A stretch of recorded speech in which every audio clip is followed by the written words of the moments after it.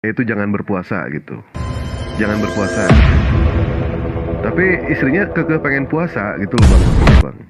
Sementara dia tahu yang namanya surga, surga anak itu ada di telapak tangan, ada di telapak kaki ibu. Sementara surga ibu ada di telapak tangan suami. Makanya dia bingung di situ, mau yang mana ya Mas Dewa ya.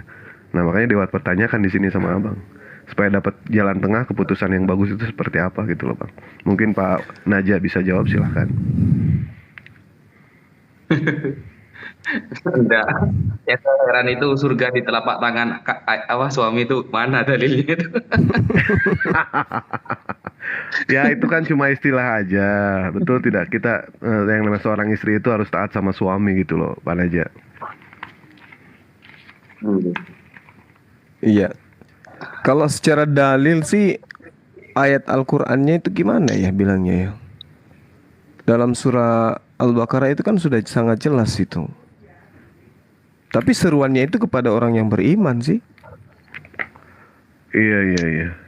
Kutiba alaikumusiyam. Jadi wajib, puasa itu wajib. Nah, kalau kasus per kasus seperti ini, ya mungkin niat suaminya itu baik, ya kan? Tapi ini saya rasa menyalahi kaidah tentang wajibnya puasa. Terkecuali kalau suami punya pertimbangan lain. Karena kan ada uzur juga kalau sakit. Tapi kalau yang mau puasa sudah merasa mampu ya biarkan aja puasa. Bukankah puasa itu juga adalah obat? Iya iya iya. Kan gitu. Jadi kalau saya jadi suaminya ya saya malah mendukung beliau puasa. Kalau memang dalam berjalannya puasa itu kemudian terlihat dia tidak sanggup untuk melanjutkan ya silakan aja dibatalin puasanya. Baik baik baik. Jadi jalan tengahnya seperti itu ya. Soalnya Dewa sendiri bingung untuk menjawab ini gitu. Kan yang Loh, namanya seorang istri itu harus taat sama suami. saya justru gini Bang Dewa. Pikiran saya gini loh, ketika dia istrinya itu mati dalam keadaan puasa, itu husnul khotimah justru. Ya Andai dan suaminya bisa nikah lagi kan gitu. iya, selama ada juragan latu-latu aman lah. Allahu Akbar, Masya Dan Allah. ini kalau misalkan toh si anak ini seorang anak Islam, ibunya pun Islam, anaknya ingin pakai jilbab tapi dilarang sama siapa? Sama orang tuanya. Itu hukumnya orang tuanya gimana itu, Bang? Ini juga pertanyaan lato-lato ini. Iya, Justru makanya bingung nih, Waju. hal yang paling berat itu adalah menjalankan amanah sebagai orang tua atas titipan Allah kepada kita berupa anak untuk membentuk anak ini menjadi seorang soleha atau anak soleh kan gitu. Anaknya yang mau jadi soleha, ya orang tuanya melarang. Saya curiga anaknya ini laki-laki tapi pingin kali berhijab gitu. Iya, dilarang itu anaknya laki-laki ternyata, Bang. Aduh, benar-benar.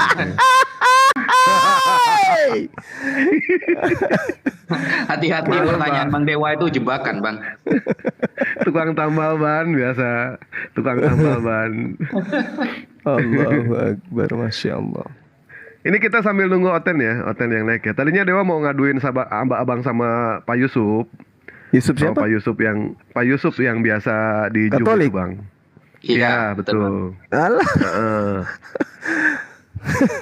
Nggak lucu-lucuan, itu Bang, kalau dia sama itu dia. frustasi karena dua kali dia daftar poluan nggak lulus katanya. Makanya dia jadi apologet. Aduh. Nah, gimana kalau saya yang balik bertanya kepada Anda? Apa tuh? Nah, gitu dong. Sekali-sekali dong mau ditanya. Tapi kalau nggak bisa jawab jangan ya. Kalau nggak ya. Enggak. Iya, Enggak. iya, iya. Nah, jadi gini, Gimana? kalau di Jawa tuh ya, di Bandung atau di Bogor, ada nggak itu di cerita-cerita rakyat tentang setan inkarnasi gitu? Setan inkarnasi. Ya, Nggak ada misalnya bang seperti itu bang. misal Nggak ada. misalnya ada hantu gitu tiba-tiba jadi jadi asu atau apa gitu. Ada nggak cerita itu di Jawa? Nggak ada. Siluman Kalau kali di ya, Jawa nggak ada. siluman. Siluman ya atau apa gitu. Nyi Blorong. Nyi Blorong. Misalnya Nyi Brorong, Nyi Roro Kidul itu kan cuma legenda bang. Legenda itu kan enggak tidak cerita, iya ini nggak legenda bisa. maksudnya. Ada nggak cerita maksudnya ada setan menjelma menjadi ayam, setan menjelma menjadi kucing gitu. Ada. Nggak ada. Itu apa namanya Nggak di ada. sana? Nggak ada. Kalau di Bogor nggak ada kayak gitu. Ada juga kedelai jadi tempe ada itu. Tahu Bukan, jadi ini tauco pertanyaan ada. serius. Nggak Tuyul. ada. Maksudnya ada cerita nih setan menjelma menjadi eh, anjing atau menjelma menjadi kambing. Ada nggak kayak begitu? Paling ada juga manusia jadi babi ngepet. Nah, Ada. itu. Nah, ada itu. Nah, sekarang pertanyaan saya, ada nggak cerita itu di tempat Anda? Orang jadi babi ngepet. Ada. Nah, Ada. nah, ya tadinya orang, terus kemudian jadi babi ngepet. Nah, setelah dia menjadi babi ngepet, apakah orangnya tadi masih ada? Orangnya sudah meninggal bang, karena waktu itu dewa sendiri. Maksudnya setelah dia menjadi babi ngepet, apakah yang tadi yang menjadi babi ngepet itu masih orang atau dia sudah sepenuhnya menjadi babi? Babi. Sepenuhnya jadi babi bang. Jadi nggak jadi orang lagi. Nggak jadi orang. Nah, ini tadinya sebelum dia menjadi babi, babi ini memang sudah ada atau nanti dia menjadi babi atau baru jadi babi atau memang babi ada yang kemudian dirasuki. Ya, awalnya Kurang paham tuh. jadi babi gitu, Bang. Oh, jadi babi baru gitu ya. Ya. Tadinya orang kemudian menjadi babi baru. Nah, itu yang namanya inkarnasi atau menjelma gitu ya. Iya, inkarnasi. Nah, terus kalau misalnya ada ini yang ingin saya tanya ini, menurut saudara ini kondisi tentang Tuhannya teman kita di sebelah. Tadi kan kita tahu bahwa babi ngepet artinya orang kemudian berubah menjadi babi. Namanya babi ngepet kan gitu. Ini apa lagi ini? Babi ngepetnya masuk. Babi ngepetnya masuk. Iya. Jadi kan orang nih berubah menjadi babi kan gitu. Artinya ini ada artinya ini babi adalah babi baru kan gitu. Hilang orangnya, tinggal babinya kan gitu. Nah, bagaimana dengan kondisi konsep teman kita gitu? Yang anak Maria ini ya, anak Maria kemudian menjadi Tuhan gitu. Apakah Tuhannya merasuki manusia atau Tuhannya yang berubah menjadi manusia? Jadi pertanyaannya, apakah manusianya tadi berubah menjadi babi atau manusia tadi itu merasuki babi? Yang mana yang benar ini kira-kira? Kalau yang benar itu Yang pertama, manusia jadi babi gitu. manusia jadi babi. Dan ini pun- Bukan manusia merasuki babi.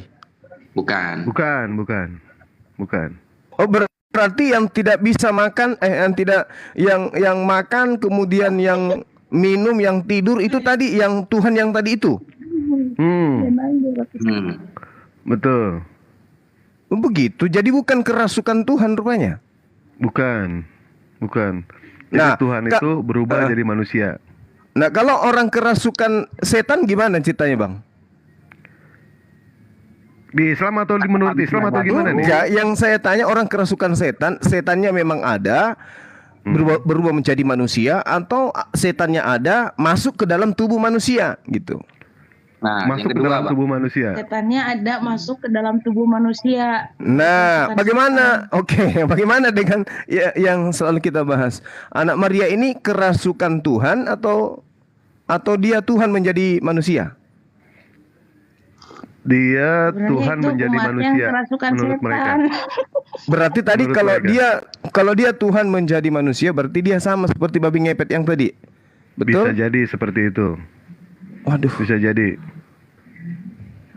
Jadi tadi kasus orang jadi babi menjadi babi ngepet.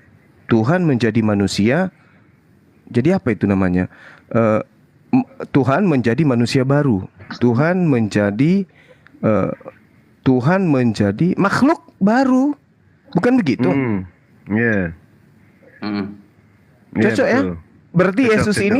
Berarti Yesus ini adalah Tuhan yang memiliki ibu, Tuhan yang memiliki opung, gitu ya? Betul. Atau Tuhan aja yang iseng masuk ke Yesus. Nggak mungkin. Nggak Tapi kan mungkin. dia Tuhan itu maha 100% besar. manusia.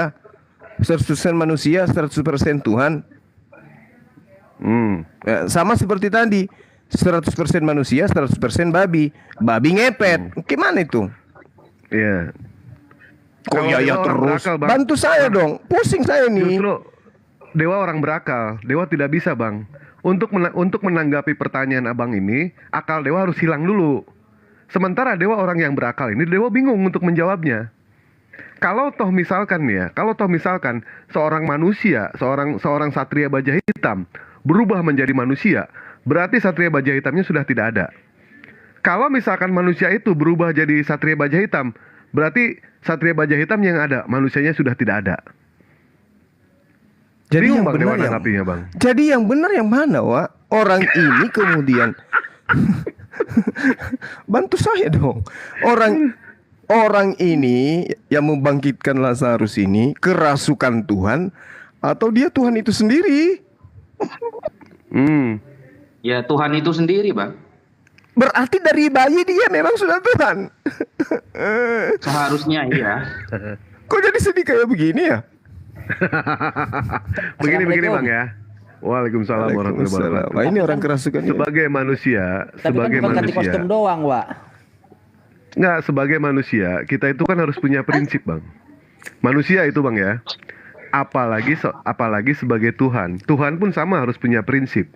Kalau Tuhan mengatakan, aku tidak pernah dibentuk, berarti itu prinsip. Aku bukanlah manusia, bukan juga anak manusia. Itu prinsip. Kalau ternyata Tuhannya plan, nah ini harus dipertanyakan Tuhan seperti ini. Ya kan? Kadang berubah, kadang tidak. Manusia aja pada saat dia tidak punya prinsip, manusia itu plan, Bang. Kayak lo. Plan. Ya. Gini loh. Manusia jadi babi. Namanya babi ngepet. Ya toh? Ini manusia yang menjadi babi, meninggalkan hakikatnya sebagai manusia, kan gitu. Nah, ini Tuhan, Theos berubah menjadi manusia. Nah, Tuhannya hilang dong, Bang. Barakallah Muhammad Awi, terima kasih banyak ya atas dukungannya. Ya, lanjut. Tuhannya hilang, berubah menjadi manusia.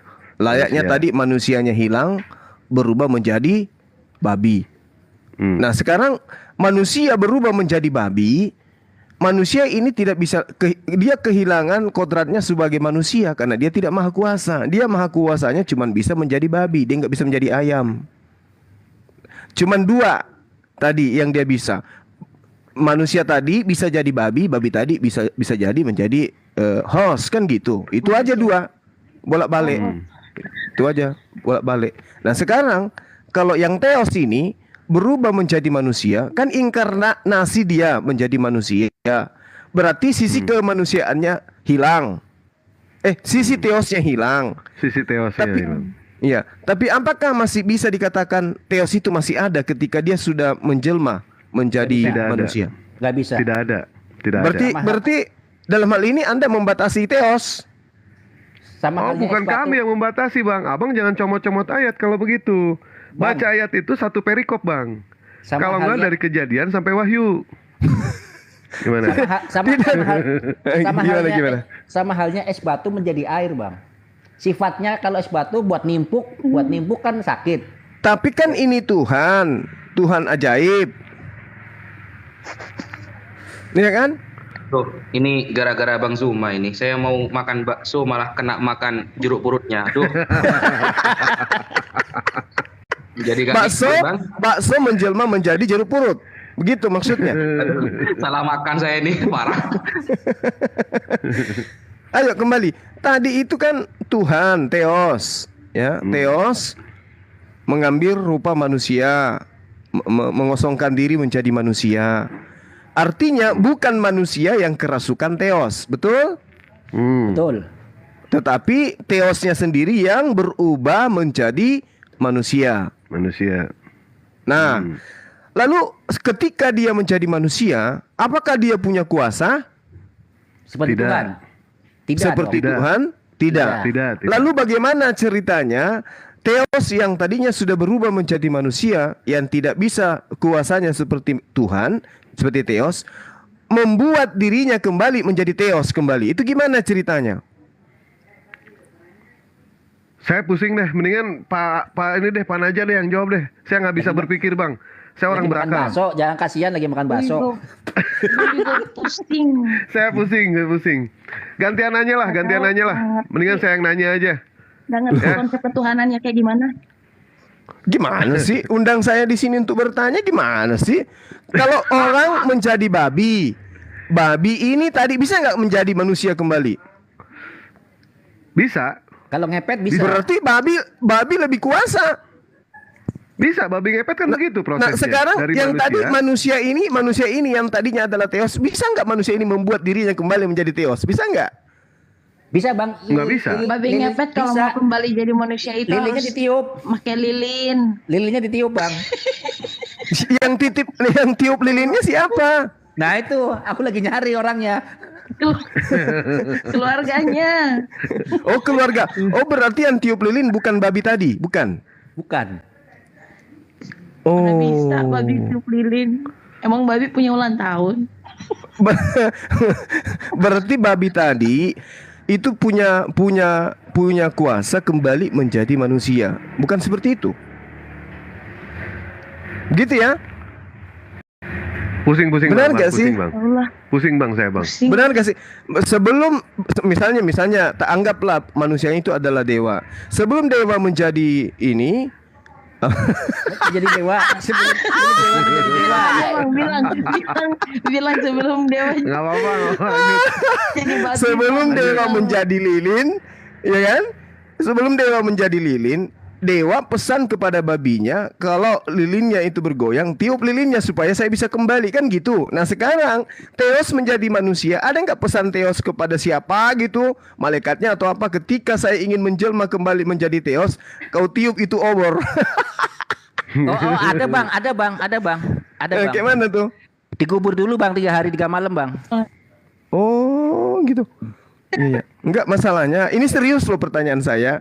Ternyata orang ini tidak kerasukan Tuhan, tetapi ini adalah Tuhan itu sendiri. Nah pertanyaan saya, tolong titip pertanyaan saya kepada teman-teman, nanti sampaikan ke teman kita di seberang kalau belum ada yang ada di sini. Bagaimana caranya manusia yang tadinya Theos ini menjadikan dirinya kembali menjadi Theos? Kan dia mengatakan tuh, aku tidak dapat berbuat apa-apa dari diriku sendiri. Jadi siapa yang akan membuatnya kembali menjadi Theos? Pengakuan dari orang lain bang. Kok cuma diakuin saja? Pengakuan dari orang lain, bukan dari dirinya Aku tidak sendiri. dapat berbuat apa-apa dari diriku sendiri. Kan gitu. Itu pada saat jadi Yohanes kemanusiaannya. 5 nomor Pada saat jadi 30. kemanusiaannya. Nah, Ya. pada saat dia menjadi manusia ingin kembali kepada kodratnya menjadi Theos, itu kayak mana caranya? Sementara dia sendiri mengatakan, aku tidak dapat berbuat apa-apa dari diriku sendiri. Lalu yang membuat dia menjadi Theos kembali itu siapa? Benar juga ya. Dia tidak bisa berbuat apa-apa dari dirinya sendiri. Iya, kan tadi dia ini bukan orang yang kerasukan. Kalau dia adalah orang yang kerasukan Theos, Theosnya tinggal keluar menjadi Theos dan manusianya tetap menjadi manusia. Ini masalahnya, Theosnya yang berubah menjadi manusia. Ketika dia menjadi manusia, dia memproklamirkan dirinya sebagai manusia yang tidak dapat berbuat apa-apa dari dirinya sendiri berdasarkan Yohanes 5 nomor 30. Pertanyaan saya, Theos yang tadinya sudah menjadi manusia yang tidak bisa berbuat apa-apa dari dirinya ini, bagaimana caranya kembali menjadi Theos supaya dia maha kuasa kembali? Siapa yang membuatnya menjadi Theos kembali? Bantu saya dong. Baik. Bapak lah, Bang. Untuk membongkar ini semua, Bang ya, kita memerlukan yang namanya pesulap merah di sini, Bang. Kalau Dewa tidak sanggup, Bang. Begini, Bang. Ya, gimana? Pesulap merah tahu kalau Tuhan itu satu. Tapi kenapa bisa jadi tiga? Sama dia bisa dibongkar itu, Bang. Ya mungkin jawaban Dewa itu. Silakan Pak Naja. Apaan sih? Saya makin bingung jadinya. Ini Ayo, saya ayo. nyoba Iya. jadi oten, Bang ya. Iya, silakan. Jadi begini konsepnya, Bang. Ketika Tuhan jadi manusia, bukan Iya. berarti Tuhan terbatas ada di dalam manusia itu dan menjadi manusia itu.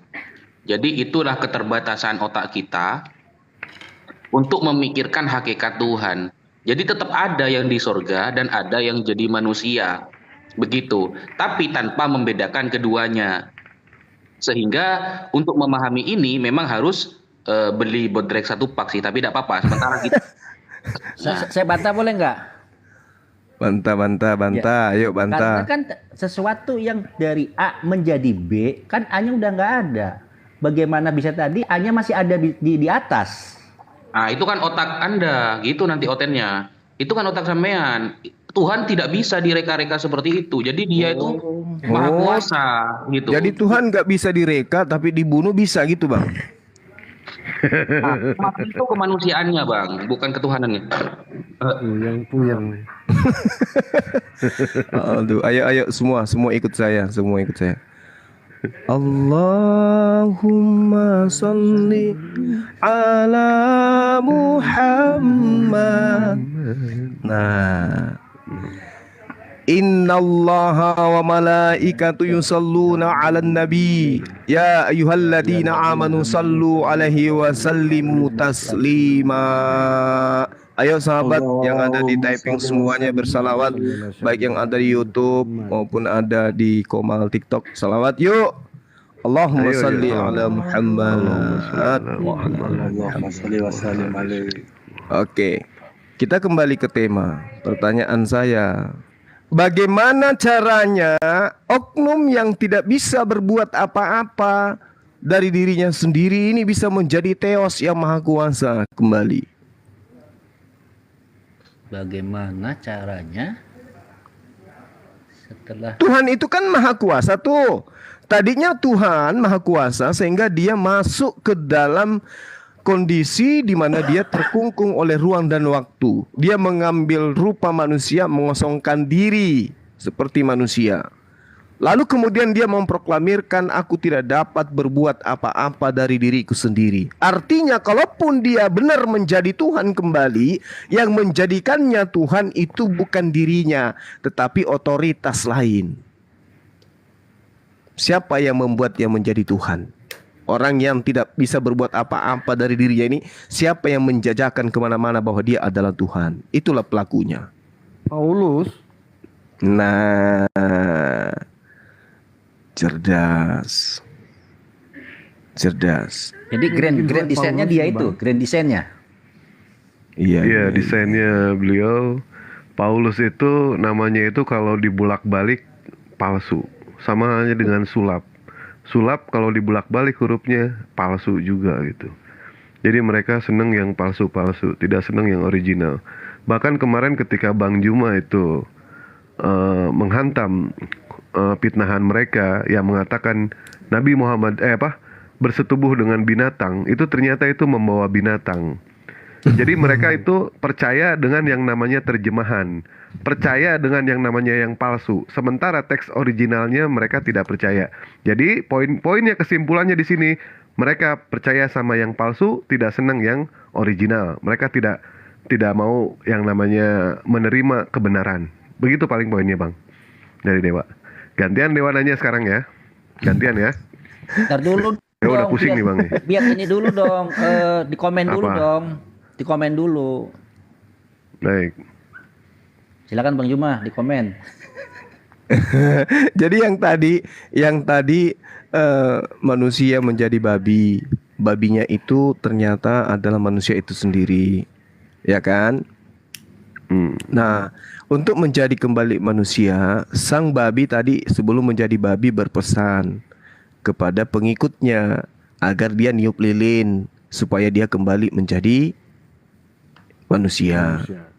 Nah, ini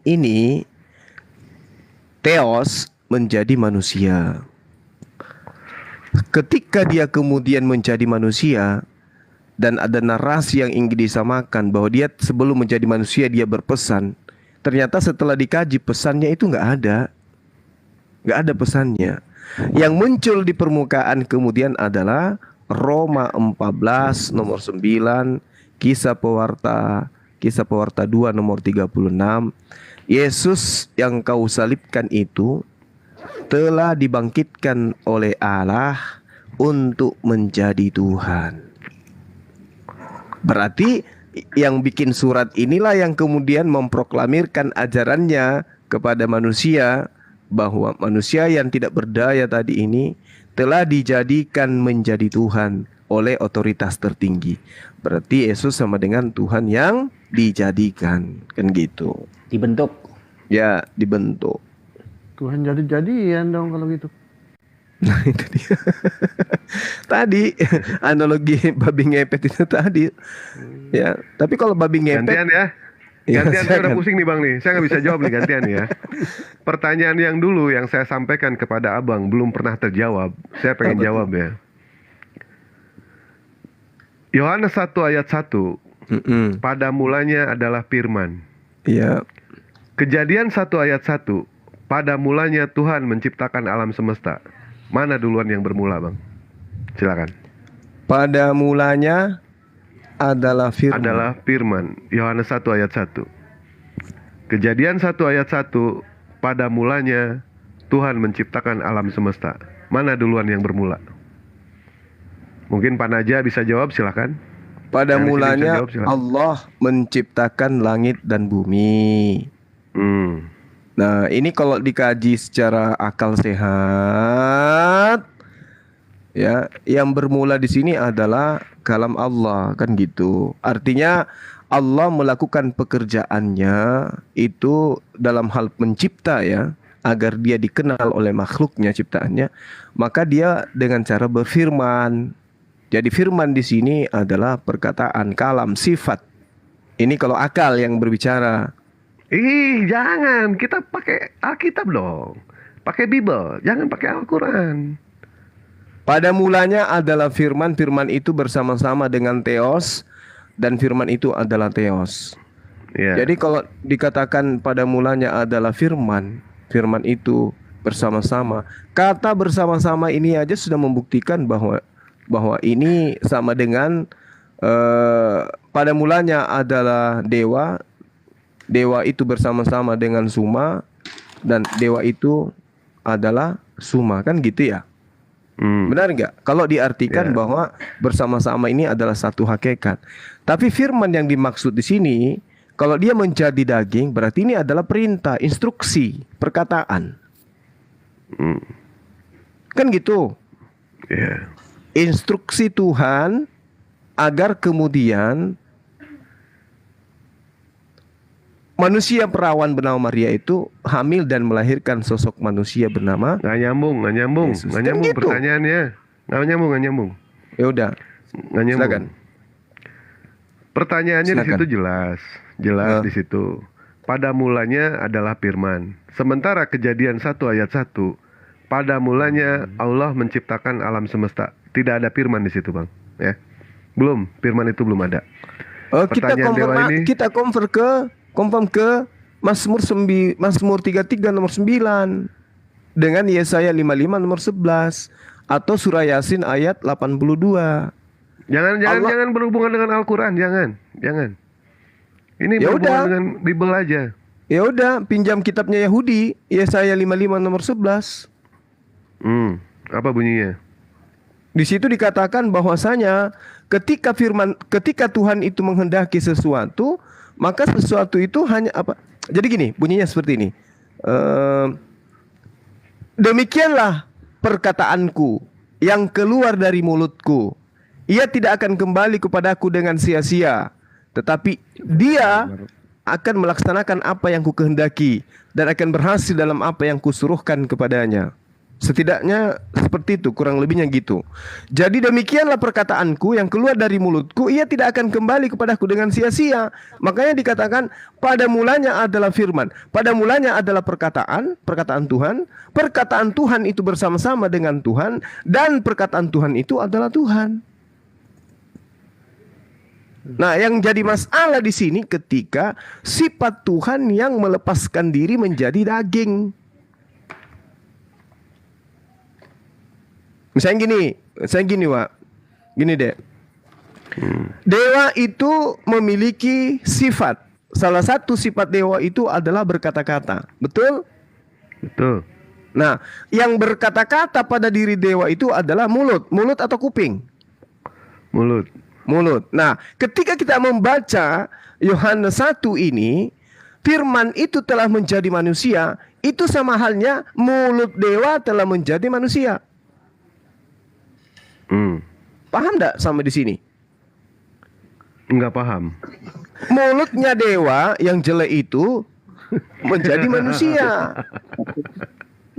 Baik. Waktu Siap. habis. Baik. Sudah habis. Baik. Nah, di dalam ayat Yohanes 1 ayat 1, di situ terang-terang disebutkan pada mulanya adalah firman.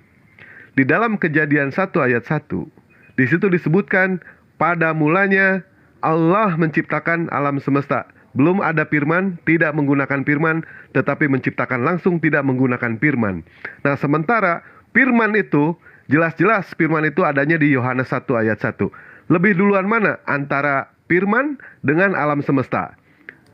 Jelas lebih duluan alam semesta. Kenapa? Karena yang namanya kitab Kejadian 1 ayat 1 itu lebih dulu ada daripada Yohanes 1 ayat 1. Nah, ini jadi pusing juga ini, Bang. Kita Kan gitu, menjawabnya ya Bukan gimana, gitu, Pak Bang Dewa. Naja? Sepertinya Silakan. Bang Dewa ini asumsi gitu. Jadi saya Enggak, sebagai kita pakai data, nggak pakai asumsi, kita pakai data itu ini. gini Kita pakai gini data. gini. Anda itu harus baca satu perikop dan Kejadian sampai Wahyu harus dibaca semua gitu loh. Jangan Jadi dicomot ya. jangan comot-comot gitu. Dan tema perikopnya apa dulu itu. Jadi gini, tema perikop Kejadian 1 nomor 1 itu tentang penciptaan. Sedangkan Yesus bukan ciptaan. Yesus ada sebelum ciptaan ada. Dan Yohanes 1 nomor 1 itu tema tentang ketuhanan. Jadi seharusnya kita tidak tidak menyamakan antara Yohanes 1 dengan Kejadian 1. Sudah lain bab itu. Kenapa? Karena Yohanes ada sebelum segala tercipta ini ada.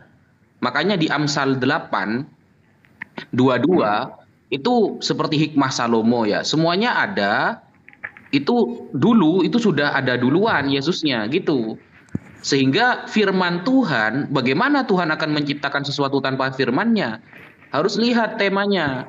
Maka di sini Bang Dewa sudah asumsi.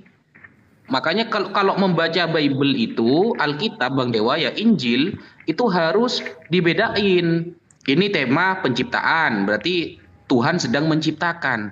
Sedangkan Tuhan yang menciptakan ini awalnya hanya kata-kata. Karena pada mulanya firman, gak ada orangnya, cuma kata-kata aja gitu. Nah, kata-kata itu lalu menjadi Tuhan. Nah, kata-kata itu adalah Tuhan itu sendiri. Gitu. Jadi Tuhannya ini awalnya kata-kata itu. Maka dalam tema penciptaan itu Tuhan sedang menciptakan apa yang pertama kali. Dan kata-kata Tuhan itu bukan ciptaan. Gitu Bang Dewa. Gitu. Lanjut. Timer bisa nggak hostnya di kick aja, dia asumsi dari tadi. Mana ada asumsi, ya kan? Kalau misalkan dikatakan aku dan Bapa adalah satu, tetapi bukti menyatakan dalam Wahyu 3 nomor 5 di hadapan Bapa, ternyata Yesus di hadapan Bapa, artinya Yesus berhadapan dengan Bapa, ya kan? Nah, di dalam kisah para rasul 7 ayat 5556 itu pun sama di hadapan Bapa. Di dalam Markus 16 ayat 19 Yesus duduk di sebelah Bapa. Di dalam Yohanes 5 Nomor 26, Bapa hidup sendiri, Yesus hidup sendiri. Jelas antara Yesus, antara firman dengan yang namanya alam semesta, lebih duluan alam semesta. Kenapa? Karena firman datangnya itu belakangan. Nah, begitu. Ternyata antara firman dengan Bapa itu terpisah. Bang Dewa ini asumsi. Saya selama belajar ke Empok Cemplok tidak seperti itu keterangannya. Nah, jadi Empok Cemplok itu bersabda, ya maha benar Empok Cemplok atas segala firman-Nya. Jadi begini, tidak seperti itu. Bukan Yohanes sama kejadiannya yang disandingkan, tapi Empok Cemplok isinya di mana, Pak? gitu loh. Isinya itu yang harus dipahami.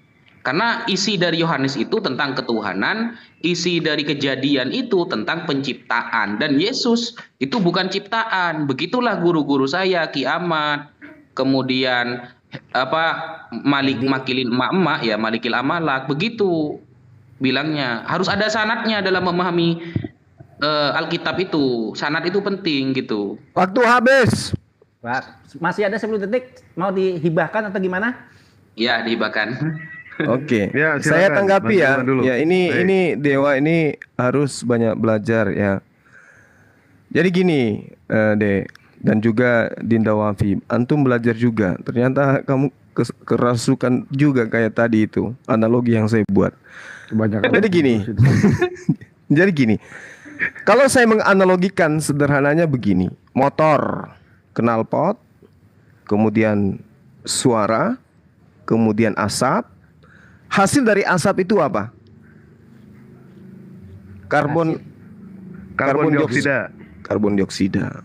Jadi ada urutannya nih. Jadi ada motor. Motor ini identik dengan teos. Sifat daripada motor itu knalpot. Ya. Ini adalah satu sifat yang melekat pada motor. Nah, ketika kemudian knalpot ini berbunyi, berfirman, berkata, maka keluar asap. Oke? Asap inilah yang kemudian melahirkan karbon dioksida. Nah, sekarang pernyataannya, apakah sama karbon dioksida yang dihasilkan dari asap itu dengan motor? Tidak. Tidak sama. Tidak sama. Kan gitu. Suara itu telah menjadi asap, asap itu menjadi karbon dioksida. Hasil terakhir.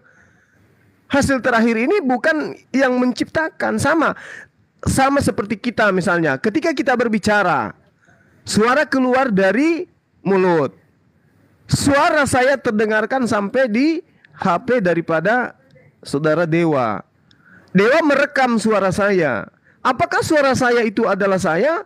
Apakah suara yang ada di HP Anda semua itu adalah Bang Suma? Bukan.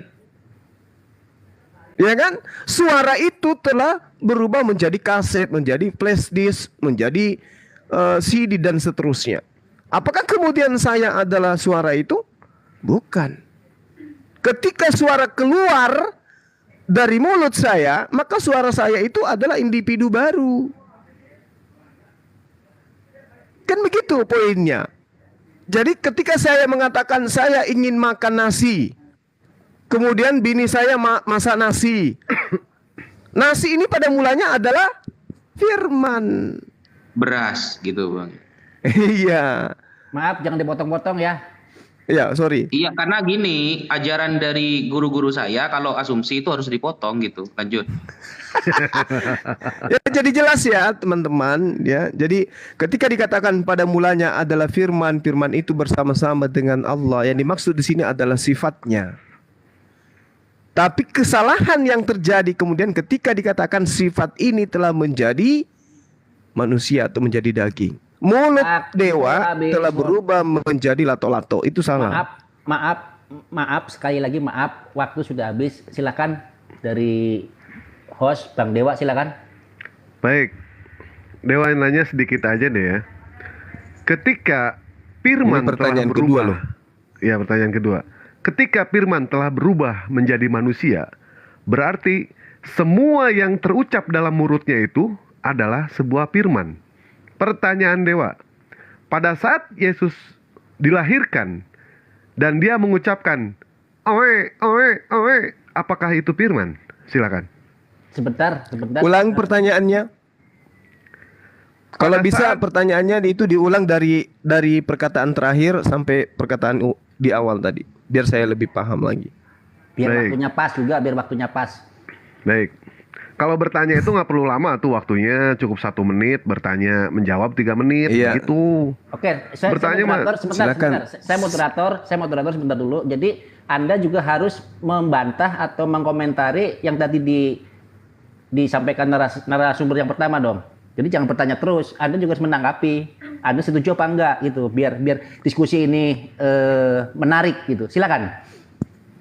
Ya habisin dulu itu. Nanti kalau tinggal 1 Ya, menit baru. bertanya dulu Dewa. lah, bertanya. Wak. Oh Bertanya. baik. Tadi pertanyaan Dewa mengenai soal firman yang telah menjadi manusia. Artinya semua perkataan itu berubah menjadi manusia. Semua perkataan yang keluar dari manusia itu artinya sebuah firman. Betul? Pertanyaan Dewa, apapun yang namanya perkataan yang keluar, yang dilontarkan dari mulut Yesus itu, ternyata itu adalah semuanya adalah firman. Sementara catatan firman, catatan pengucapan Yesus yang ada di dalam Bible, itu hanyalah 18% saja. Nah, pada saat Yesus brojol, Yesus dilahirkan, dia berteriak, oe, oe, oe. Apakah itu bisa dikatakan firman? Silakan. Nah, ini yang ditanya saya atau Dinda Naja Naja, atau yang lain. Naja Ini salam boleh. kenal dulu dari sahabat kita Abdul Khalik dan juga Asbabun Nuzul. Oh, Salam iya. kenal Bang. Itu Barakallahu dari fikum. jadi manusia Bang Dewa. Ya? Ya, assalamualaikum, Bang Dewa, Waalaikumsalam Iya, warahmatullahi wabarakatuh. Gurunda, Waalaikumsalam sama warahmatullahi Akhi wabarakatuh. Ukti, sama Bang Villa. Ini Masya Gurunda, Allah. Ya. saya tadi nyimak yang duluan mana itu. Kalau saya kayak tebakan ini duluan mana ayam sama telur itu.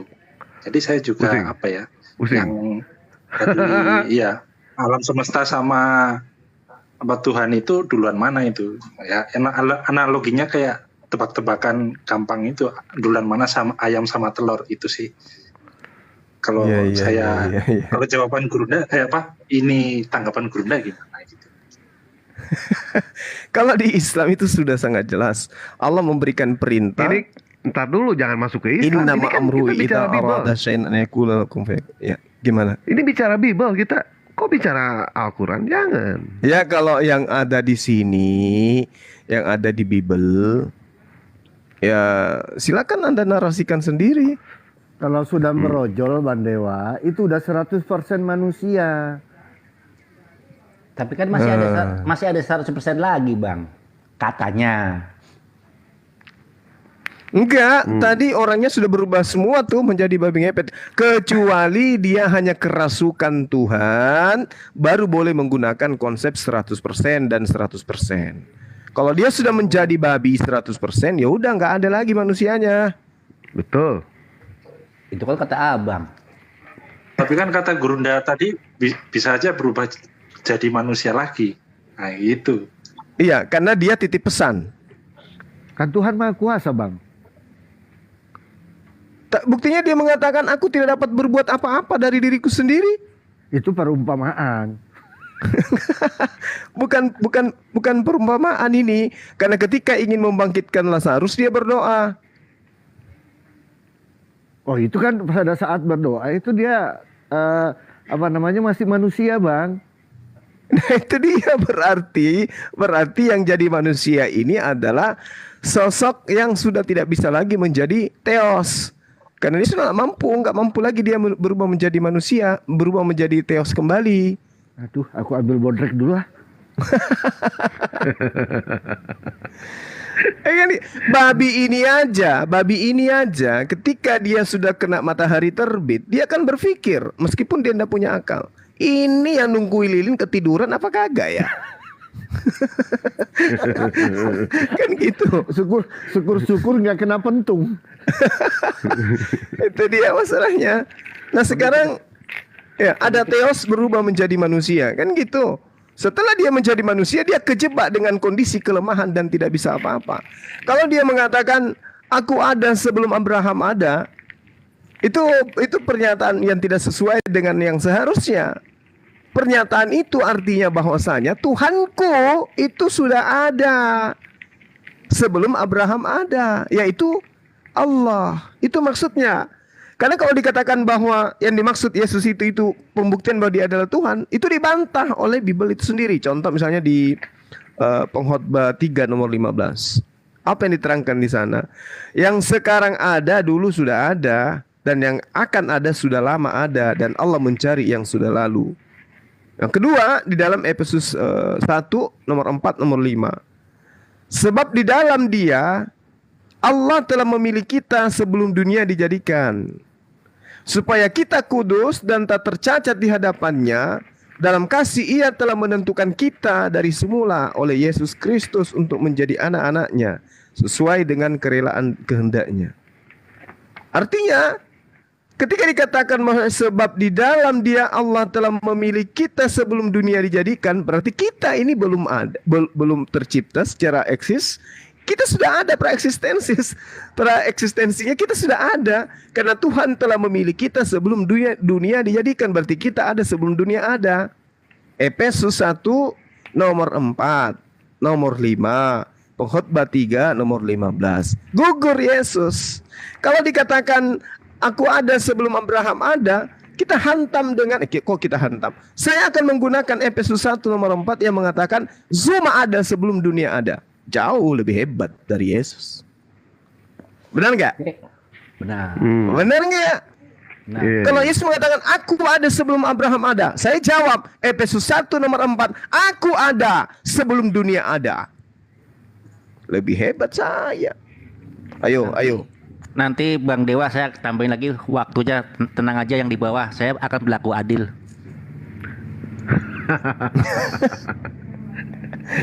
Belum ada yang kepancing juga naik rupanya ya.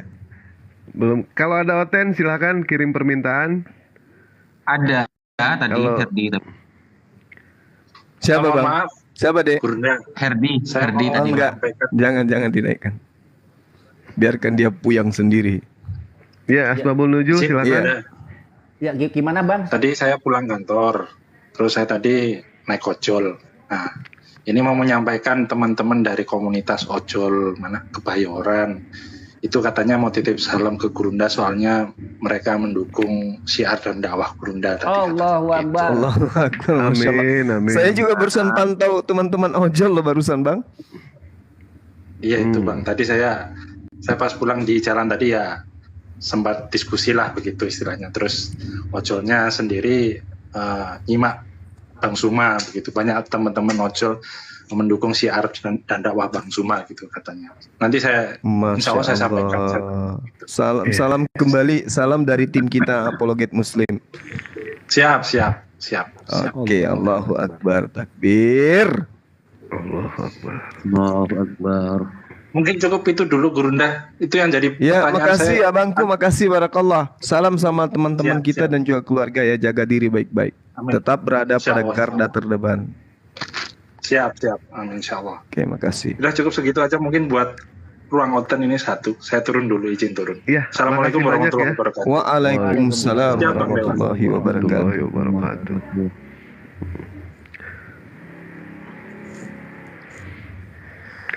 Kalau ada umat saudara kita dari Kristen mau naik, silakan kirim permintaan. Yang khusus yang ini aja, yang Kristen aja ya. Kalau yang Islam kayaknya sudah banyak, tapi kalau misalkan udah seperti ini, formasi seperti ini udah repot ini ya. Kemarin aja Pak Naja tidak dinaikkan sama Pak Yosi ya untuk apa? Untuk menemani Bang Juma. Betapa menakutkan ya sosok dua orang ini, Ipin Upin ini. Benar-benar pasangan pas ini. Parah. Ini pasangan pas. Timer, ini hostnya kick aja ini asumsi ini. Allahu Akbar, Masya Allah. Neng. Ya. Ning nong. Neng. Buatkan abah kopi campur masako sayang. Aduh, sayang lagi ini. Hah? Udah lama nih nggak denger kata-kata romantis kayak gitu. Adek, tanya teteh buatkan abah teh. Ya sayang. Oke, lanjut. Ini Adik-adik di sekalian. bawah ada yang kalau Bang Riki ini ya apa Muslim ya. M3 Muslim, Yud 19 saya nggak tahu nih sama RD Nazrul. Saya nggak ngerti ini antara dua aja. Saya naikkan satu-satu aja ya. Kalau ada yang Itu ada Kung Yin tuh. Kristen, siapa? Kung Yin. Mau naik nggak tuh? Boleh? Kalau ada yang Kristen tolong nanti dijambak deh. Yang mana? Sebentar. Tujuh dari Faujan bawah, di tapping. Enggak, di sini yang kirim permintaan ya. Ada Oh. Faujan, M3 Official, Yud 19, Bang Riki, kalau Bang Riki Muslim ya. Sama RD Nazrul. Ini yang mana nih yang Kristen ini? Dewa nggak tahu nih. Coba Muslim kita semua naikkan itu. Muslim semua. Aduh, kalau Muslim semua nanti ya, sebentar ya. Kita yang nyari, yang diutamakan itu saudara kita dari Kristen untuk berdiskusi sama Bang Juma ini, untuk mendapatkan ilmu. Ya, gimana? Wajah rohani, kelakuan roh gentayangan. Gimana nih?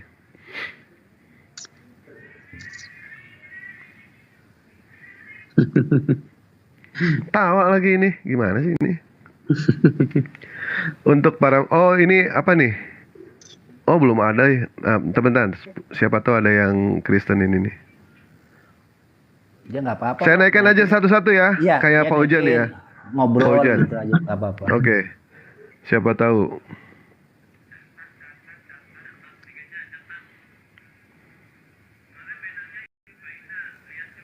Silakan Bang Faujan, mana? Tadi udah ditarik. Nah, udah. Aduh, jelek suaranya lagi. Waalaikumsalam warahmatullahi wabarakatuh. Gimana Mas Faujan? Ya. Oh Islam, ya. apa? Mungkin ada pesan Ya, Islam. pesan terakhir. Ya, apa tuh Ya. pesan terakhir ya? Agak kareba. Agak kareba. Apa itu? Oh, itu Bugis, bahasa Bugis. Madeceng bang. Pakai bahasa Indonesia lah, nggak biar apa? Dipaham yang lain. Ya. Ya apa kabar maksudnya itu Kak. Bahasa Bugis tadi tuh. Bahasa Bugis. Kalau di rumah bahasa apa kabar itu kaifahalu kalau di rumah saya.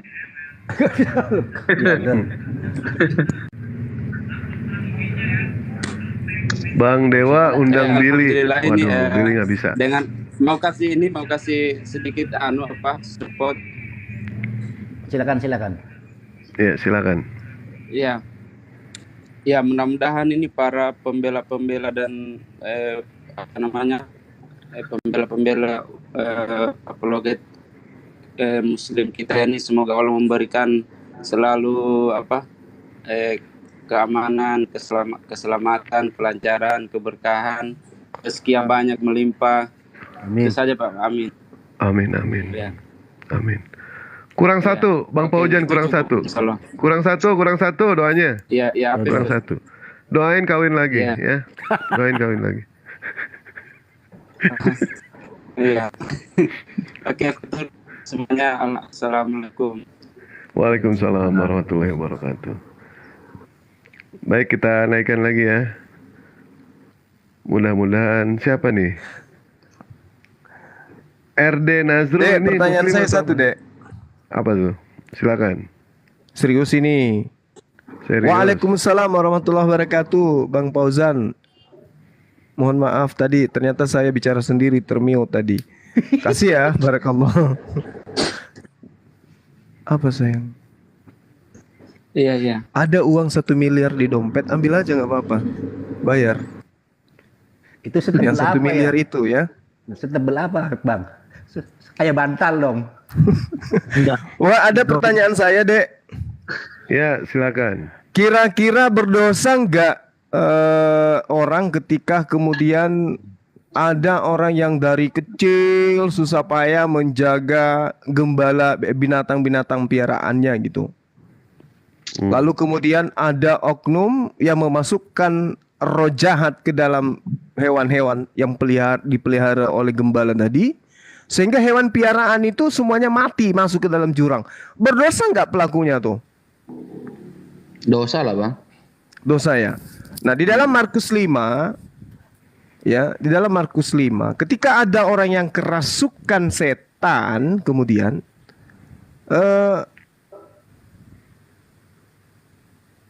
orang ini ketika kemudian ceritanya gini, saya lupa ingat entah di nomor berapa gitu di Markus 5. Lalu roh-roh itu meminta kepada Yesus, katanya, suruhlah kami pindah ke dalam babi-babi itu. Biarkanlah kami memasukinya. Jadi Yesus ini taat Markus terhadap 5:12 perintah. itu bang. Begitu. Oh iya. Yesus ini ternyata taat diperintah oleh iblis, ya, oleh roh-roh jahat. Lalu kemudian Yesus mengabulkan permintaan orang tadi, roh-roh tadi. Lalu keluarlah roh-roh jahat ini, lalu berpindah ke tubuh babi-babi tadi. Kawanan babi yang kira-kira 2000 jumlahnya, itu terjun ke jurang. Dan mati dalam keadaan klimaks di dalam. Ya. Pertanyaan saya kepada dewa, 2000 ekor babi ini, kalau dijual dengan harga 2 juta per ekor, kira-kira berapa keuntungan gembala yang diterima dari hasil penjualan 2000 ekor babi dengan harga per ekornya 2 juta. Nah, dengan jumlah uang itu, karena babinya sudah mati, apakah Yesus di sini dikategorikan sebagai orang yang melakukan dosa karena mengakibatkan hewan piaraan gembala kurang lebih 2000 jumlahnya, itu masih dikira-kira loh, bisa jadi 4 juta. Itu hilang seketika. Lalu kemudian mereka lari tunggang langgang meninggalkan tempat itu, masuk ke kampung-kampung.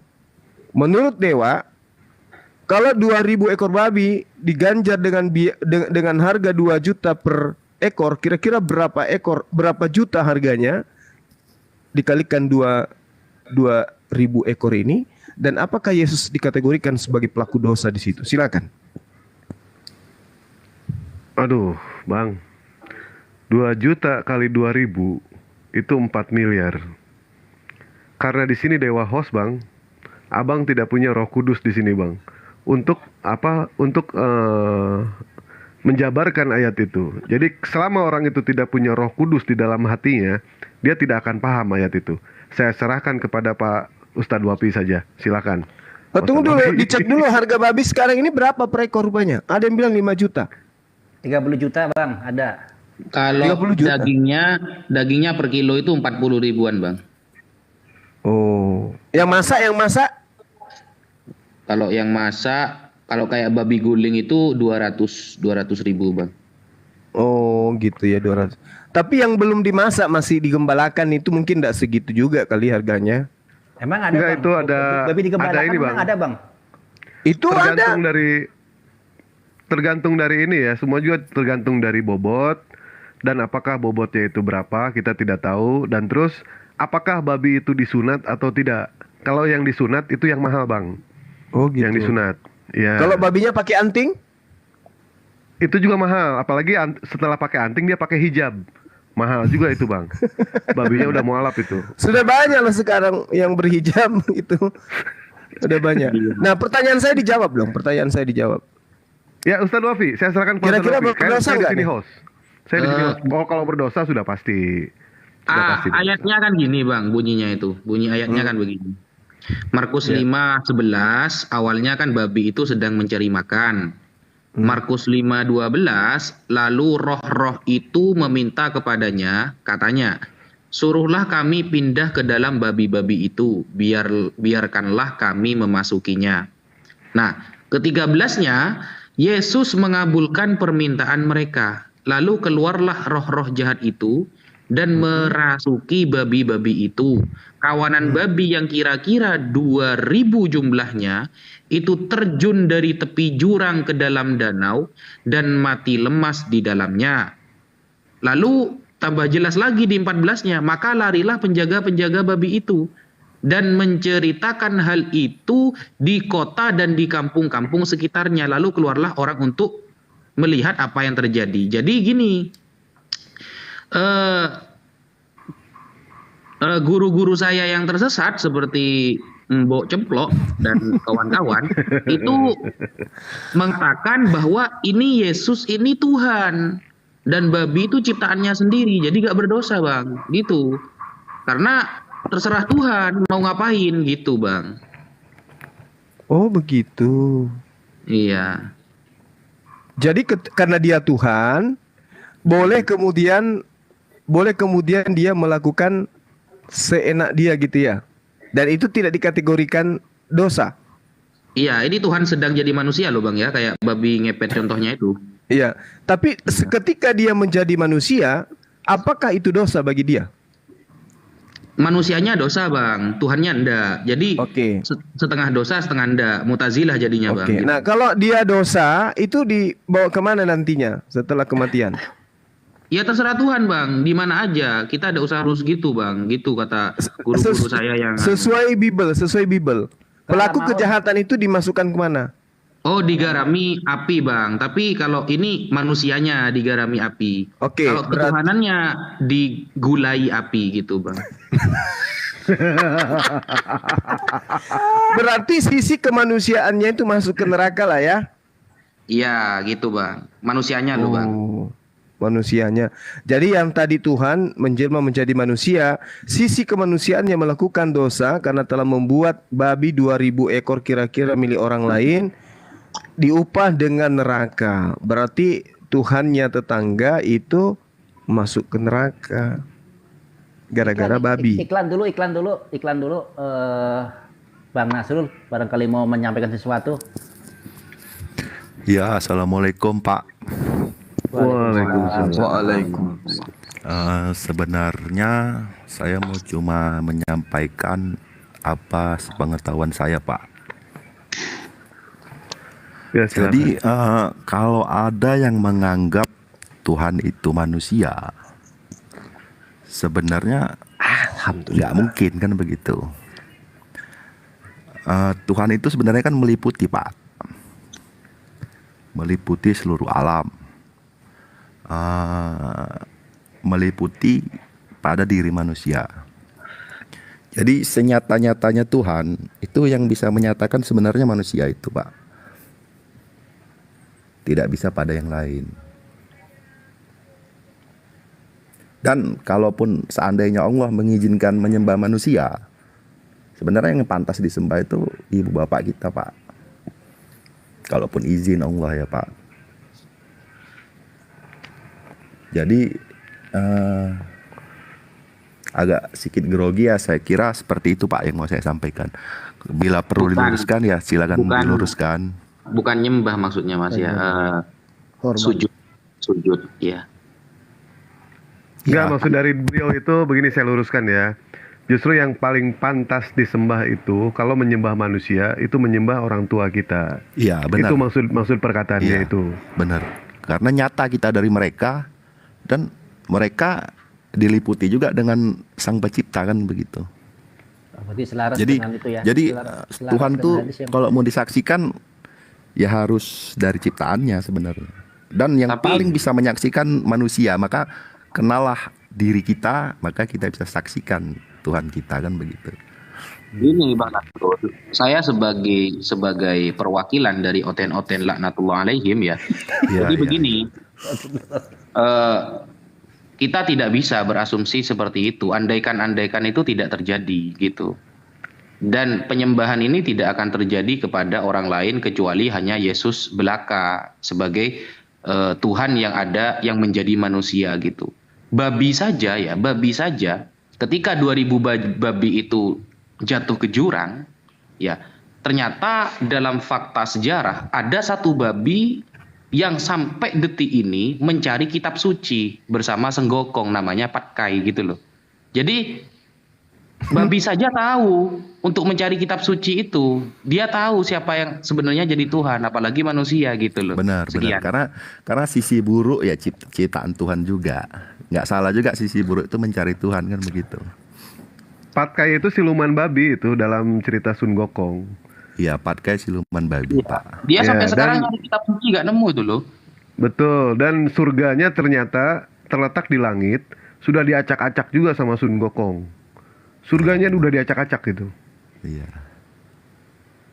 Ini cerita kera sakti atau kera asli? Babi ngepet. Kok lari ke kera sakti tadi babi ngepet? Iya. Aduh. Oke, lanjut. Adik-adik sekalian, mana tahu masih ada pertanyaan. Yang Ya. pasti bahwasanya sisi kemanusiaan itu berdosa dikarenakan membunuh babi orang lain kan gitu ya. Itu pasti dosa Iya. itu. Itu nggak bisa lagi dihapuskan itu. Karena Tapi tidak kalau ada cerita misalkan dia dimanfaatkan bertobat. gimana bang? Dimanfaatkan. Gimana? Dimanfaatkan. Maksudnya? Apa itu masih berdosa juga gitu? Di Samsan. Membunuh dimanfaatkan. Seperti halnya kita menyembelih menyembelih kambing, kalau nggak menyembelih ayam, tapi dimanfaatkan untuk dimakan. Itu dosa nggak itu bang? Maksudnya bisa diulang nggak nih? Ya kita paham semua ya. Yang namanya membunuh itu semua berdosa, kita paham. Tetapi kalau misalkan membunuh itu bisa dimanfaatkan, apakah itu berdosa bang? Contohnya pada saat kita menyembelih ayam, dimanfaatkan untuk dimakan, itu dosa atau tidak? Mungkin babi ini juga dimanfaatkan gitu loh bang, dengan cara dibantai sama Yesus. Tujuannya itu karena Yesus tidak pernah makan babi. Yesus hobinya makan ikan goreng. Karena babi itu diharamkan, artinya Yesus itu membunuh babi itu bang semua. Iya, masalahnya yang empunya babi kan ada, izin dulu kek atau apa gitu. Ini malah taat kepada perintah roh jahatnya. Ya kan harusnya diskusi baik-baik dulu sama yang punya. Buktinya tadi diceritakan oleh Dinda Naja, yang punya babi berlarian gitu. Maka larilah penjaga-penjaga babi itu dan menceritakan hal itu di kota dan di kampung-kampung Oh, sekitarnya. berarti kasihan dong bang penjaganya. Nanti diomelin Iya, sama itu yang dia punya. makanya Nanti diomelin sama kerugiannya yang tadi punya. kerugiannya tadi ketika kita duitkan itu 4 miliar. Ya Saat minimal itu. 50 keping sikal pada masa itu. Gimana itu? Iya, Siapa yang mau nanggung dosanya ini kira-kira?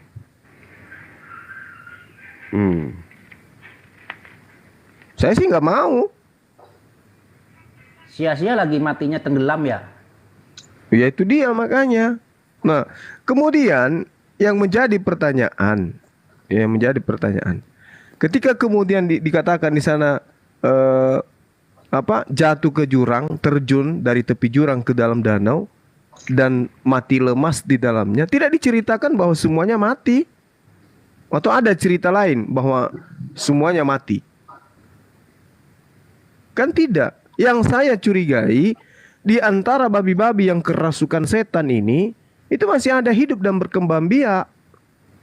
Sehingga keturunannya juga ketika dimakan masuk ke dalam tubuh manusia. Gimana tuh? Roh jahat itu kan roh. Dia kan tidak terlihat tuh. Ketika kemudian merasuki sebuah benda, bendanya dimasukkan ke dalam perut, maka tentu roh jinnya setannya itu juga ikut masuk ke dalam. Itu sih asumsi saya. Tapi bisa jadi itu benar. Kan gitu. Karena kenapa? Terbukti di kitabnya mereka sendiri itu diharamkan makan babi. Mana tahu alasannya, karena salah satu hikmahnya di dalamnya ada roh jahat. Sehingga ketika kita makan tercermin dari perilaku kita, kan gitu. Gimana itu? Tapi apa semua bang? Apa semua? Lanjut. Dewa ini host. Lanjut. Apa semua gimana? Saya kan kagak, situ aja kan. Nah ini apa ada yang mau oten, yang mau naik silakan ya. Atau enggak ini ada yang punya agama 3 ini bang, luar biasa ini orang nih ya. Namanya Agamanya David 3. ini. Iya. Hindu, Kristen sama Islam. Kalau mau naik silakan. Itu serakah namanya. Apa namanya? Dia nggak mau Nggak, dia Islam koleksi. tapi mau surganya Islam. Koleksi dia, koleksi agama dia. Oh, koleksi. Hmm. Dia Kalau pilih mau Kristen. naik- Dia pilih Kristen karena di Kristen tidak ada aturan, tidak ada syariat. Pilih Islam karena mati enak masuk surga. Gila. Politikus ini.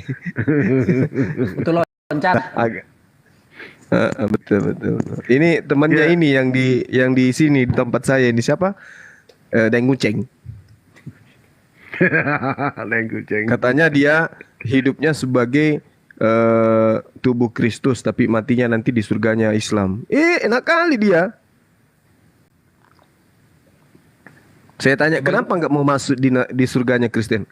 Wah, nggak mau, Bang Suma. Ada ular naga katanya di sana. Kalau di surganya Islam yang ada bidadari. Tapi ngomong-ngomong belum masuk TikTok ya? Denguceng. Belum. Saya belum tahu juga. Tapi Bom katanya sudah merambah TikTok juga. Wah, hebat itu kalau dia masuk ke TikTok. Kesempatan kita permalukan dia. Tapi Iya, nggak akan kalau- bisa kalau ke Bom Bom. Kalau debat sama Bom 12 jam, Bang. Iya. Enggak, ketika ditanya malam ini, dia nggak bisa jawab. Tapi besok menolak setelah dapat jawabannya. Emang begitu Oh, gitu dia ya? kerjaannya. Iya, itu berapa kali saya masuk. Tapi dia nggak nyangka kalau pertanyaan saya itu sulit. Dia tantang saya, kau ahli kitab kan? Saya katakan, ya saya lebih paham dari Anda. Saya dikasih pertanyaan, saya tuntaskan pertanyaannya saat itu juga. Giliran saya yang bertanya ke dia, ya, di manakah terletaknya itu kitab Nabi Edo, kitab sejarah seperti apakah itu? Oh, dia kesana kemari bertanya, menjawab. Oh, pokoknya dia tutupi ketidakpahamannya terhadap pertanyaan saya. Besok dia menolak. Ini yang kau tanyakan kan semua. Jangan kau pikir saya tidak tahu. Ini loh, datanya ada di sini. Padahal dia sudah tahu, dia baca.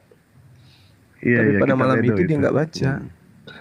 Ya silakan Pak David ya. Ini yang namanya Pak David Verjet. Silakan. Dia luar biasa ya, punya 3 agama. Wis. Kita pengen tahu juga nih mumpung ada Bang Juma. Tapi kalau Dewa pribadi sih ya, untuk berdiskusi dengan orang seperti ini, Dewa tidak mampu. Tidak mampu. Oji ada di Abu-abu soalnya bawah. dia.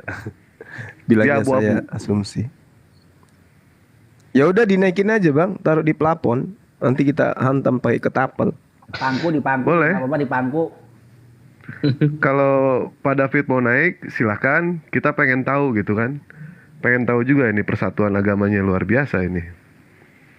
Itu Kalau saya pribadi, saya tidak sanggup ya Pak David ya untuk berdiskusi orang dengan seperti itu. Saya lebih suka diskusi sama orang yang punya prinsip. Prinsipnya itu kalau dia Kristen katakan Kristen, kalau dia Islam katakan Islam, kalau dia Hindu katakan Hindu. Itu jauh lebih bagus daripada mengatakan bilang punya 3 agama. Kita sampai bingung gitu kan. Mau yang mana yang diskusikan aja kita bingung gitu. Iya. kemarin Dia mau naik aja Bang Dewa, kemarin aja waktu Iya. saya di Bali ya, waktu saya di Bali itu kan saya sama Mas Kores itu mesen Grab ya. Kemudian kita jalan gitu. Lah, yang nyupir ini orang Hindu. Saya nanya, "Pak, Tuhan Anda kelihatan nggak, Pak?" Gitu. Ya, mana ada Tuhan kelihatan, Mas. Yang namanya Tuhan itu nggak boleh kelihatan. Kalau kelihatan itu makhluk namanya, ciptaan gitu. Oh, Iya. siapa namanya, Pak, Tuhannya? Ada sudah. Pokoknya Tuhan itu suatu zat kalau di kita ya, suatu oknum yang tidak kelihatan yang mengatur di balik semua ini gitu. Berarti sama Pak dengan saya. Kalau Kristen Tuhannya itu kelihatan soalnya Pak. Nah ya itu, saya juga heran itu Yesus itu mertuanya siapa nanti kalau nikah katanya.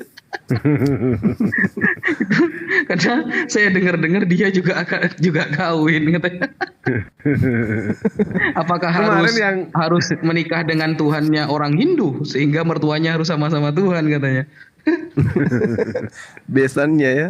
besanan dengan Tuhan lain. Yang kemarin yang lucu ada lagi, apa sih? Beliau itu mualaf, orang Kalimantan. Orang Kalimantan niat belajar Islam, terus disarankan untuk masuk Kristen.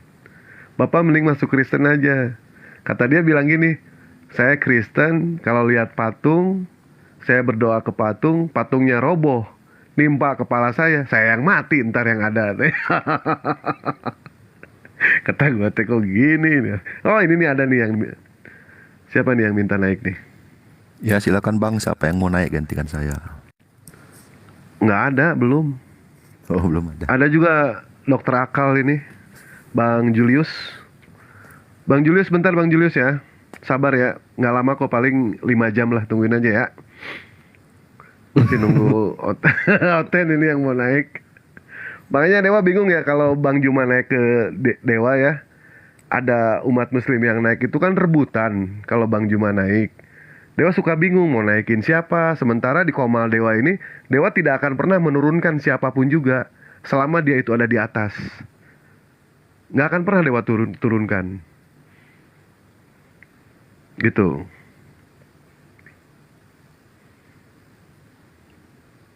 Memang ada Oten di bawah. Pak David nggak mau naik. Terus ada itu pun nggak mau naik. Pada ketakutan Bang, kalau Abang sudah kolaborasi sama Pak Ustadz Naja, mereka nggak berani Bang. Soalnya mereka capek bertanya yang ada. Apapun pertanyaan mereka, Pak Ustadz Naja udah spesialis. Bang Juma pun sama, itu kan. Jadi mereka udah pada ketakutan. Kecuali kalau Abang itu datang langsung ke kandang mereka. Tapi kalau datang ke kandang mereka, kan Abang tahu kandang mereka kan nyeruduk, bau. Abang kemarin aja digigit, tangan Abang digigit, kaki Abang digigit sama herder-herdernya. Kata Dewa teh ini orang kok Dewa dikasih naik aja nggak bisa gitu. Dikasih naik Dewa nggak bisa, sama waktu sama itu tuh sama bom-bom. Kan Dewa permintaan naik gitu, nggak dinaikin. Karena Bang Juma itu udah banyak diseruduk gitu. Tapi memang luar biasa. Apa? Bang Dewa, Ya. seperti karena Bang Zuma sering naik ke roomnya Oten, seharusnya Bang Zuma setelah naik itu harus mandi lumpur karena najis mughalladz tuh Bang. Oh iya benar. Pakai debu jalanan lagi. Benar juga ya. Campur pasir, air kelapa campur pasir. Iya. Allahu Akbar. Ayo. Cungkring siapa nih? Apakah Cungkring ini Oten? Cungkring? Naikin aja. Tapi Herdi itu ada Ini apa ada sekarang 6 ya? orang. Herdi kapan hari ngajak loh. Ngajak apa?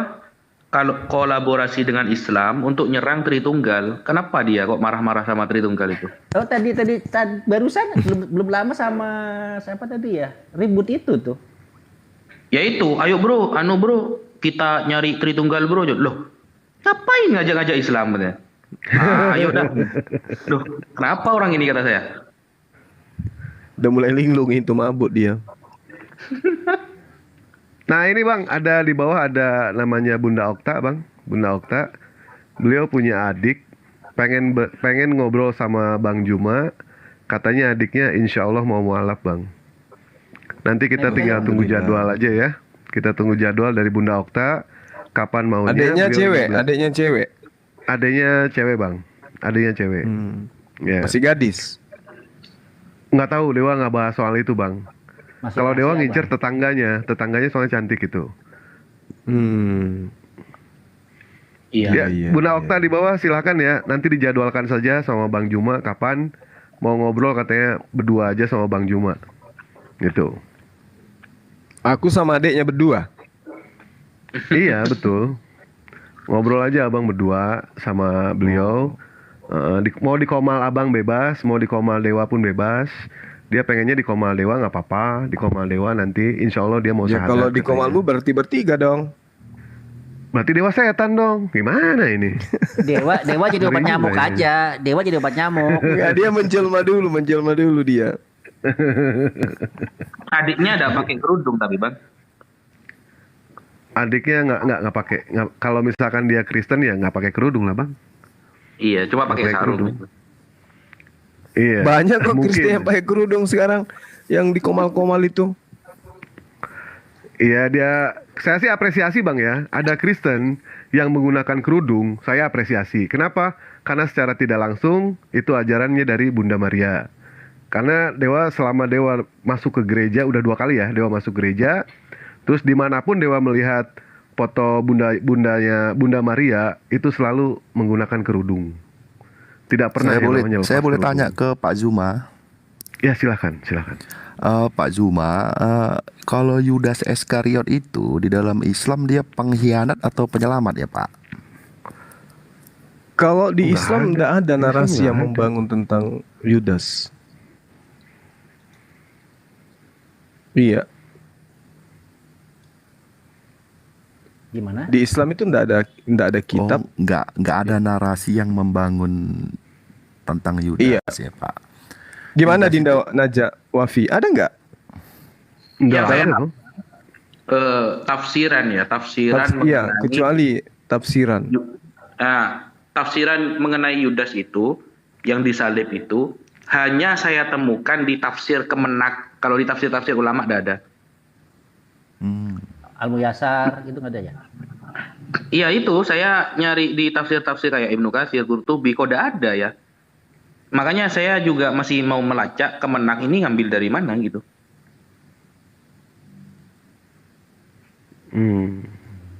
Itu sih. Iya.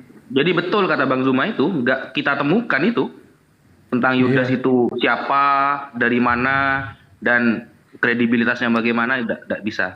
Kalau dalam Kristen Yudas itu pengkhianat ya Pak ya? Sebenarnya kalau kita lihat secara logika akal, beliau itu bukan pengkhianat, dia pahlawan. Pahlawan Pak. Itu dari logika akal maksudnya dari sisi kitab mana atau asumsi atau gimana Pak? Menjalankan misinya. Sekiranya Yudas tidak berkhianat, maka misinya nggak jadi. Misi penebusan dosa itu gagal. Gitu ya, benar. Saat ini Kristen menilai Yudas Iskariot itu pengkhianat ya Pak ya? Iya. Katanya sih pengkhianat. Tapi kalau ditanya kepada teman-teman Kristen yang ada sekarang, andai saja mereka hidup pada masa itu, dia menjadi penolong Yesus atau menjadi pembantu Yudas untuk melakukan eksekusi penebusan dosa. Kira-kira teman-teman Kristen itu berdiri di kubu mana? Segera berkongko-kongko untuk menyalibkan Yesus agar dosa mereka ditebus dan berdamai dengan Tuhannya, atau dia melindungi Yesus dari pembunuhan?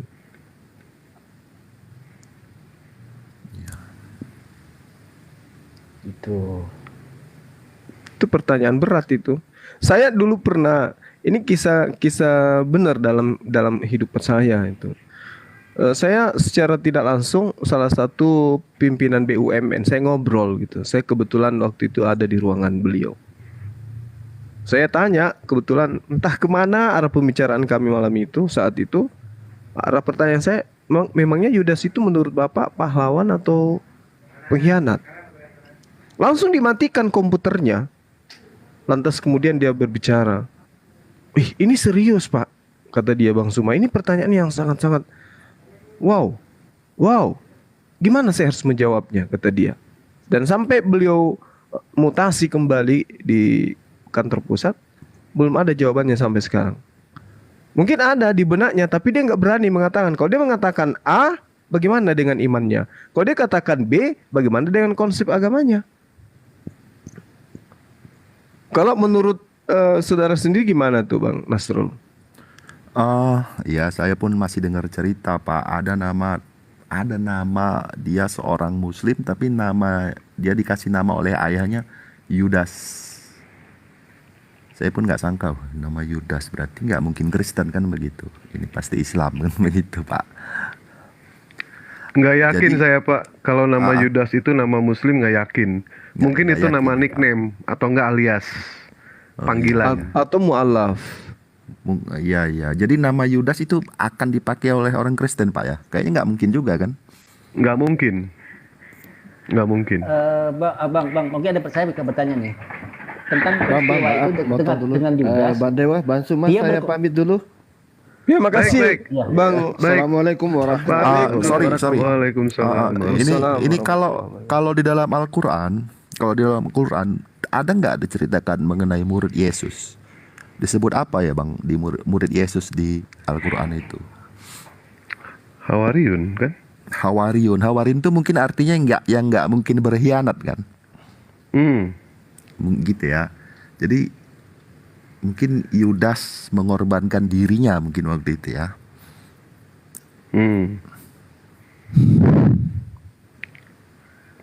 Justru Sehingga memang dia- kita bingung Pak ya pada saat nanti menanyakan soal Yudas ini siapa, atau enggak jangan Yudas deh, Kristen ini bagaimana gitu kan. Konon katanya dia dikatakan sebagai pengikut Yesus, cinta sama Yesus. Dari mana cintanya Pak? Yang namanya cinta itu butuh pengorbanan.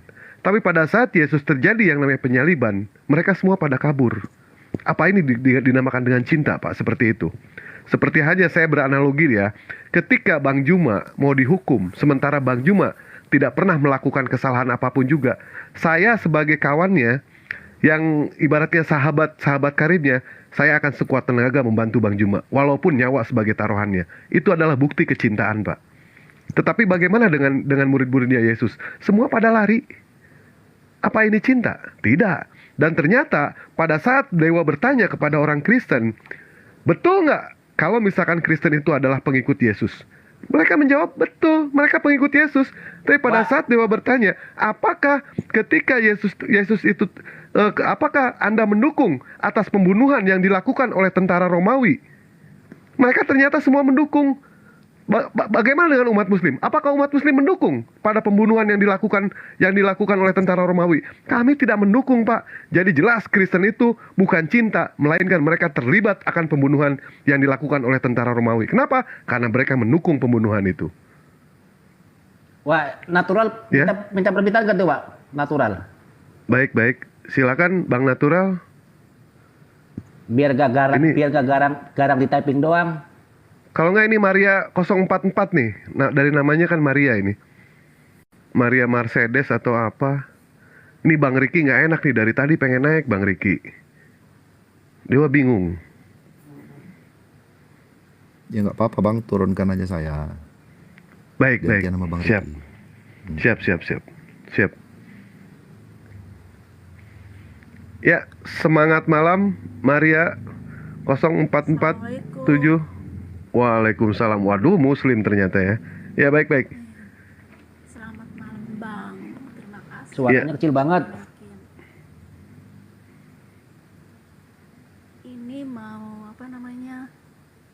mau minta tolong sama Bang Juma, Ustadz. Suaranya pelan banget ya? Suaranya kecil Mbak, besarin Mbak. Halo, udah gede belum? Udah, kedengeran. Suaranya kok minoritas, Mbak. Tapi denger sih.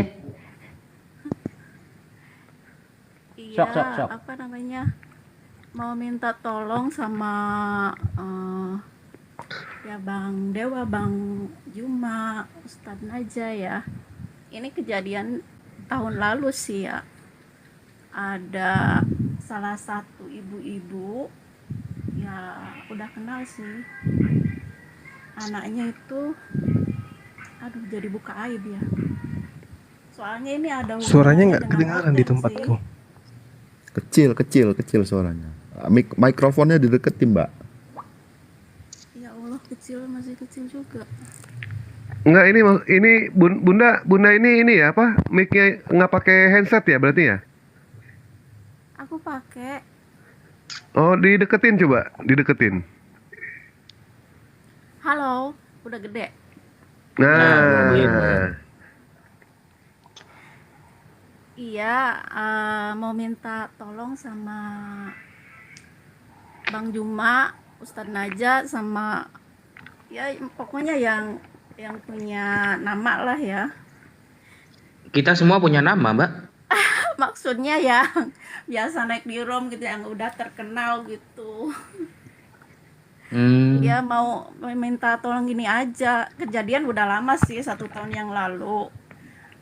Soalnya ini ada hubungan dengan Oten juga. Terus apa namanya? Ya kebetulan ini aduh aib juga ya, aku nggak enak. Tapi ini harus dibicarakan gitu, takut terjadi lagi. Ya bicara aja Pak, nggak apa-apa poinnya Pak. Kalau nggak enak nanti biar Dewa yang enakin. Silakan, dilanjut aja. Bang Dewa sudah mulai mentafsir. Ya, monggo. Gimana? Iya, ini kan anaknya kebetulan ibunya tuh kerja di tempat saya gitu ya. Terus anaknya ternyata ditinggal sama ibunya kerja, sama bapaknya kerja. Pergaulannya agak kekontrol gitu. Akhirnya pacaran. Dan pacarannya sama Oten gitu yang lumayan udah dewasa. Setelah itu ya namanya juga pergaulan bebas, jadi terjadilah hamil gitu ya. Masuk rumah sakit. Nah, terus udah aku bantu, habis itu udah clear. Jarak beberapa bulan lagi itu terjadi lagi kayak gitu. Jadi kesimpulan aku kayaknya mereka itu benar-benar ada apa ya? Katanya aku dengar ada sistem hamilisasi gitu ya. Itu Bang Dewa ahlinya itu yang jawab itu nanti. Jadi mohon ya. Di daerah mana Mbak? Jakarta Bang. Jakarta kebetulan itu kasusnya juga nggak ada 1-2 sih.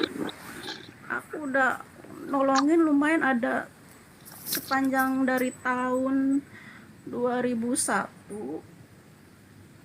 akhir 2001 sampai sekarang ada 7.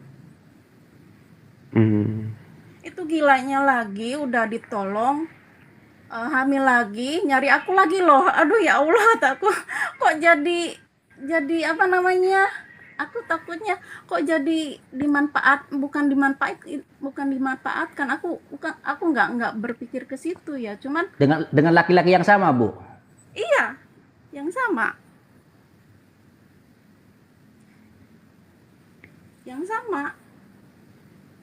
Minta tolongnya ini gimana? Kita nolongin apa proses hamilnya atau anaknya mau kita asuh atau gimana ini, Mbak? Ini ya yang kasus pertama itu udah melahirkan, yang kedua keguguran. Nah, yang nomor 6 ini laki-lakinya ternyata sama.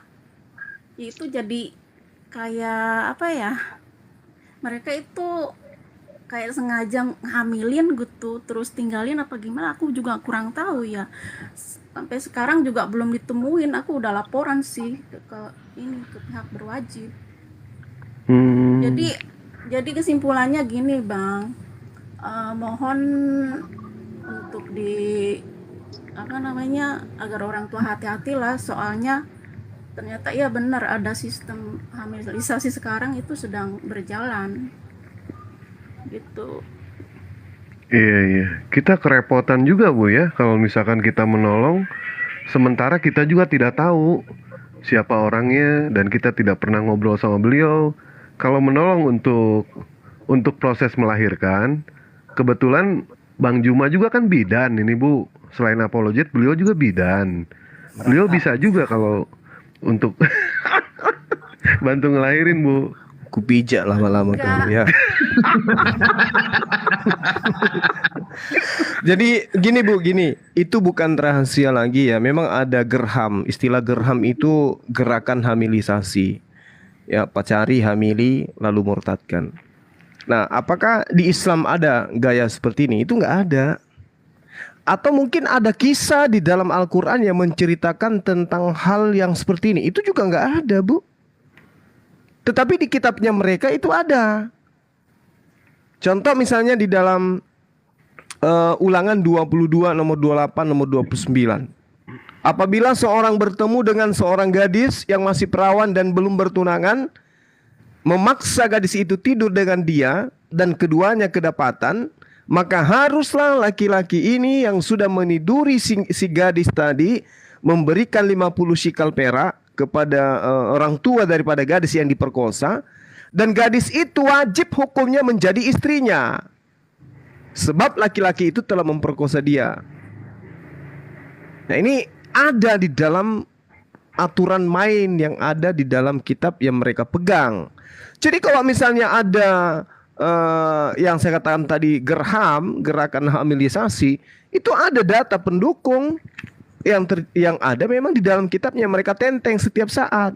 Di dalam kitabnya mereka itu ada perintah, jika ada kemudian seorang suka terhadap wanita lain, kemudian ingin menjadikan wanita itu istrinya, ya cukup diperkosa aja.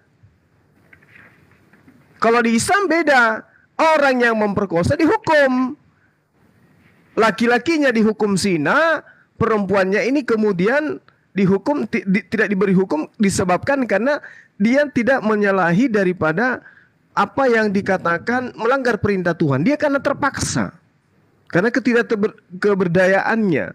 Kalau di kitab ini justru wanita yang korban ini jadi korban lagi. Misalnya ibu masih gadis, ya, lalu kemudian mohon maaf, jangan ibu deh, tetangga ibu masih gadis, kemudian tetangga ibu itu diperkosa. Harusnya yang terjadi adalah laki-laki tadi itu dihukum. Ini tidak. Laki-laki ini wajib hukumnya menikahi wanita yang diperkosa. Bagaimana perasaan wanita yang diperkosa tadi? Misalnya dia punya pacar yang lain, atau dia bertunangan dengan pria lain, diperkosa sama dewa. Maka gimana kehidupan rumah tangganya itu? Sementara dia harus menjadi istri. Nah, inilah yang menyebabkan kemudian terjadi gerakan-gerakan seperti itu. Banyak itu, Bu, di mana-mana itu terjadi. Itu bukan rahasia, udah lama itu program 25 tahun yang lalu. Itu sudah program memang seperti itu gitu. Namanya gerham, gerakan hamilisasi. Jadi hati-hati aja, Wak, jangan keluar malam. Ntar kamu dihamili lagi di luar. Alhamdulillah, Bang. Selama ini orang ganteng di Bogor itu nggak boleh keluar malam. Banyak yang culik tante-tante soalnya. Nah, begini, Bu, ya. Kalau menurut Dewa sih itu kesalahan bukan dari kesalahan dari anaknya, tetapi itu adalah kurang yang namanya perhatian dari orang tuanya. Sebagai orang tua itu banyak rata-rata mereka bekerja keras bagaimana caranya menghindar dari yang namanya kemiskinan. Tetapi sangat sedikit orang tua memikirkan bagaimana caranya supaya keluarga itu terhindar dari siksa api neraka. Nah, inilah yang harus dipikirkan, Bu, ya. Kita bekerja keras dari kemiskinan boleh, supaya terhindar dari kemiskinan itu boleh. Tetapi kita pun harus berpikir bagaimana caranya supaya kita menghindar dari yang namanya api neraka. Karena hidup di dunia ini cuma sementara. Hidup ini di dunia ini bukan tempat tinggal kita, Bu. Ini tempat kita meninggal. Tempat tinggal kita nanti itu di akhirat nanti.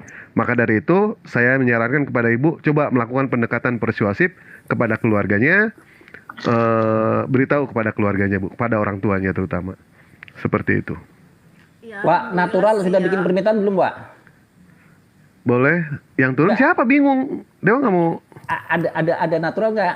Minta permintaan nggak? Nggak ada.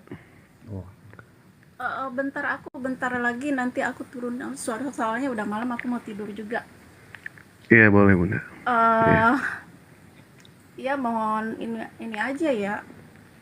Selipkan tolong dari dakwah gitu agar apa namanya sampai ke ibu-ibu gitu yang punya anak gadis. Iya. Supaya lebih hati-hati lagi gitu. Iya. Ibu Maria masih gadis, Ibu Maria? Masih. Nah, ibu yang harus hati-hati. Iya. Aku Dewa kan aja. kalau malam nggak pernah keluar, maksudnya. Dewa Enggak, kerja masalahnya hati-hati. masalahnya ini ada di dalam kitab tetangga. Apabila seorang bertemu dengan seorang gadis, ya, masih perawan, lalu kemudian orang ini memaksa Ibu Maria, kemudian ya Ibu Maria wajib menjadi istrinya gitu. Hati-hati ya, Bu, ya. Itu di fotonya Hati-hati ya, Bang Mbak. Dewa itu bukan korban itu, Bu, bukan. Koleksi. Koreksi. Bang Iya. lucu loh. Enggak lucu. Bang Juma yang lucu. Sama Panaja itu. Iya. Dewa mah Jadi biasa aja. daripada ibu jadi korban, ya mending ibu nikah lah cepat kan gitu. Iya, Bang Bu. Bang Dewa selama keluar malam Aderion berapa kali jadi korban jenengan, Bang? Dewa nggak pernah. Bener.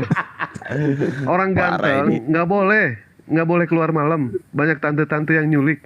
Makanya Dewa nggak pernah keluar malam. Tante Keluarnya Rion. subuh ya keluarga. Iya, jadi hati-hati ya Mbak Maria. Daripada lama menjadi gadis terus, hati-hati. Tetangga banyak ngincar gitu. Mending ibu lamar siapa kek. Saya juga ikhlas kok kalau ibu mau. Akhirnya. Bang, Mau sekali-kali mau jadi warisin teman. ke Bang. Minta warisan Bang. Abang ini semua diborong. Dewa warisin dong 1 aja 2.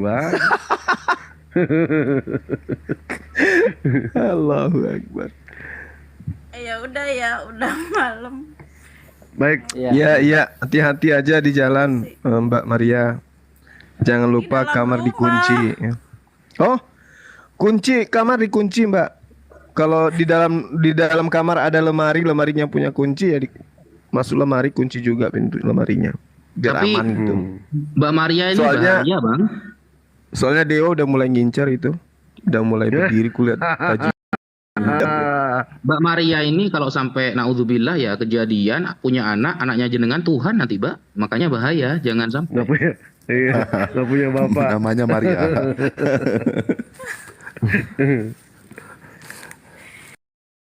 Ayo natural Iya. bikin Iya. permintaan. Makasih Iya, Bang sama-sama. Juma, Ustadz Baik Maria. Bunda Maria. Baik. Makasih Mbak. Jaga diri baik-baik ya. Iya, oke, terima kasih. Siap. Iya. Assalamualaikum warahmatullahi wabarakatuh. Waalaikumsalam warahmatullahi wabarakatuh. Ini yang mau naik banyak nih ya. Ya, yang Kristen. Oma Meme. Dewa sih pengen naikin ini. Bang Ali Natural. ini Bang Ali Musa. Oma Bang Meme Meme. bentar ya.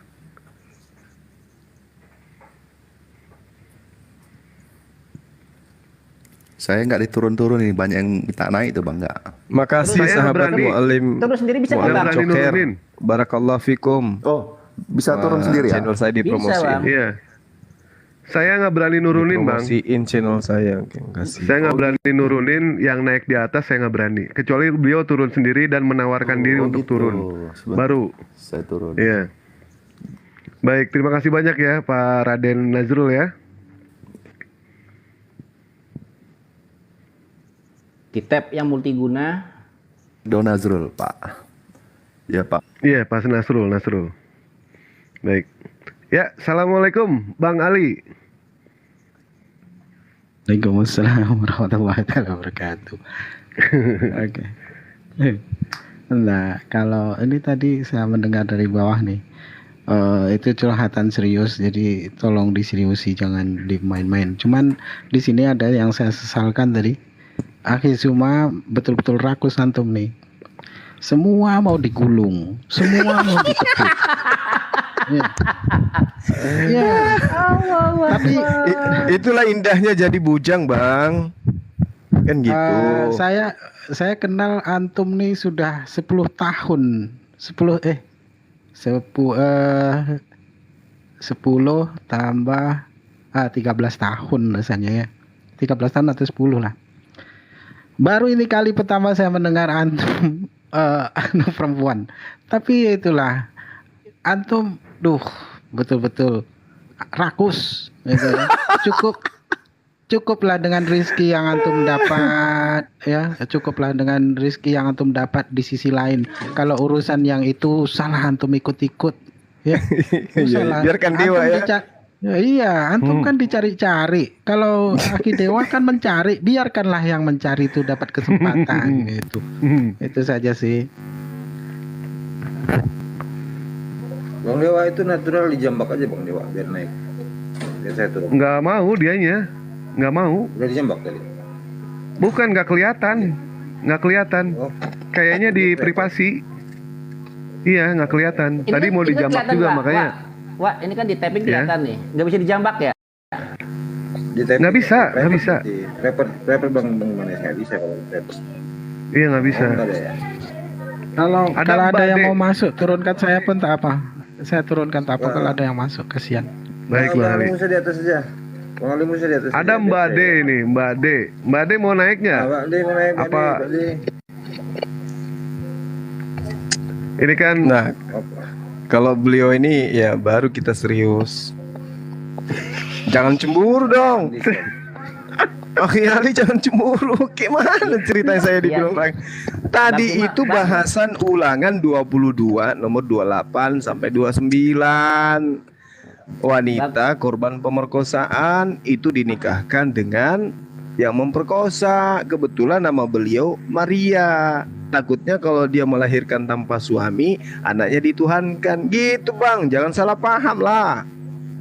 Iya, betul. Cuman kan ada saudara kita yang tengah usaha. Jadi antum cukuplah menjadi penasehat saja. Ataupun Siapa antum rupanya? menjadi saksi. Siapa rupanya? Gitu. Tidak perlulah antum ikut-ikutan berebut. Allahu Akbar, Masya Allah. Bang Dewa. Bang Juma.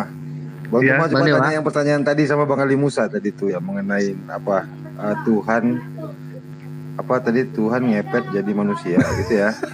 Error, ya kan? Iya, iya. Atau manusianya atau manusia keserupan Tuhan. Ah, itu berarti dia tuh. Di ruqyahnya pakai disalib gitu ya harusnya. Berarti. Hah? Iya, iya, iya. Atau gimana itu? Oh, beliau di Kalimantan memang banyak jelmaan, banyak siluman kalau di Kalimantan itu kalau nggak salah. Itu cara Ada Mbak Mbak D D mau bisa naik gitu nggak? ya? Mbak D, Mbak D mau naik? Bang Dewa, itu Ustadz Ya. Alif naikkan, saya turun ya, gantian sama Ustadz Alif. Baik, baik. Jangan Ustaz Alif. Emang ada Ustaz Alif? Nggak banyak yang mau Jangan- naik, Dewa bingung. jangan Ustaz- Takut jangan Ustaz nggak Alif. enak ya. Iya, nggak enak juga ya Dewa. Ini pengennya sih Mbak D nih. Mbak D mau naik nggak Mbak D? Nih, Dewa bisa ngeramal loh antara Bang lu lebih Juma parah sama Mbak D. daripada Ade, Wak. Kalau Ade banyakan maafnya. Tadi kalau saya tengok beliau tuh naik ya, Mbak itu naik, itu tujuannya untuk mengadukan. Jadi ya tolonglah diseriusi dan jangan dibawa bergurau karena memang itu darurat. Baik, baik, Ya, baik. jadi kalaupun dapat yang dekat lah, artinya yang dekat, minta alamatnya, lalu dijumpai, dinasehati setidak-tidaknya. Karena memang ya itu tadi, acap kali kita siarkan, acap kali kita kabarkan bahwasanya apabila mana kita mempunyai saudara perempuan, mau dia gadis, mau dia sudah tidak bersuami, setidak-tidaknya jaga saudara-saudara kita itu dari pergaulannya. Jangan sampai mereka bergaul pada laki-laki yang tidak Islam atau kita mereka saudara kita itu berkawan sama orang Kristen lah gitu saja ya. Itu harus dihati-hati, harus diwaspadai. Kenapa? Memang mereka begitu. Kalau mereka tidak dapat bujuk rayu dengan lisannya, maka mereka akan berbuat dengan fisiknya, gitu ya.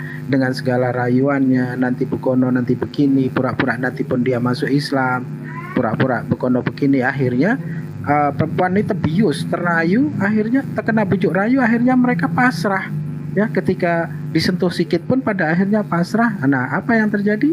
Yaitu tadi hamil. Nah, setelah hamil, dia puas melakukan segala sesuatu apa yang dia ingini, ya pada akhirnya dia akan pergi, dia akan tinggalkan. Dan itu terjadi bukan sekali dua, acap kali gitu.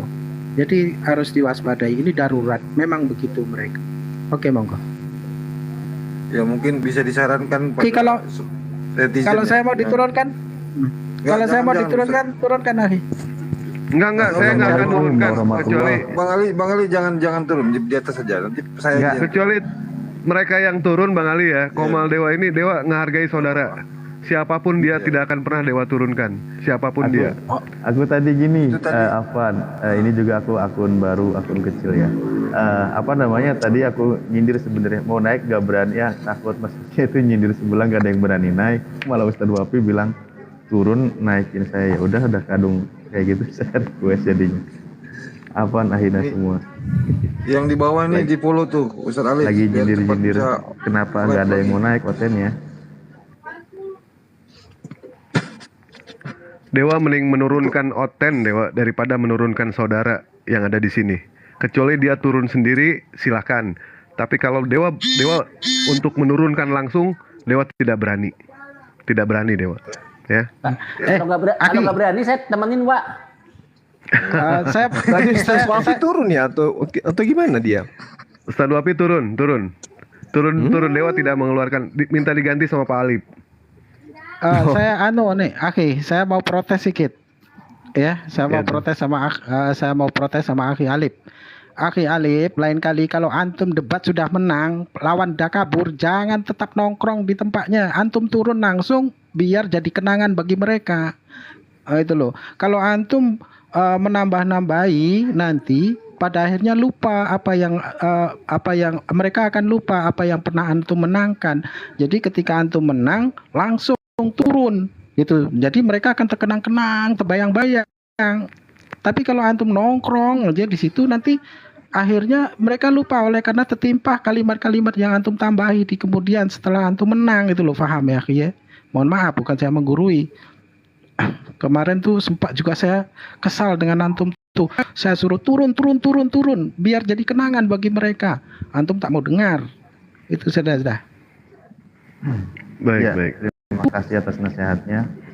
Jadi nasihat itu banyak. Di sana aja. Turun di sana aja turun. Jadi bingung saya di mana posisinya. Enggak, tapi tetap memang saya niatnya mau pamit kok sama tuan rumah. Terima kasih atas nasihatnya. Karena antum sudah benar-benar menang telak waktu itu. Jadi wah saya di bawah itu sudah girang sekali. Mampuslah KRD. Dalam hati saya itu sudah. Nah begitu antum turun itu seandainya antum langsung turun, wah mereka terngiang-ngiang itu sampai tak dapat tidur saya rasa. Betul. Saya udah 2-3 kali mungkin di grupnya dia sampai wasnya udah tidur. Lawan diskusinya orang 4 itu udah pada habis semua, tinggal tersisa saya sama dia sama Pak Toro. Ya udah saya baca beberapa ayat aja udah sampai terakhir saya pamit gitu. Ya hitung-hitung ruqyah roomnya lah. 2 kali kayaknya. Kalau Bang Dewa ada anonimus di bawah nih Bang Dewa. Siapa? Bang Dewa ada anonimus, saya turun. Anonimus naik. Iya. Terserah. Oten bukan dia. Dewa mau menjadwalkan Bang Juma ya sama Pak Yusuf ya. Ini soalnya Bang Juma kalau ketemu Pak Yusuf lucu ini. Nanti insya Allah Bang ya. Iya betul. Dan nanti pun dari Bunda Okta ya ditunggu sama Dewa. Mudah-mudahan adiknya itu mau bersahadat. Kalau sudah ngobrol langsung dengan Bang Juma. Beliau katanya ngefans sama Bang Juma, banyak melihat video Bang Juma dan dia tertarik dengan Islam. Alhamdulillah. Kalau Bunda Oktanya sudah sahadat beliaunya. Tinggal adiknya. Wah itu ya. Akhi semua ini memang luar biasa. Allah berikan kelebihan segalanya. Dari segi ketampanan beliau tampan, dari segi keilmuan beliau mulai lagi. Ternyata tampan doang. Mulai. Nah, memang dari dulu saya pernah sampai sama Akhi Sugi itu sama Ustadz Sugi. Mulai lagi nih saudaraku. Iya. Jualan obat. Nah, memang begitu. Kami sering ngerumpi dulu tuh ya kalau pas kami bertiga tuh. Kalau seandainya kami sampai berandai-andai macam setan ya kan, seandainya ya ke aku nih macam kalau saya ini macam Akhi Zuma tuh, wah pasti aku nih bakal terkenal, bakal hebat, bakal banyak pahala, bakal ini bakal itu. Lalu Akhi Suki bilang, wah jangan berhayal-hayal begitu, Allah sudah berikan kelebihannya masing-masing. Cuman semuanya sudah diambil Akhi Zuma semua, dari ketampanan beliau yang ambil, dari bela diri ketangkasan bela diri beliau yang ambil, dari segi keilmuan beliau yang ambil. Lalu kita dapat Masya Allah. apa? Suci Allah. Jadi kata Aki Suki, ya sudah kita ambil anunya aja. Wak jangan sedih, Wak. Ambil hikmahnya saja. Iya. kita ambil remah-remahnya aja katanya. Iyalah sudah gitu. Ya. Ambil hikmahnya saja. Iya. Jadi Justru kalau saingan Bang Juma itu kan cuma dewa doang. Punya antum tidak suara tahu. yang sama, ya kan? Nah, persoalan di sini Akhi Zuma yang tidak tahu diri kah atau antum yang tidak tahu diri? Itu saja persoalan. Iya. Akhi Ali, cuma biarin aja. Terserah dewa. Yang penting dewa bahagia aja pokoknya. Cuman kalau abang kita ini ya, Bang Juma ini dari pihak sebelah itu dibenci tapi dirindukan. Weh, Masya Allah. Siapa yang rindu sama saya, Dek? Pak Bom? Coba lah, mereka pada membenci tapi saling berebut untuk ini kan gitu. Terus Iya, di Komal mereka sibuk bahasa saya. dijauhi tapi dicari. Ini yang unik. Mereka itu suruh menjauhi, tapi di sisi lain mereka itu pada nyari loh. Tahu kak kemarin siapa sih Rantai Perak itu? Berapa kali narasi kebencian sama abang kita ini, Bang Juma. Ketika saya diskusi ngomong, dia bilang, sekarang dia nyari-nyari terus, malah minta hatunga terus kemarin. Saya kan jadi pengen ketawa sebenarnya. Rantai Perak bisa apa? Pernah nantang debat dengan saya tuh di room saya, hanya 2 menit usai, langsung dia nyerah. Aduh, pernah terjadi itu. Dia cuma asumsi itu, Akhi. Nah, ilmunya nggak ada. Iya, Cocoknya jadi guru sekolah minggu memang. Lah, Bang Ali kemana? Dia nggak nurunin ya? Ditarik sama rantai perak. Rohnya Kayaknya dapat. itu sinyal karena di sini merah sih, merah tadi. Intinya merah. Rohnya rantai perak datang. Assalamualaikum. Hadir lagi. Waalaikumsalam warahmatullahi wabarakatuh. Ini menjelma atau inkarnasi nih, Dek? Menjadi, Bang. Menjadi. Barusan masih dihubungi Ustadz Tahta, jadi turun dulu ganti Ustadz Alif gitu. Oh. Dempetan Ini aja kita Ustaz. disisain satu meja ya untuk apa? Barangkali ada umat Kristen yang mau bertanya, silahkan.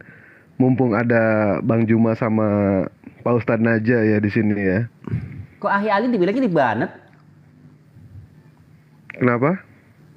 Dibilang ke Banet? Ke Bennett. Iya. Kok bisa? Nggak ada di sini, nggak ada peringatan. Ada laporan ya? Nggak ada. Ini tulisannya tuh. Biasanya Anu, ada itu memang. berapa kali tuh Hai Musa itu. Kemarin di saya juga tiba-tiba ada reportnya Kang Dewa di atas itu ada tulisan dia apa? Nggak ada. Di sini kalau ada itu pasti ada reportnya. Di sini nggak ada. Apa kumulatif ya? Enggak. Silakan Bennett natural, itu ada natural, dua. silakan. Ada dua Bang Dewa. Nah, ada yang pengaruh ke host, ada yang enggak memang. Ada pengumuman, ada yang enggak memang. Ada yang langsung ya? Gitu. Iya. Wah, saya di Banet lagi, bilang gitu tuh.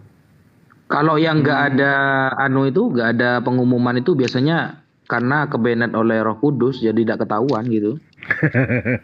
Ini ada pertanyaan, ada pernyataan di bawah nih yang berulang gitu ya. Dia katakan, Suma jawab dong, Al-Quran hampa tanpa perjanjian lama. Oh enggak, justru perjanjian baru itu jadi pembungkus kacang kalau tidak ada kitabnya Yahudi. Kalau Al-Quran itu tidak, Bung. Al-Quran dikatakan seperti ini dalam surah An-Nahl ayat 44. Bismillahirrahmanirrahim. Bil bayyinati waz zubur wa anzalna ilaika dzikra litubayyana lin-nasi ma nuzzila ilaihim wa la'allahum yatafakkarun. Itu yang dikatakan oleh Al-Quran. Kami turunkan Al-Quran kepada Muhammad agar engkau menerangkan kepada manusia apa yang telah diturunkan untuk mereka dan agar mereka memikirkan. Al-Quran, Az-Zikr. Yang diwahyukan itu Az-Zikr. Kepada siapa? Kepada seluruh umat manusia yang datang setelah baginda Rasulullah Muhammad SAW. Jadi kami tidak butuh perjanjian lama. Apa pembuktiannya? Tengok, bagaimana orang-orang jahiliyah, orang Quraisy dan seterusnya yang ada di sejazirah Arab. Apakah kemudian Rasulullah Muhammad SAW itu menjelaskan perjanjian lama kepada mereka sehingga mereka menjadi Islam? Tidak. Rasulullah tidak mengenal perjanjian lama. Kami kemudian membawa perjanjian lama kitabnya Yahudi itu karena kami lagi berdebat, berdialog dengan kalian yang mengambil kitabnya orang. Itu loh. Jadi kalau Anda mengatakan apakah Al-Quran itu tidak bisa tanpa perjanjian lama? Oh, Al-Quran itu kitab sempurna. Ya ayyuhar rasul, balligh ma unzila ilaika min rabbi wa illam taf'al fama ballaghta risalata. Lalu Allah mengatakan, wallahu ya'simuka minan nas, innallaha la yahdil qaumal kafirin. Wahai Rasul, sampaikanlah apa yang diwahyukan Tuhanmu kepadamu. Rasulullah Muhammad SAW tidak pernah diwahyukan perjanjian lama. Berarti kita umat Islam tidak butuh perjanjian lama. Jika tidak engkau lakukan apa yang diperintahkan, apa yang diamanahkan kepadamu, berarti engkau tidak menyampaikan amanat Allah.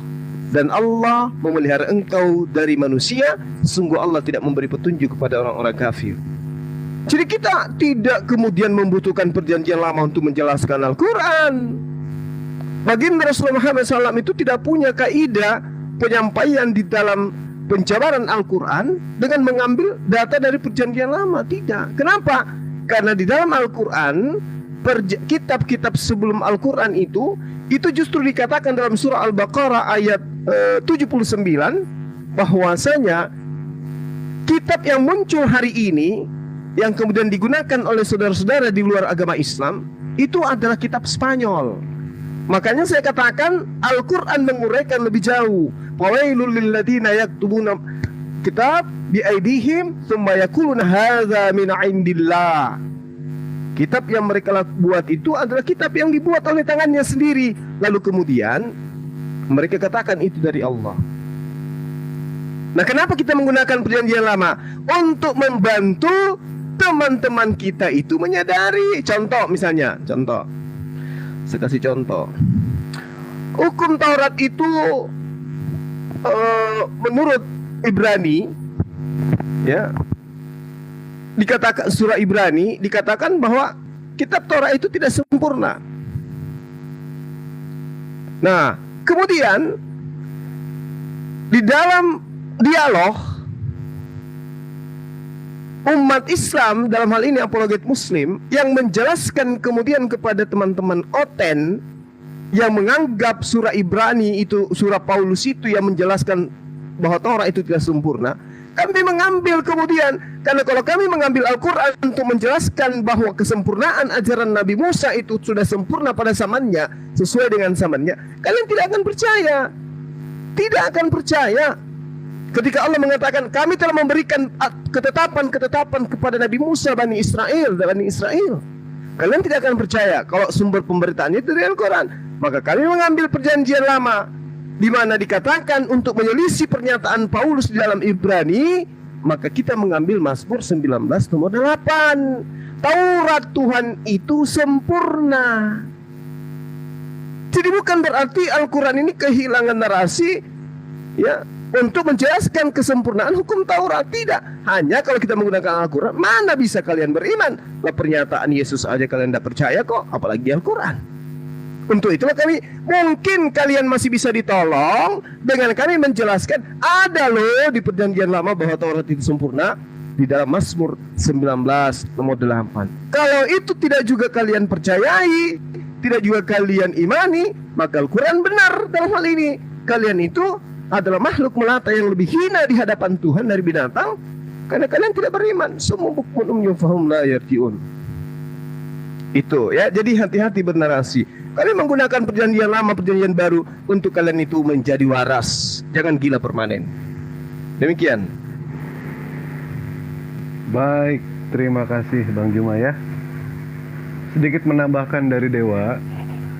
Halo, nunggu Pak. Lo lagi cas ya, Pak? Enggak. Nunggu Pak? Enggak cas. Udah. Nah, ini udah enggak. Baik, tadi ngecas sih. Sekarang udah dicabut. Ya, karena begini ya. kalau misalkan perjanjian lama, kami tidak tahu itu kitab siapa. Perjanjian baru pun kami tidak tahu. Yang kami imani itu, yang kami percaya bahwa Allah pernah menurunkan kitab-kitab sebelum Al-Quran. Kami percaya itu. Tapi itu bukan perjanjian lama ataupun bukan perjanjian baru. Kenapa? Karena Allah Subhanahu wa Ta'ala, Tuhan alam semesta, tidak pernah menurunkan kitab suci kepada Bani Katolik ataupun Bani Protestan. Tidak pernah.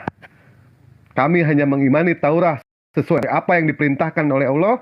Kami itu percaya sama kitab-kitab Allah. Ketika iblis pada saat itu ingin menyesatkan yang namanya manusia, membuat perjanjian dengan Allah, Allah bilang kepada iblis bahwa aku akan menurunkan pedoman untuk keselamatan. Apa saja? Yang pertama itu adalah Taurat, yang kedua itu adalah Jabur, dan yang ketiga itu adalah Injil. Tidak disebutkan perjanjian lama ataupun perjanjian baru ataupun Biblos. Tidak pernah. Dan yang terakhir itu adalah Al-Quran Nur Karim. Kalau misalkan ente beranggapan ada yang namanya perjanjian lama, ada yang namanya perjanjian baru, tentu ada perjanjian akhir. Apa perjanjian akhirnya? Al-Quran Nur Karim. Ini perjanjian akhir ini. Makasih, itu aja. Silakan dilanjut. Oke. Ahi Alif. Dewa bisa dianu nggak layarnya, bisa dibesarin gitu. Nggak bisa lagi ini, Dewa. Nggak bisa besarin layar ini. Dia masih kursus dulu harusnya tuh. Natural nggak bisa dinaikin sama Dewa ya, nggak ada. Ini bukan buku karya orang Islam ya, ini karya orang Kristen ini. Kita tidak tahu siapa yang menulis Injil-Injil. Ketika muncul untuk pertama kalinya, Injil-Injil itu beredar secara anonim. Dan baru kemudian dikaitkan dengan tokoh-tokoh penting tertentu dalam kurun gereja awal. Para pengarang itu adalah orang-orang Kristiani Yahudi yang menulis dalam bahasa Yunani dan berdiam di kota-kota Helenistik dalam lingkup Kekaisaran Romawi. Jadi sebenarnya penulis Lukas, penulis Matius itu tidak diketahui sebenarnya apakah mereka beneran yang nulis seperti itu. Gak ada sanad atau ilmu untuk mengetahui bahwa penulisnya memang benar-benar mereka. Itu kira-kira. Nah ini buku, ini saya kasih sampul karena ada tanda salibnya. Takut apa ya? Dibuka aja nggak apa-apa, dibuka aja sementara, Pak Ustadz. Karena Rasulullah SAW itu dalam hadis sahih diterangkan kalau di rumah beliau ada indikasi salib, entah buku, entah barang, beliau pasti akan menghancurkannya. Makanya saya sampulin gitu. Ini judulnya Sejarah Alkitab ya, Karen Armstrong. Gitulah kira-kira. Iya. Baik. Terima kasih. Itu satu referensi ya, satu data dari Pak Ustadz Naja memberitahukan bahwa itu Injil itu tidak jelas penulisnya. Bahkan di sini Bang Dewa ya, lebih jelas lagi di sini. Ada kalimat seperti ini. Dulu sebelum kan ada masa kurun 70 tahun ya atau 100 tahun sebelum Kristen itu punya kitab lah gitu. Dulu Bible itu tidak sakral sampai sekarang gitu loh. Dulu tidak ada yang menyebut Bible itu adalah kitab suci, tidak ada masih. Kayak Matius, Lukas, Yohanes itu, apalagi surat-surat Paulus, itu tidak ada masih. Pada awal kekristenan itu tidak ada dari mereka yang mengatakan itu adalah kitab suci. Itu cuma representasi dari orang-orang yang dikaitkan oleh tokoh-tokoh penting sebagai penulis buku tersebut. Masih buku, tulisan orang gitu. Ya, kemudian abad-abad selanjutnya itu mulai disakralkan sampai sekarang disebut kitab suci. Itu aneh sih, kata beliau, ini aneh. Karena dulu udah ada yang mengatakan itu kitab suci gitu. Iya. Justru yang saya pertanyakan di sini pernyataan dari Pak Ustadz Wapi kemarin pada saat berdiskusi dengan Pak Henry Tan ya. Henry Tan waktu itu ya, pendeta Henry Tan ya. Pak Ustadz Duapi mengatakan, saya jadi meragukan ini kalau ini kitab suci. Setengah suci sih. Apa maksud dari kata-kata setengah suci itu? Dewa sendiri bingung gitu. Iya, jadi kalau saya dipermasalahkan kalimat itu, saya punya data gitu loh. Memang dulu tidak ada orang yang menyebutkan tulisan Markus, Lukas, Yohanes, surat Paulus itu adalah kitab suci. Kalau ada, tinggal dibawa aja datanya. Tidak ada yang mengatakan itu kitab suci. Itu hanya representasi dari tulisan murid-murid yang dikaitkan sama murid-murid ya, bukan tulisan mereka sebenarnya, gitulah kira-kira. Iya, saya tambahkan lagi Bang. Gini, jadi tadi saya udah menguraikan bahwa ketika ditanya apa jadinya Al-Quran tanpa perjanjian lama gitu ya. Nah, saya sudah menguraikan. Sekarang saya juga ingin bertanya, apa jadinya Bible sekiranya tanpa Al-Quran? Kan gitu. Permasalahannya kan nyata itu. Kata Alkitab dari Al-Quran. Kalau Alkitab ini nggak ada, kata Alkitab ini, maka nama kitabnya orang Kristen itu Biblos, Biblika, atau Bible. Jauh dari kemudian nuansa-nuansa Timur Tengah. Alkitab, Timur Tengah banget. Biblos, Yunani. Biblika, Romawi. Kan gitu. Apa jadinya kitabnya teman-teman kalau tidak ada Al-Quran? Tidak ada kata iman. Tidak ada kata rasul. Tidak ada kata nabi. Ya, tidak ada kata mujizat, tidak ada kata berkat. Tidak ada kata doa. Tidak ada kata sujud. Tidak ada kata niat.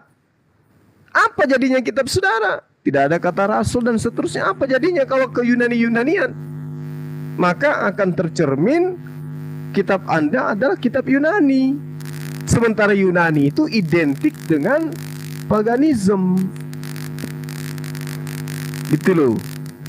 Jadi kebalik, apa jadinya kitabnya Kristen tanpa Al-Quran? Kan gitu. Contoh, kata Injil. Katanya Injil itu diambil dari bahasa Yunani. Evangelion. Artinya original teks kitab Anda itu Evangelion. Tapi kenapa Lata menjadi Injil? Harusnya kalau Injil itu hanya kata yang disadur dari bahasa Yunani, kenapa Anda Lata menyebut Injil juga? Karena Injil itu adalah kata yang digunakan Al-Quran. Harusnya kembali kepada original teksnya, supaya nampak agama Anda itu adalah agama yang benar, percaya diri dengan muatan kebenaran yang ada di dalamnya. Tapi faktanya kok Lata nyebut Injil juga. Kata Musa, nama Musa, nama Ibrahim alaihissalam, ya, nama Daud alaihissalam. Kenapa kemudian kitab Anda tidak menyebutnya Abraham, tidak menyebutnya kemudian dengan David, tidak menyebutnya dengan Moses? Kenapa Lata menjadi Al-Quran juga? Jadi apalah jadinya kitab saudara tanpa Al-Quran? Itu baru benar. Dari sampelnya aja kita udah lihat. Alif Lam. Mana ada di Indonesia ini kata Alif Lam? Tak ada selain daripada kitab yang muncul dari Al-Quran itu sendiri. Dan nama lain daripada Al-Quran itu adalah Alkitab. Kan malu tuh. Nama kitabnya agama Islam diambil, ditempel di kitabnya orang Kristen. Muka itu taruh di mana coba? Bayangkan kalau hari ini kita balik. Al-Quran kita ganti namanya menjadi Biblos. Apa jadinya? Apa jadinya coba? Kalau Al-Quran itu kita ganti sampulnya menjadi Biblos. Hayo. Apa nggak robek sampai kuping itu mulut teriak-teriak Islam plagiat? Atau terjemahan Al-Quran kita ganti Theos. Hayo. Apa nggak robek mulut kalian sampai di kuping mengatakan kami plagiat? Sedangkan faktanya aja, kalian yang mencomot-comot istilah yang sangat prinsip dalam Islam, kalian yang nyerang kami. Contoh kata kafir. Saya masih dapat sampai hari ini orang yang komplain, kenapa Islam selalu menyebut kami kafir? Begitu saya tanya, emang kafir itu apa, Pak? Kafir itu goblok. Kafir itu bahlul, kata dia. Kafir itu identik dengan anjing, katanya. Loh, itu menurut Bapak. Kafir itu menurut Al-Quran orang yang menutup diri dari ajaran Islam. Apakah Bapak membuka diri dari ajaran Islam? Ya tidaklah. Ya Bapak kafir, menutup diri. Bapak bukan anjing. Bapak bukan goblok. Meski Bapak bahlul, kan gitu. Tapi Bapak itu jahil. Nah itu baru benar. Sementara original teks kitab Anda itu adalah raka. Raka itu terjemahannya ya goblok. Kan gitu. Jadi iya jahil. Jadi apalah artinya kitab Anda itu tanpa Al-Quran? Apa artinya? Al-Quran itu kitab yang independen. Dia tidak melakukan penyelidikan kemudian lantas dibuatlah cerita-cerita yang menyamakan kitabnya orang Yahudi. Tidak. Jadi inilah yang saudara-saudara Kristen harus pahami. Dan satu lagi terakhir dari saya. Kalau Anda semua itu punya kasih, saya ulang ya. Kalau Anda semua itu punya kasih, seperti kasihnya kami, yang mengucapkan puji syukur kepada Allah, sehingga kami menyanjung Rasulullah, kami cinta terhadap ajaran Rasulullah. Apa bukti kecintaan kami? Kami membaca apa yang dilafazkan Rasulullah sesuai dengan apa yang keluar dari mulutnya. Iqra bismi rabbikal ladzi khalaq. Kami umatnya karena cinta kepada beliau, karena kasih kepada ajarannya, kami menghafalkan, kami belajar dengan tekun untuk bisa membaca dari huruf ke huruf, kata ke kata, kalimat ke kalimat, surah ke surah, ayat ke ayat, agar kami bisa menjadikan cerminan kasih itu wujud dalam kehidupan kami. Lah ente dikatakan dalam kitab Anda, Yesus berbicara, aku rebah dan mendengarkan suara dari langit dengan menggunakan bahasa Ibrani. Anda pernah berpikir enggak kira-kira apa kata Ibrani yang disebutkan Yesus itu? Tidak kan? Kenapa? Sebenarnya kalian itu tidak kasih kepada Yesus. Yang ada adalah kalian cinta agama Anda disebabkan karena agama Anda itu enak. Mau makan babi bisa, mau minum ini bisa, mau makan itu bisa. Kemudian matinya enggak nyantol di di alam barzah. Langsung mati terangkat ke surga. Itu yang membuat kalian enak di sana. Bukan karena kalian kasih terhadap Yesus. Pernah nggak kalian berpikir, ya, Yesus itu di dalam agama kalian itu dikutuk, terkutuk katanya. Sedangkan Yesus mengutuk orang yang tidak mengenal hukum Taurat. Nah, kalian tidak mengenal hukum Taurat. Nah, inilah cerminan bahwa Islam itu sangat kasih, bukan kalian yang kasih itu. Kalau kalian kasih, maka kalian sudah bisa bahasa Yunani. Kalau kalian kasih, kalian sudah bisa membaca kitab bahasa bahasa Ibrani. Karena kalian cinta kepada kitab kalian, karena kalian kasih kepada pembawa ajaran kalian. Tapi buktinya, jangankan bisa membacanya, kenal huruf Yunani aja kagak kalian itu. Lalu kasihnya yang mana? Kasih itu yang mana? Sementara perintahnya, kasihilah Tuhan ilahmu, ya, dengan segenap akal budimu, dengan segenap hatimu, dengan segenap jiwa ragamu. Mana buktinya kalian kasih dengan perintah itu? Nggak ada kan? Kalau kalian kasih kepada Tuhan, kasih kepada sesamamu, utamanya terhadap pembawa ajaran agamamu, maka kamu akan mencintai bahasa kitabmu sendiri. Kamu tidak akan mungkin kemudian lebih cinta kepada kata-kata yang munculnya justru dari Al-Quran. Pahami itu, camkan itu baik-baik. Bahkan seandainya kalian itu kasih, kalian akan mengambil kitab kalian, kamu rendam dengan air, airnya pun kalian minum. Tapi apa faktanya? Lihat, tengok, kami sudah puluhan tahun jadi apologet. Kami lebih hafal ini Bible daripada kalian. Selevel pendeta yang lulusan S3 ketika kita dialog itu tertulis di mana Bang Suma? Coba diulang, tertulis di mana Bang Suma? Kan jadi heran kita ini. Katanya ajaran kasih. Bagaimana Anda mau kasih kepada sama manusia? Kasih terhadap kitab kalian saja kagak. Kamu kalau cinta kepada orang yang kamu idolakan, pasti kamu cinta terhadap pernyataan-pernyataannya. Kamu cinta kepada, kamu ngefans sama seseorang, pasti kamu cinta terhadap apa yang dia ucapkan. Contoh misalnya, banyak bertebaran dia di komal-komal TikTok teman-teman. Pernyataan-pernyataan saya, pernyataan-pernyataan Dinda Naja dan sahabat-sahabat apologet lain. Kenapa? Karena mereka cinta kepada kita. Maka pernyataan-pernyataan itu diulang dan seterusnya. Justru yang terjadi, kami apologet muslim yang mengulang-ulang isi data yang ada dalam kitab kalian. Kalian mana ada? Ayo.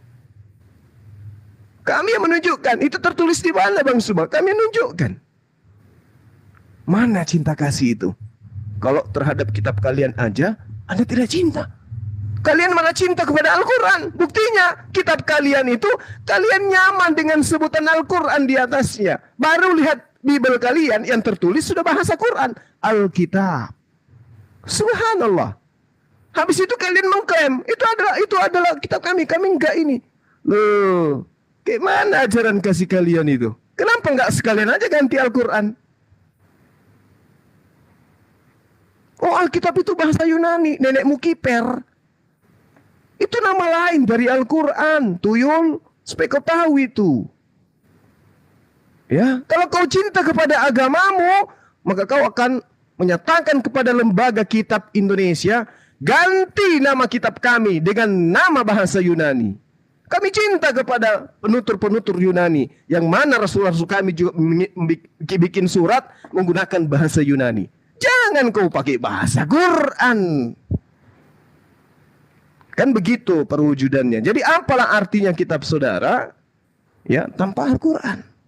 Layaknya tadi pembahasan tadi. Ada kemudian orang berinkarnasi menjadi babi. Babi ngepet. Ada juga yang nuzul menjadi manusia.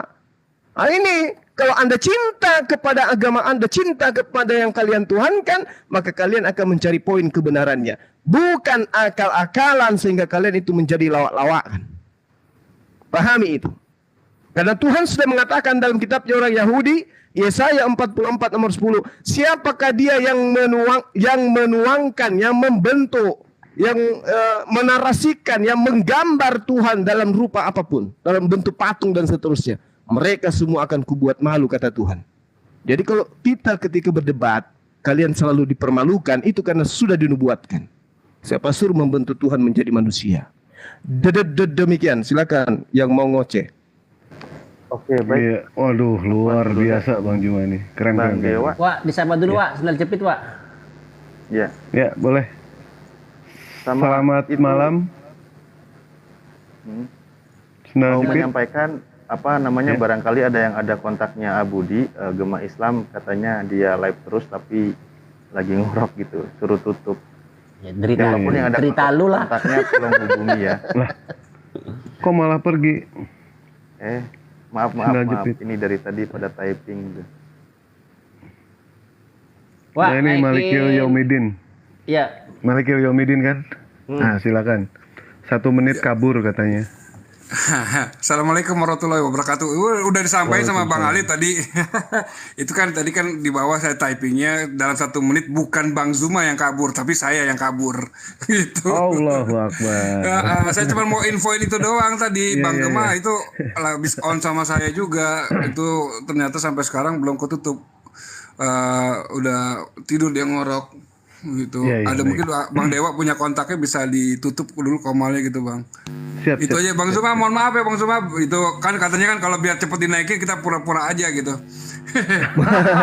Oh iya Bang, Masya Allah. Iya dah. Akhirnya Ini jurusnya Bang Zuma nih. Nomor 3. Enggak, saya ada copy paste dari siapa waktu itu juga sama kan, begitu dinaikin biar cepet dinaikin saya akan tantang, makanya saya cepet dinaikin gitu. Soalnya infonya Bang Alif udah baca sebenarnya. Makanya kan saya typingnya itu kan di bawah tuh naikkan saya dalam 1 menit, bukan Bang Zuma kabur, koma ada tanda saya gitu. Sayanya mau kabur gitu. Bang Juma, alafu Bang Juma. Mohon maaf semua ya.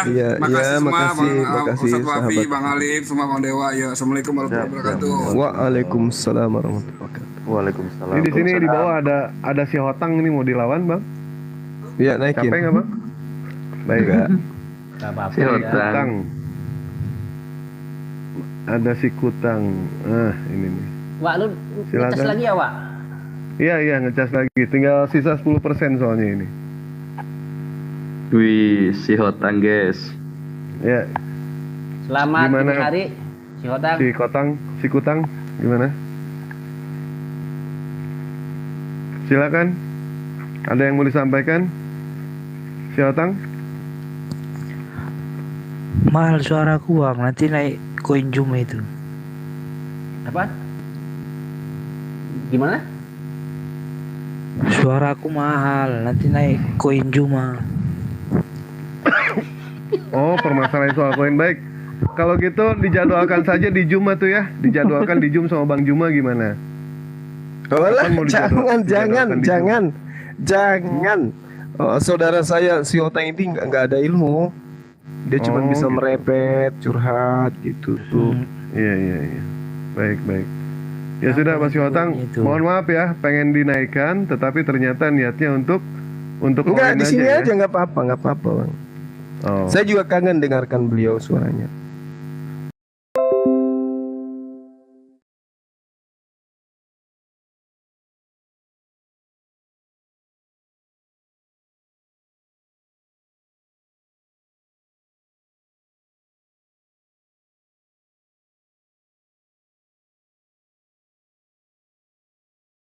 Mengeluarkan. Kalau sama saudara saya tidak berani mengeluarkan. Tapi kalau sama si Hotang ini niat dia enggak, beliau itu mau bertanya, mau diskusi tuh. Apa mau diskusikan dari tadi dia lebih baik saya naikkan yang lain. Belum. Masih malu-malu dia. Ini dari tadi nih kiamat lupa jalan. Ini dari tadi nih dia pengen naik ini. Dia kirim permintaan udah 6 jam yang lalu.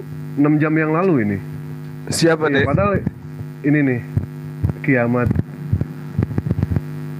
Ya. Assalamualaikum. Waalaikumsalam warahmatullahi wabarakatuh.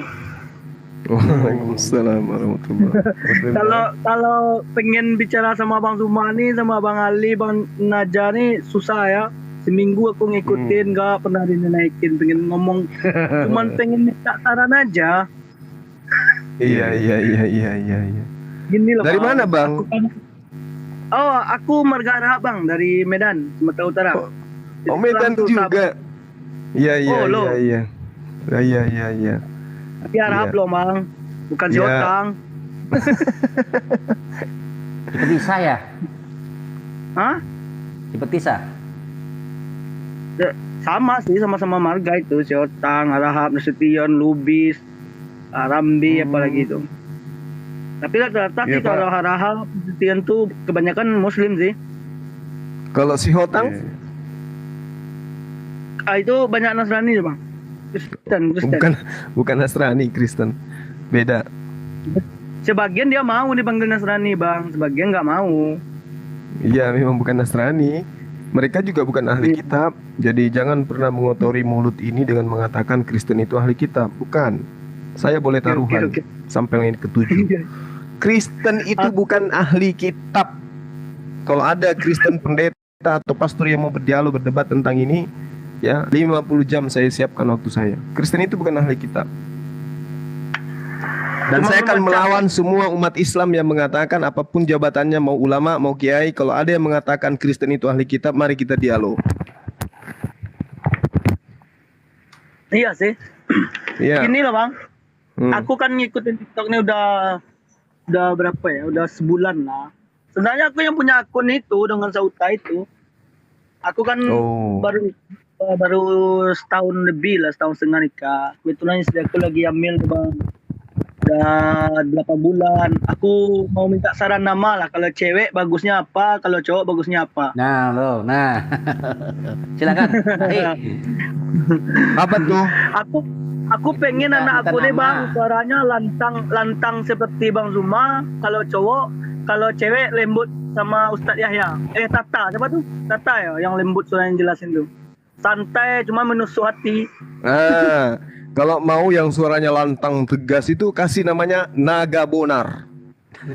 Oh, janganlah.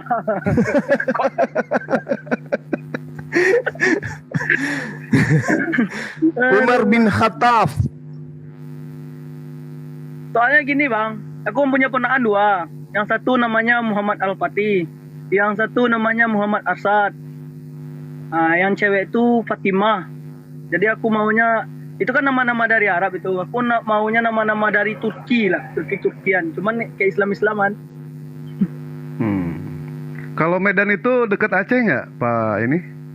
Pak Kiamat? Ya, dekat sama ya? Aceh, Padang, Sumatera Barat. Gimana kalau lebih dekat ke saya kasih nama, Morpina Ganjawati. Bagus itu. Wah, jangan lah. Itu Morpina Ganjawati supaya wangi gitu. Morpina. Serius Pak, serius Pak. Dinda Wafi yang kasih nama. Beliau kalau kasih nama itu bagus. Iya, Bang, gimana? Saudara kita ini pingin nama anaknya gitu. Iya. Mikana Al-Hayat Indonesia gitu. Parah ini. Janganlah itu, Bang. Cewek ya. Lahir di bulan apa tuh, Bang? Baru bulan Belum 8, lahir, Bang. masih baru 8 bulan lebih. Bentar lagi lah. Itu kalau Ramadan, kira-kira lahir Ramadan nggak tuh? Bisa jadi, Bang. Anggaran itu sekitar itulah. Kalau Ramadan kasih nama Faradis Wahdah Ramadhani. Satu-satunya bidadari yang turun di bulan Ramadan. Faradis Wahdah Ramadhani. Ramadhani. Artinya, Bang? Satu-satunya bidadari yang turun di bulan Ramadan. Kalau seandainya dia kan zaman makin lama makin tua nih, Bang. Yang namanya orang ya zaman sekarang kan makin istilahnya zaman ini kan makin banyak menyelewengkan agama. Kalau seandainya dia bertakwa, itu lantang nggak suaranya, Bang? Walaupun dia cewek, Bang. Kalau pakai nama itu kira-kira, Bang. Ya, jadi bulan Ramadan itu kita yakini bulan yang paling mulia daripada 1000 bulan, Bang. Jadi kalau orang biasa saja pahalanya bisa mulia ketika mengamalkan amal baik di dalam bulan Ramadan, apalagi seorang bidadari gitu, Bang. Apa tadi namanya, Bang? Biar aku catat, Bang. Faradis Wahdah Ramadhani. Faradis itu jamak dari Firdaus ya. Surga Firdaus. Faradis Wahdah, satu-satunya. Ramadhani. Iya, satu-satunya bidadari yang turun di bulan Ramadan, Bang. Bang Zuma, Bang Ali, Bang Nawa. Kalau laki-laki mau disarani. Doain anak aku perempuan, Bang, ya. Masalahnya aku punya ponakan laki-laki semua, Bang. Iya. Kok belum dilihat, ini belum tahu. Amin. Enggak, maksudnya belum tahu, ini belum di USG ya, belum ya? Aku malas mendului kekuasaan Tuhan, Bang, makanya aku gak mau USG, Bang. Setuju. Nggak ada salahnya juga toh, itu kan tidak dosa juga. Kalau misalkan kok kita lihat USG seperti anak Dewa ya, Dewa pun berharap kalau anak Dewa itu laki-laki. Ternyata pada saat di USG beliau seorang perempuan, dan pada saat di kandungan beliau lagi berdebat sama Torosaki, pendeta Torosaki. Wah, keren itu anak Dewa. Parah ini. Bang Kiamat ini marganya harahap ya. Sama Kak Mikana, siapa Mican ya, Mican. Tolonglah, Mbak, ini aku bisa bicara sama Bang Ali, Bang Zuma. Aku minta saran namanya, bilang lihat aja di room, nanti dia apa lagi online. Sebulan aku ngikutin. Baru inilah aku dapat naik kan. Tulisannya kayak gini Bang ya. Hmm.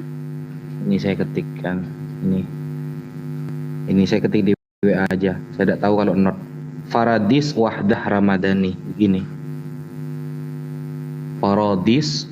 Wah ini Arabnya kurang tepat. Paradis. Wahdahu. Itu bahasa Yunani itu paradis. Apa Bang artinya?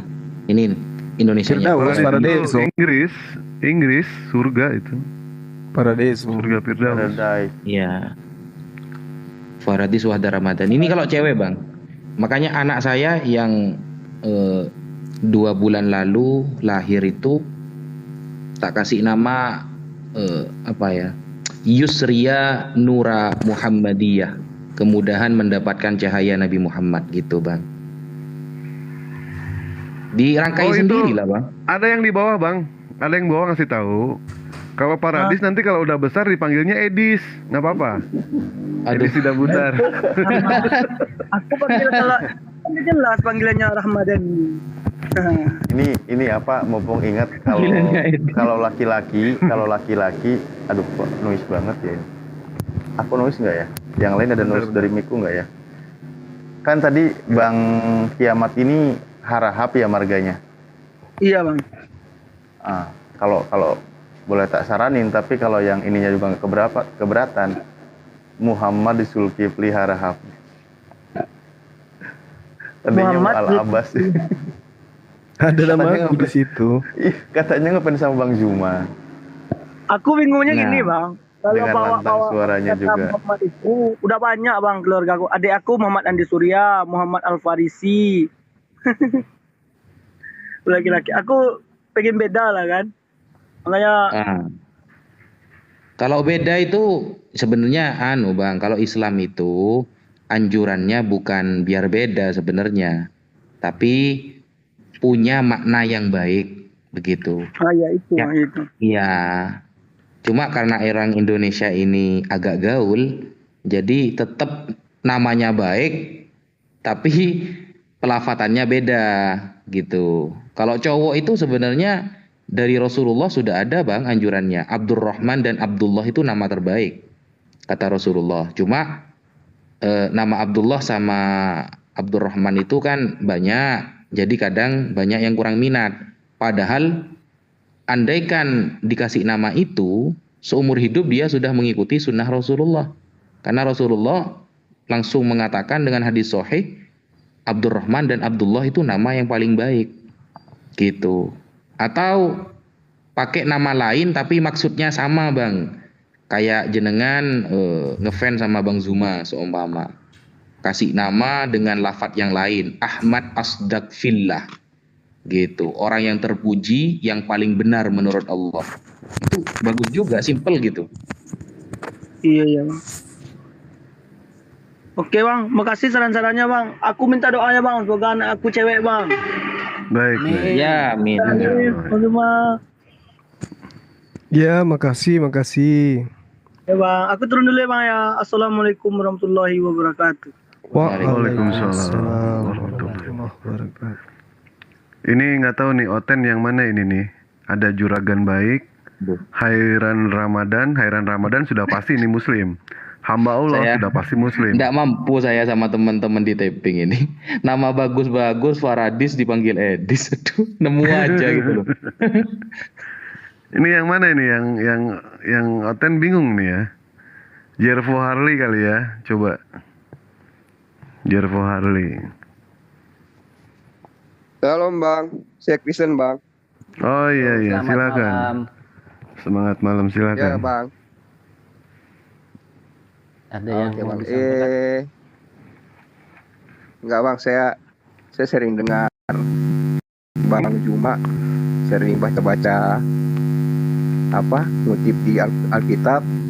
Tapi kok kalau saya perhatikan nggak ada yang membuktikan eksistensi hubungannya Alkitab yang Bang Zuma bawa itu nggak ada hubungannya dengan keberadaannya Allahnya orang Islam begitu Bang.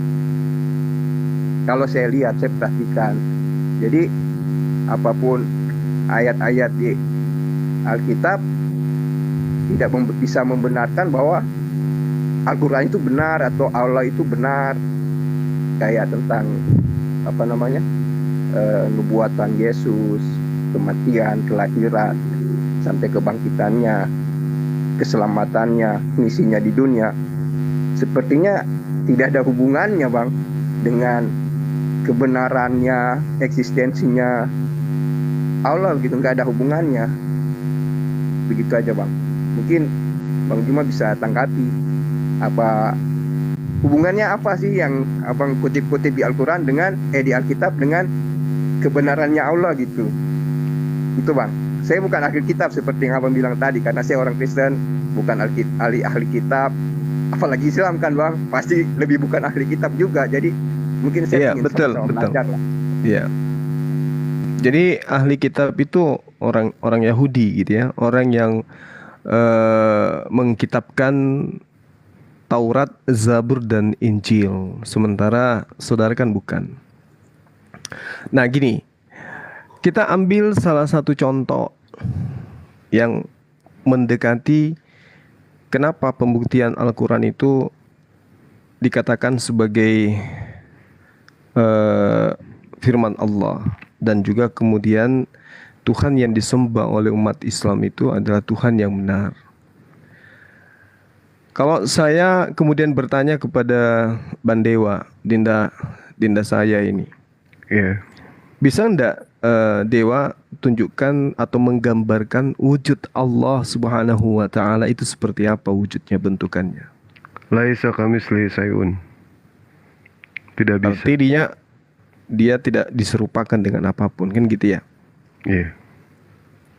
Nah, kalau saya tanya Tuhan yang disembah oleh Nabi Ibrahim atau Abraham itu wujudnya seperti apa Bang? Sama, tidak bisa diserupakan. Kalau Tuhan yang disembah oleh Nabi Musa? Sama. Kalau Tidak Tuhan bisa yang disembah oleh teman-teman Kristen? Diterjemahkan itu sebagai manusia. Beda. Kalau Tuhan yang disembah oleh orang Kristen, bisa nggak itu dinarasikan, divisualisasikan atau dibentuk menjadi gambaran gitu? Bisa nggak? Bisa. Seperti apa dia Tuhannya? Tuhan Kristen kan? Bisa. Ya. Iya. Manusia. Oke. Penciptaan manusia itu kan di Alkitab itu kita diciptakan segambar dan serupa. Pemikiran, akhlak apa. Oke, Gitu, ya. saya Terus, menjawab pertanyaan kita, saudara. Oke ya. Jadi gini, sembahan para nabi itu dikatakan laisa kamisli syai. Hendak dengan siapa engkau ingin persamakan aku sehingga kami sama. Kan gitu. Jadi Tuhan itu tidak bisa kemudian Tuhannya Bani Israel itu kemudian dikatakan dia terbentuk. Yesaya 43 nomor 10. Engkaulah saksi-saksiku, tidak ada Tuhan yang dibentuk sebelum aku dan tidak ada Tuhan yang dibentuk setelahku. Laisa kamitslihi syai'. Sama Tuhan kami. Sementara Tuhan Anda manusia. Pada hari ini terlahir bagimu Tuhan di kota Daud. Dilahirkan Tuhan Anda. Jadi beda gitu. Nah, itu pembuktian secara logika. Sekarang kita pembuktian secara wahyu. Al-Quran menerangkan, fawailul lilladzina yaktubunal kitaba biaidihim thumma, kemudian mereka berkata yaqulu hadza min indillah. Celaka orang-orang yang kemudian menuliskan sebuah kitab dengan tangan mereka sendiri lalu dia katakan ini dari Allah. Padahal itu bukan dari Allah. Tetapi itu adalah, sabar. Itu adalah tulisan tangan mereka sendiri. Katabat sa'idihim. Nah, kemudian ketika saya tanya kepada saudara, di mana letak kesalahan Al-Quran ini? Ketika dia mengatakan celakalah orang yang menuliskan kitab. Mari kita tengok. Apakah kemudian kitab Lukas, surah-surah Paulus itu ada legitimasi dari Yesus? Tidak ada. Hari ini Kristen bertanya kepada generasi Kristen sebelum-sebelumnya sampai kepada Yesus, tidak akan Anda temukan adanya legitimasi pengesahan dari Yesus terhadap penulis-penulis kitab saudara. Maka Al-Quran 1400 tahun silam telah menyatakan itu. Inilah bukti bahwa Tuhan kami maha tahu. Berarti Tuhan yang kami sembah adalah Tuhan yang benar. Kalau tidak, dari mana baginda Rasulullah Muhammad SAW tahu bahwa apa yang tertulis dalam kitabnya orang Kristen itu hanya karangan-karangan? Dari mana beliau tahu? Sementara beliau tidak tahu bahasa Ibrani, dia nggak tahu bahasa Yunani, dan dia tidak pernah belajar sampai kepada Romawi Yunani atau sampai ke Yerusalem. Dari mana beliau tahu? Gini bang, saya berusaha memahami penjelasan abang, tapi gambaran saya penjelasan abang kayak benang kusut begitu. Saya susah uraikan dari Allah, Yesus, Allah. Jadi Allah itu jelas tidak bisa tidak sama dengan manusia kan bang? Iya, pertama betul. Dari Allah dulu, ya karena dia roh. Mengenai Yesus Kristus, ya dia Allah yang menjadi manusia. Saya singkat aja bang biar ini. Dia roh menjadi manusia, bukan begitu? Iya, benar. Apakah roh bisa menjadi sesuatu? Tunggu dulu. Poinnya dulu. Iya, Bang. Kita sebelum masuk ke dalam dalil ya. Apakah roh itu bisa menjadi sesuatu yang berbentuk majas atau berbentuk daging? Yesus atau roh tetaplah roh?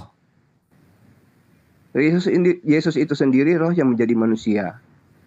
Allah Yesus itu sendiri adalah roh yang menjadi manusia.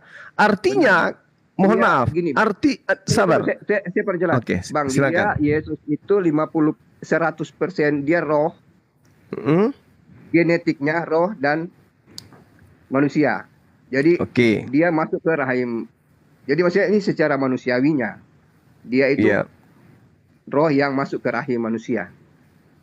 Kalau menurut pemahaman saya sih bang, kalau abang bilang Allah tidak bisa disamakan dengan manusia, ya itu benar. Tapi Allah bisa menjadi manusia. Di mana dalilnya itu? Di mana dalilnya itu bahwa Allah bisa jadi manusia? Di yang umum aja bang, di Yohanes 1 itu kan ayat 1 firman menjadi manusia. Karena kita tahu semua kan Allah itu adalah firman, bentuk Allah itu adalah roh. Nah, itu. Ya, jadi saya ingin tanya kepada saudara, Yohanes 1 ini menurut saudara itu firman Tuhan, sabda Yesus atau apa ini? Ya kalau kita mau melihat penulisan ini benar atau tidak benar, itu sudah cerita lain. Tapi ini firman yang artinya menjadi kalau manusia.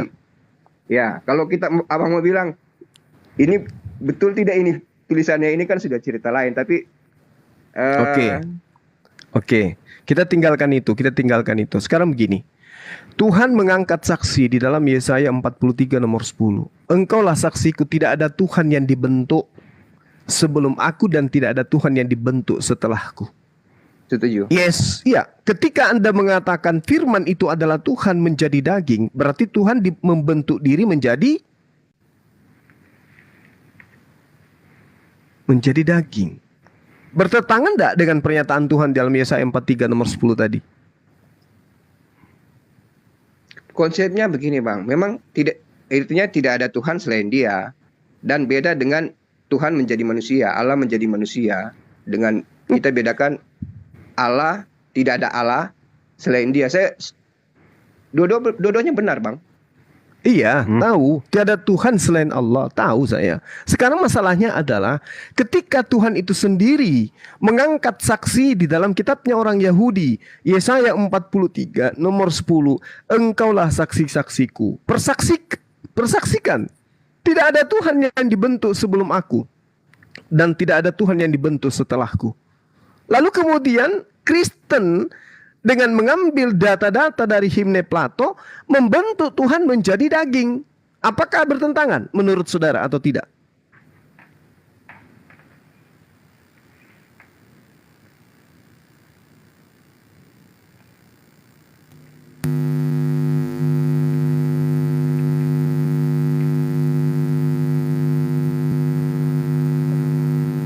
Jepro dibuka mute-nya. Kok jadi sepi? Jepro Jerpo. dibuka mute-nya. Ya bang, sorry bang, tadi kemut. Maksudnya begini bang, kita bedakan Allah bukan membentuk dirinya jadi manusia bang. Allah datang ke dunia ini karena kehendaknya dia, bukan dia dari bentuk Allah terus tiba-tiba dia berubah menjadi bentuk manusia. Itu karena kehendaknya dia bang. Yakin Anda? Yakin Ya, Anda gimana kalau nggak dia yakin, datang gimana? Anda yakin kalau dia datang atas kehendaknya? Iya bang. Bagaimana kalau yakin, Bang. bagaimana kalau ada dalilnya mengatakan aku datang bukan atas kehendakku sendiri? Iya, kehendak Allah kan? Iya. Kehendak ini sebenarnya kehendak Allah. Iya. Ini kita Yang menjadi manusia ini Allah atau bukan Allah? Enggak, saya tanya dulu kepada saudara. Yang menjadi Allah ini Allah atau bukan Allah?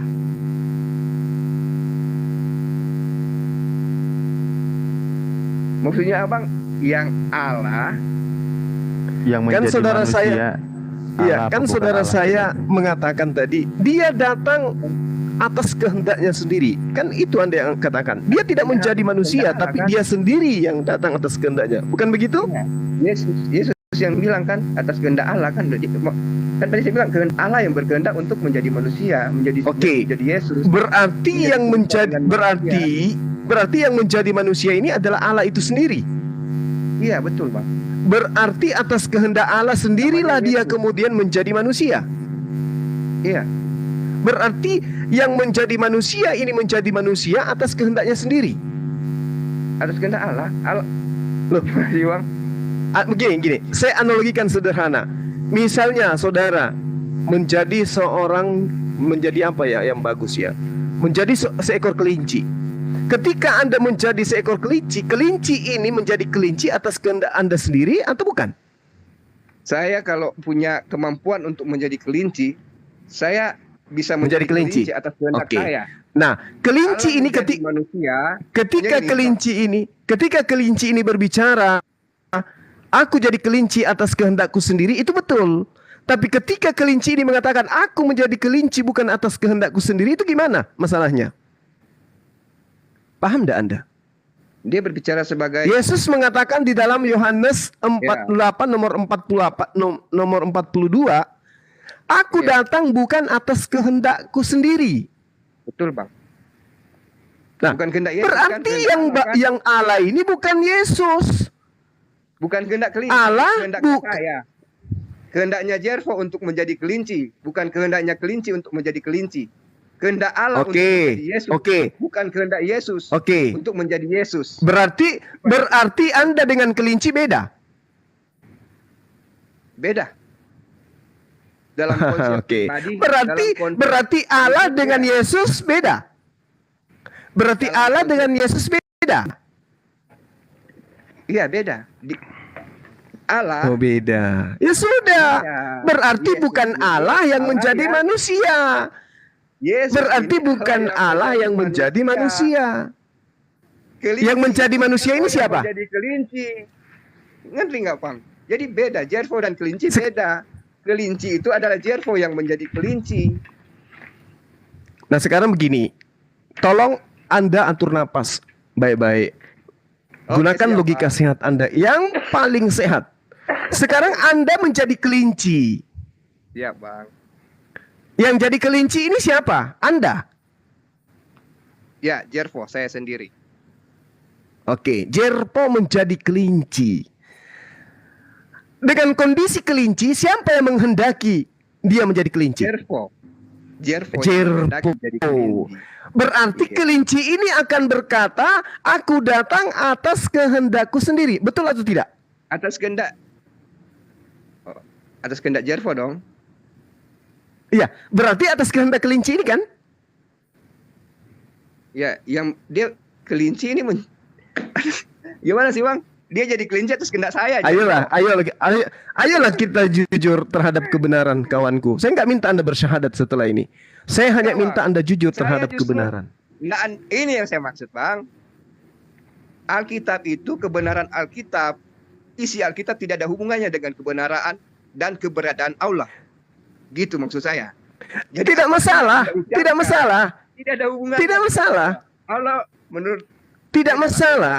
Makanya kami umat Islam, sabar. Makanya kami umat Islam setiap kami sholat, kami selalu berdoa agar terhindar untuk menjadi Kristen. Iyyaka na'budu wa iyyaka nasta'in.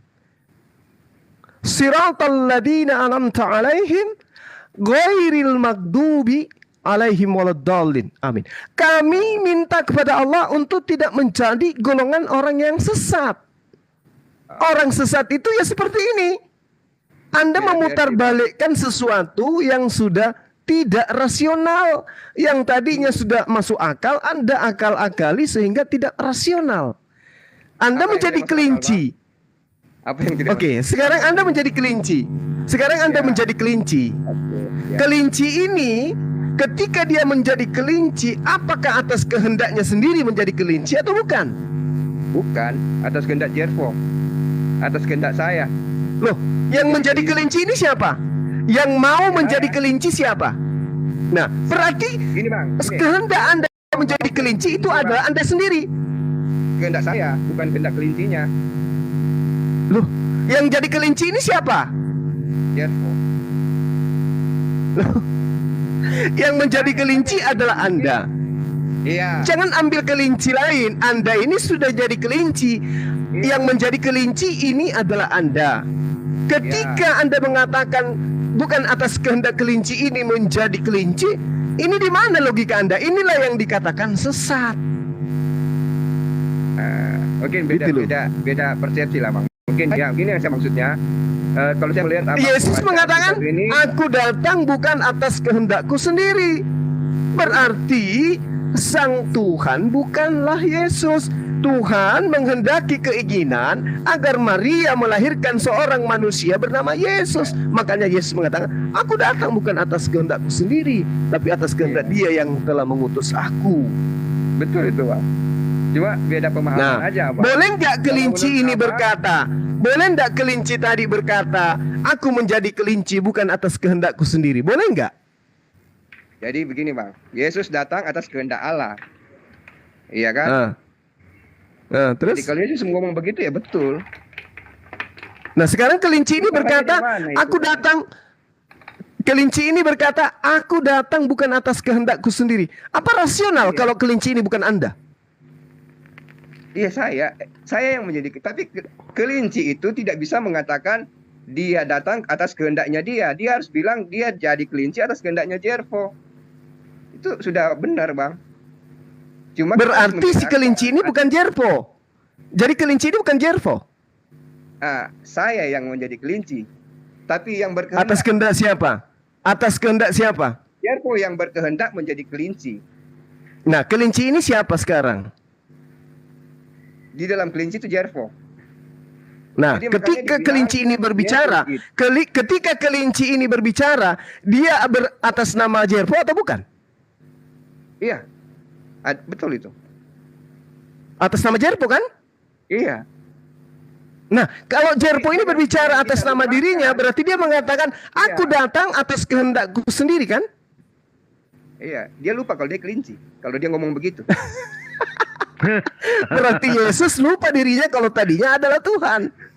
Gitu. Kalau dia mengaku, kalau dia bilang saya datang atas kehendak saya, dia lupa kalau dia juga itu manusia.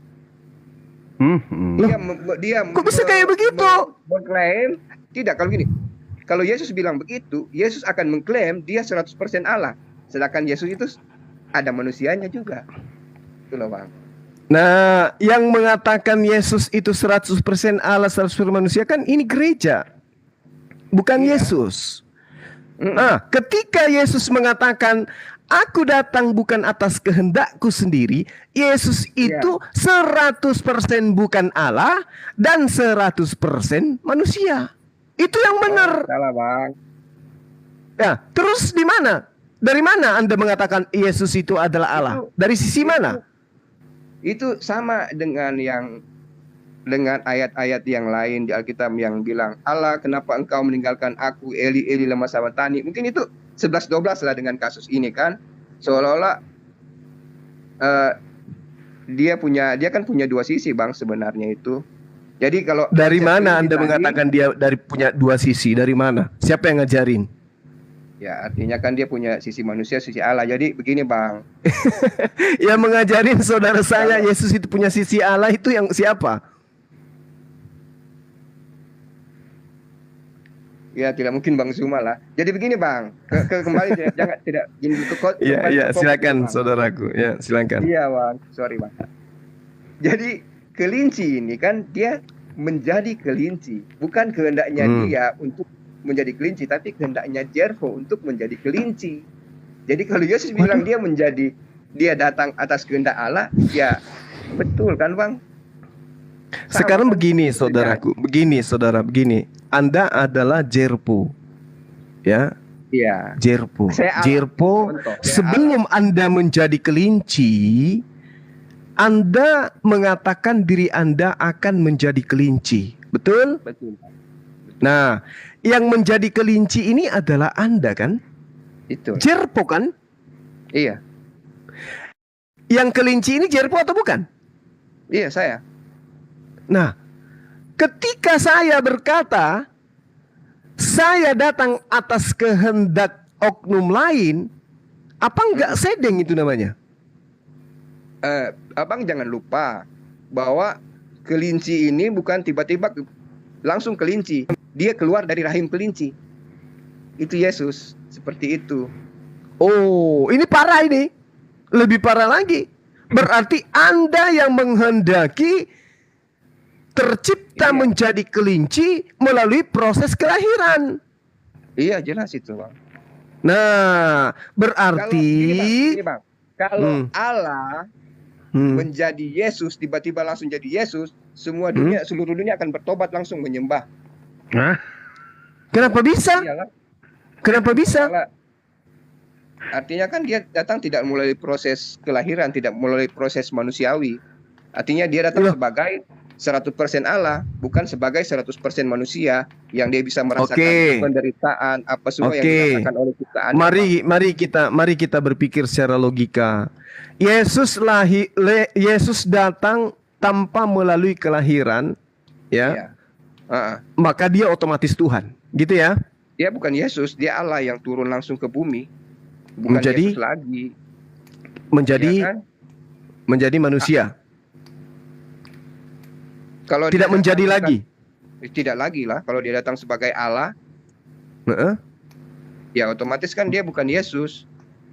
Jadi karena dia mau jadi Yesus, dia harus melalui proses manusia juga. Oh gitu. Jadi terjawab kan yang tadi Yesaya 43 nomor 10, tidak ada Tuhan yang dibentuk setelahku. Salah, beda konsep Bang. Abang jangan campur Bang. Loh kok tidak ada Allah memang. Tidak ada Allah. Emang kalau kita pertanyakan, ada Allah sebelum Allah Israel kan tidak ada. Apa ada tidak Allah ada Tuhan, tidak ada Tuhan yang dibentuk sebelum dan sesudah aku. Berarti aku pun tidak bisa terbentuk menjadi makhluk. Oh iya. Konsepnya waktu itu kan banyak orang menyembah berhala kan Bang. Jadi dia menegaskan bahwa dia satu-satunya Allah, tidak ada Allah lain yang dibentuk selain dia setelah dan sebelum. Jadi kalau ada coba dibuka Allah lain, gini. Itu salah. Coba dibuka dalilnya Bang supaya saudara saya ini bisa memahami dengan baik. Datanya akurat. Jangan ditambah, jangan dikurangi. Oke, baik, Pak. Oke. Tuhan memproklamirkan diri, tidak ada ilah, tidak ada Tuhan ya yang dibentuk sebelum aku. Iya. Dan tidak akan ada lagi sesudah aku. Berarti tidak akan ada Tuhan yang dibentuk menjadi kelinci, menjadi manusia, menjadi makhluk. Nggak akan ada karena ini sudah keputusan Tuhan. Iya. Betul. Tapi bagaimana kalau dia sendiri yang datang? Bagaimana ceritanya Anda mengatakan dia sendiri yang datang, sedangkan kelinci tadi itu Anda katakan bukan dia yang berbicara karena dia sudah jadi kelinci. Nah, maksudnya abang bilang kan tidak ada ilah lain yang dibentuk setelah dan sebelum. Terus bagaimana kalau dia sendiri yang datang? Bagaimana Anda bisa mengatakan dia sendiri yang datang, sedangkan yang ada di tengah-tengah kita ini adalah manusia, Yesus. Apakah Tuhan itu manusia? Iya, bagaimana kalau dia datang jadi manusia, sebagai manusia? Berarti melanggar sumpahnya. Ketika dia mengatakan tidak ada Tuhan yang dibentuk. Bahkan kalau Anda lihat, sabar. Kalau Anda lihat di dalam 2 Tawarik 6 nomor 18, 1 Raja-Raja 8 nomor 27, tetapi benarkah Tuhan hendak diam bersama dengan manusia di atas bumi? Sesungguhnya langit, bahkan langit yang mengatasi segala langit pun tidak dapat memuat Tuhan. Apalagi rumah yang kudirikan ini. Apalagi tubuh manusia. Kalau salah begini, Bang. Kalau Allah bilang begitu, tidak ada Allah dibentuk, kecuali dia menjadikan kelinci untuk datang ke dunia. Berarti dia membentuk Allah lain. Tetapi dia sendiri yang datang, bukan Allah lain yang datang. Enggak, Anda keliru. Pengakuan Yesus, aku datang bukan atas kehendakku sendiri. Itu kan analogi tadi kan, Bang? Iya. Kelinci terima nasib, dia jadi kelinci. Karena Allah yang berkehendak, dia jadi kelinci. Loh, gimana ceritanya ini ya? Maksudnya saya yang ingin jadi kelinci. Ya, Anda yang ingin menjadi kelinci. Nah, ketika kelinci itu berbicara, apakah dia akan berbicara menjadi pribadi lain?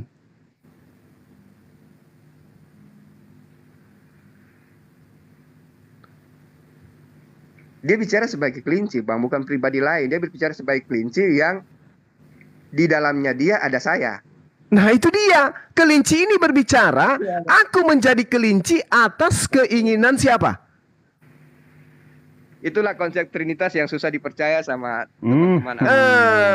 Berarti konsep Anda itu tidak masuk akal. Sementara perintah Yesus, kasihilah Tuhanmu dengan akal budimu.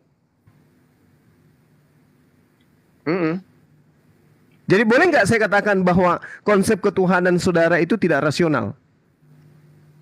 Dasarnya? Loh, Anda tadi mengatakan tidak bisa ditelaah dengan akal.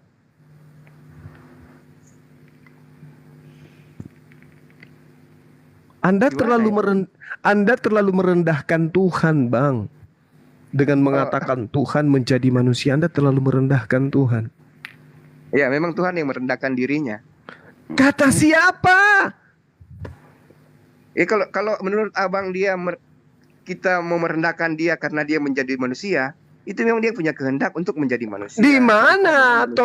Tolong tunjukkan kepada saya di mana. Sementara Yesus yang Anda lantik menjadi Tuhan itu mengaku, aku datang bukan atas kehendakku sendiri. Berarti aku ini yang berbicara, bukanlah sang Tuhan itu. Abang cuma baca satu ayat langsung bilang itu begini. Kasih saya bantah ayat ini. Bantah ayat ini. Aku datang bukan atas kehendak sendiri. Saya bukan ahli kitab yang seperti abang bilang tadi, jadi saya nggak perlu bawa dalil, Bang. Ya minimal ahli terjemahan kan Anda. Minimal Anda serahkan terjemahannya kepada saya yang bisa membantah data ini. Jadi. Ya silakan. Abang juga pernah baca ayat. Saya pernah dengar abang baca yang masuk waktu dia masih dinubuatkan, diramalkan, Allah yang perkasa, Bapa yang kekal, Raja damai, semua itu. Nah sekarang setelah dia datang menjadi. Itu untuk siapa? Tunggu dulu. Itu untuk siapa? Kalau saya nonton video abang itu untuk Muhammad, tapi saya ketawa. Oh, kok untuk Muhammad? Iya bang, abang ngomong sendiri di videonya, saya nonton, saya ketawa. Iya. Terus untuk Yesus nggak ketawa sampean? Saya mau tidak percaya bang, tapi terlalu banyak bukti itu yang membuktikan. Iya. Sekarang ketika Bang Juma mengatakan itu, kalau itu diumpamakan untuk Nabi Muhammad, ente ketawa. Nah sekarang kalau untuk Yesus, ente ketawa nggak itu? Oke, mari kita buktikan dulu ya. Kita buktikan. Di dalam kitab Yesaya 9 itu, Bung, ada pernyataan yang dikatakan lambang pemerintahan ada di atas bahunya. Boleh enggak Anda adukan dengan baginda Rasul Muhammad SAW dengan Yesus pada sesi ini? Pemerintahan apa yang ada di atas pundak Yesus? Kalau boleh saya tahu. Dia bilang kan kerajaannya bukan di dunia. Enggak, tunggu. Sebab seorang anak telah lahir untuk kita, seorang putra telah diberikan untuk kita. Lambang pemerintahan ada di atas bahunya. Boleh tidak Anda tunjukkan pemerintahan apa yang dipimpin oleh Yesus? Kalau pemerintahan apa abang menafsirnya ini pemerintahan di dunia? Loh, Yesus sudah. Ini orang yang telah lahir berarti di dunia, Bung. Bukan dunia khayalan. Ataskan asas Kristen. Ada nggak asas Kristen di atas muka bumi ini? Negara apa itu? Terlalu banyak, Bang. Pemerintahan yang mana? Banyak, Bang. Hah? Terlalu banyak, Bang. Pemerintahan mana yang menjadikan Kristen sebagai asas negara? Satu aja. Vatikan, yang pasti Vatikan. Dasar negaranya apa coba, Bang, kalau Bang tahu? Bible, Bang. Ya, dasar negara Vatikan apa? Vatikan. Ya Injil. Vatikan itu negara rupanya. Iyalah, Bang. Negara di tengah-tengah negara kan tuh. Vatikan tuh negara di tengah-tengah negara Roma, Bang. Kalau mau tahu. Pemerintahan sendiri. Berarti Anda ingin mengatakan bahwasanya paus yang ada di Vatikan itulah ya loh anak yang telah lahir itu. Betul? Tadi yang saya tanyakan Yesus, nama pemerintahan yang ada di bahu Yesus itu apa?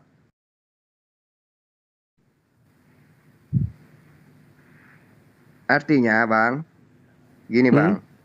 Banyak negara, mayoritas negara besar, negara Kristen itu mengadopsi perkataan-perkataan Yesus.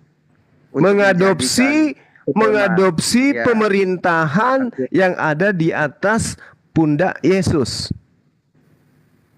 Kalau begitu? Abang mengambil contoh dengan kasus ini lambang pemerintahannya. Apa lambang pemerintahan Yesus? Di mana itu? Apa nama pemerintahannya?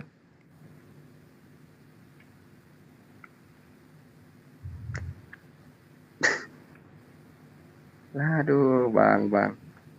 Jadi begitu, Bang. Jadi yang maksudnya lambang pemerintahan suatu seperti Garuda begitu atau seperti lambang-lambang negara lain.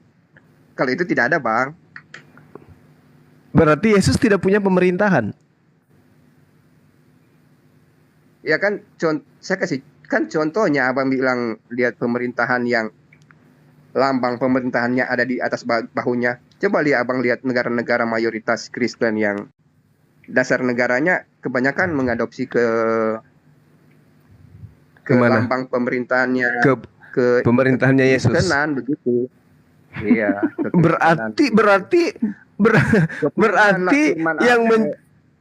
Berarti yang lahir ini adalah pemerintahan Kristen kan? Siapa di sana? Paus. Yang Anda bawa ini kan pemerintahan di atas pundaknya Yesus.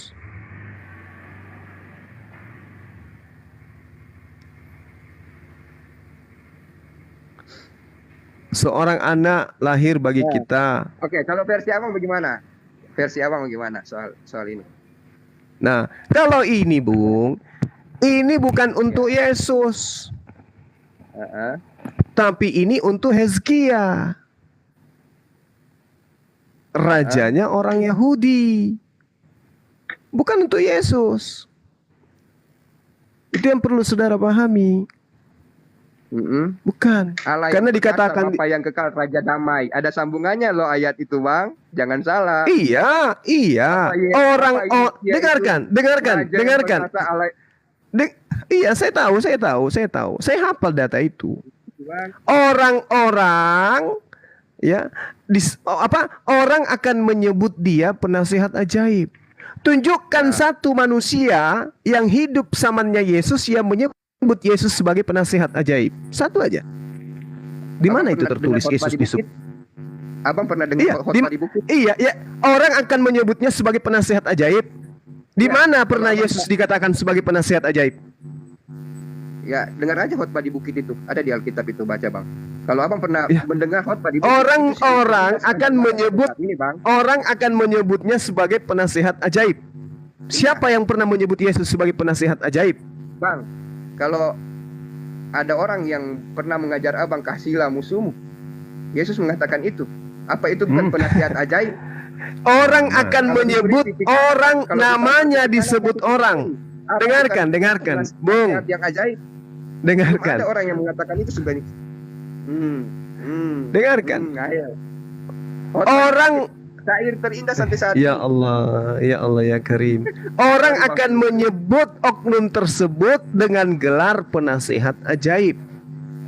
Siapa yang pernah menyebut Yesus sebagai penasihat ajaib?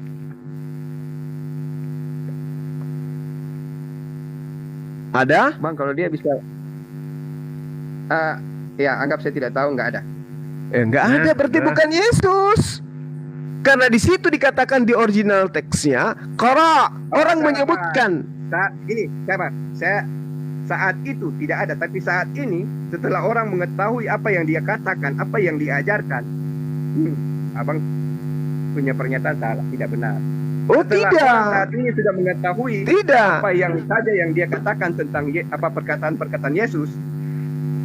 Ya, kalau itu yang Anda jadikan dasar, siapapun bisa disebut sebagai penasihat ajaib kalau begitu.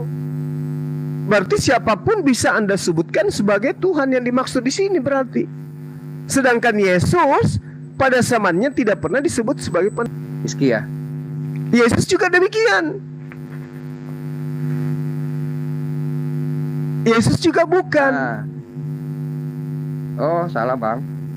Dia gini, Bang, di salib Yesus itu dia disalib itu karena dia menghujat Allah, karena dia menghujat raja. Enggak, Anda keliru. Anda keliru, Karena saudara. dia bilang dia anak Allah. Anda keliru. Malah Yesus bukan menyebut dirinya sebagai anak Allah. Malah dia sebut dirinya sebagai Allah. Tapi klarifikasinya apa yang dikatakan? Bukankah di dalam kitab Tauratmu dikatakan siapapun yang diserahi tugas untuk menyampaikan firman, maka dia adalah Allah. Coba baca di dalam Yohanes 10 nomor 34, 35, nomor 36. Siapapun yang diserahi tugas untuk menyampaikan firman, maka dia disebut sebagai Allah. Tugas menerima firman dan menyampaikan firman itu banyak orang, bukan cuma Yesus. Berarti semua itu disebut Allah. Kenapa dikatakan Allah perkasa?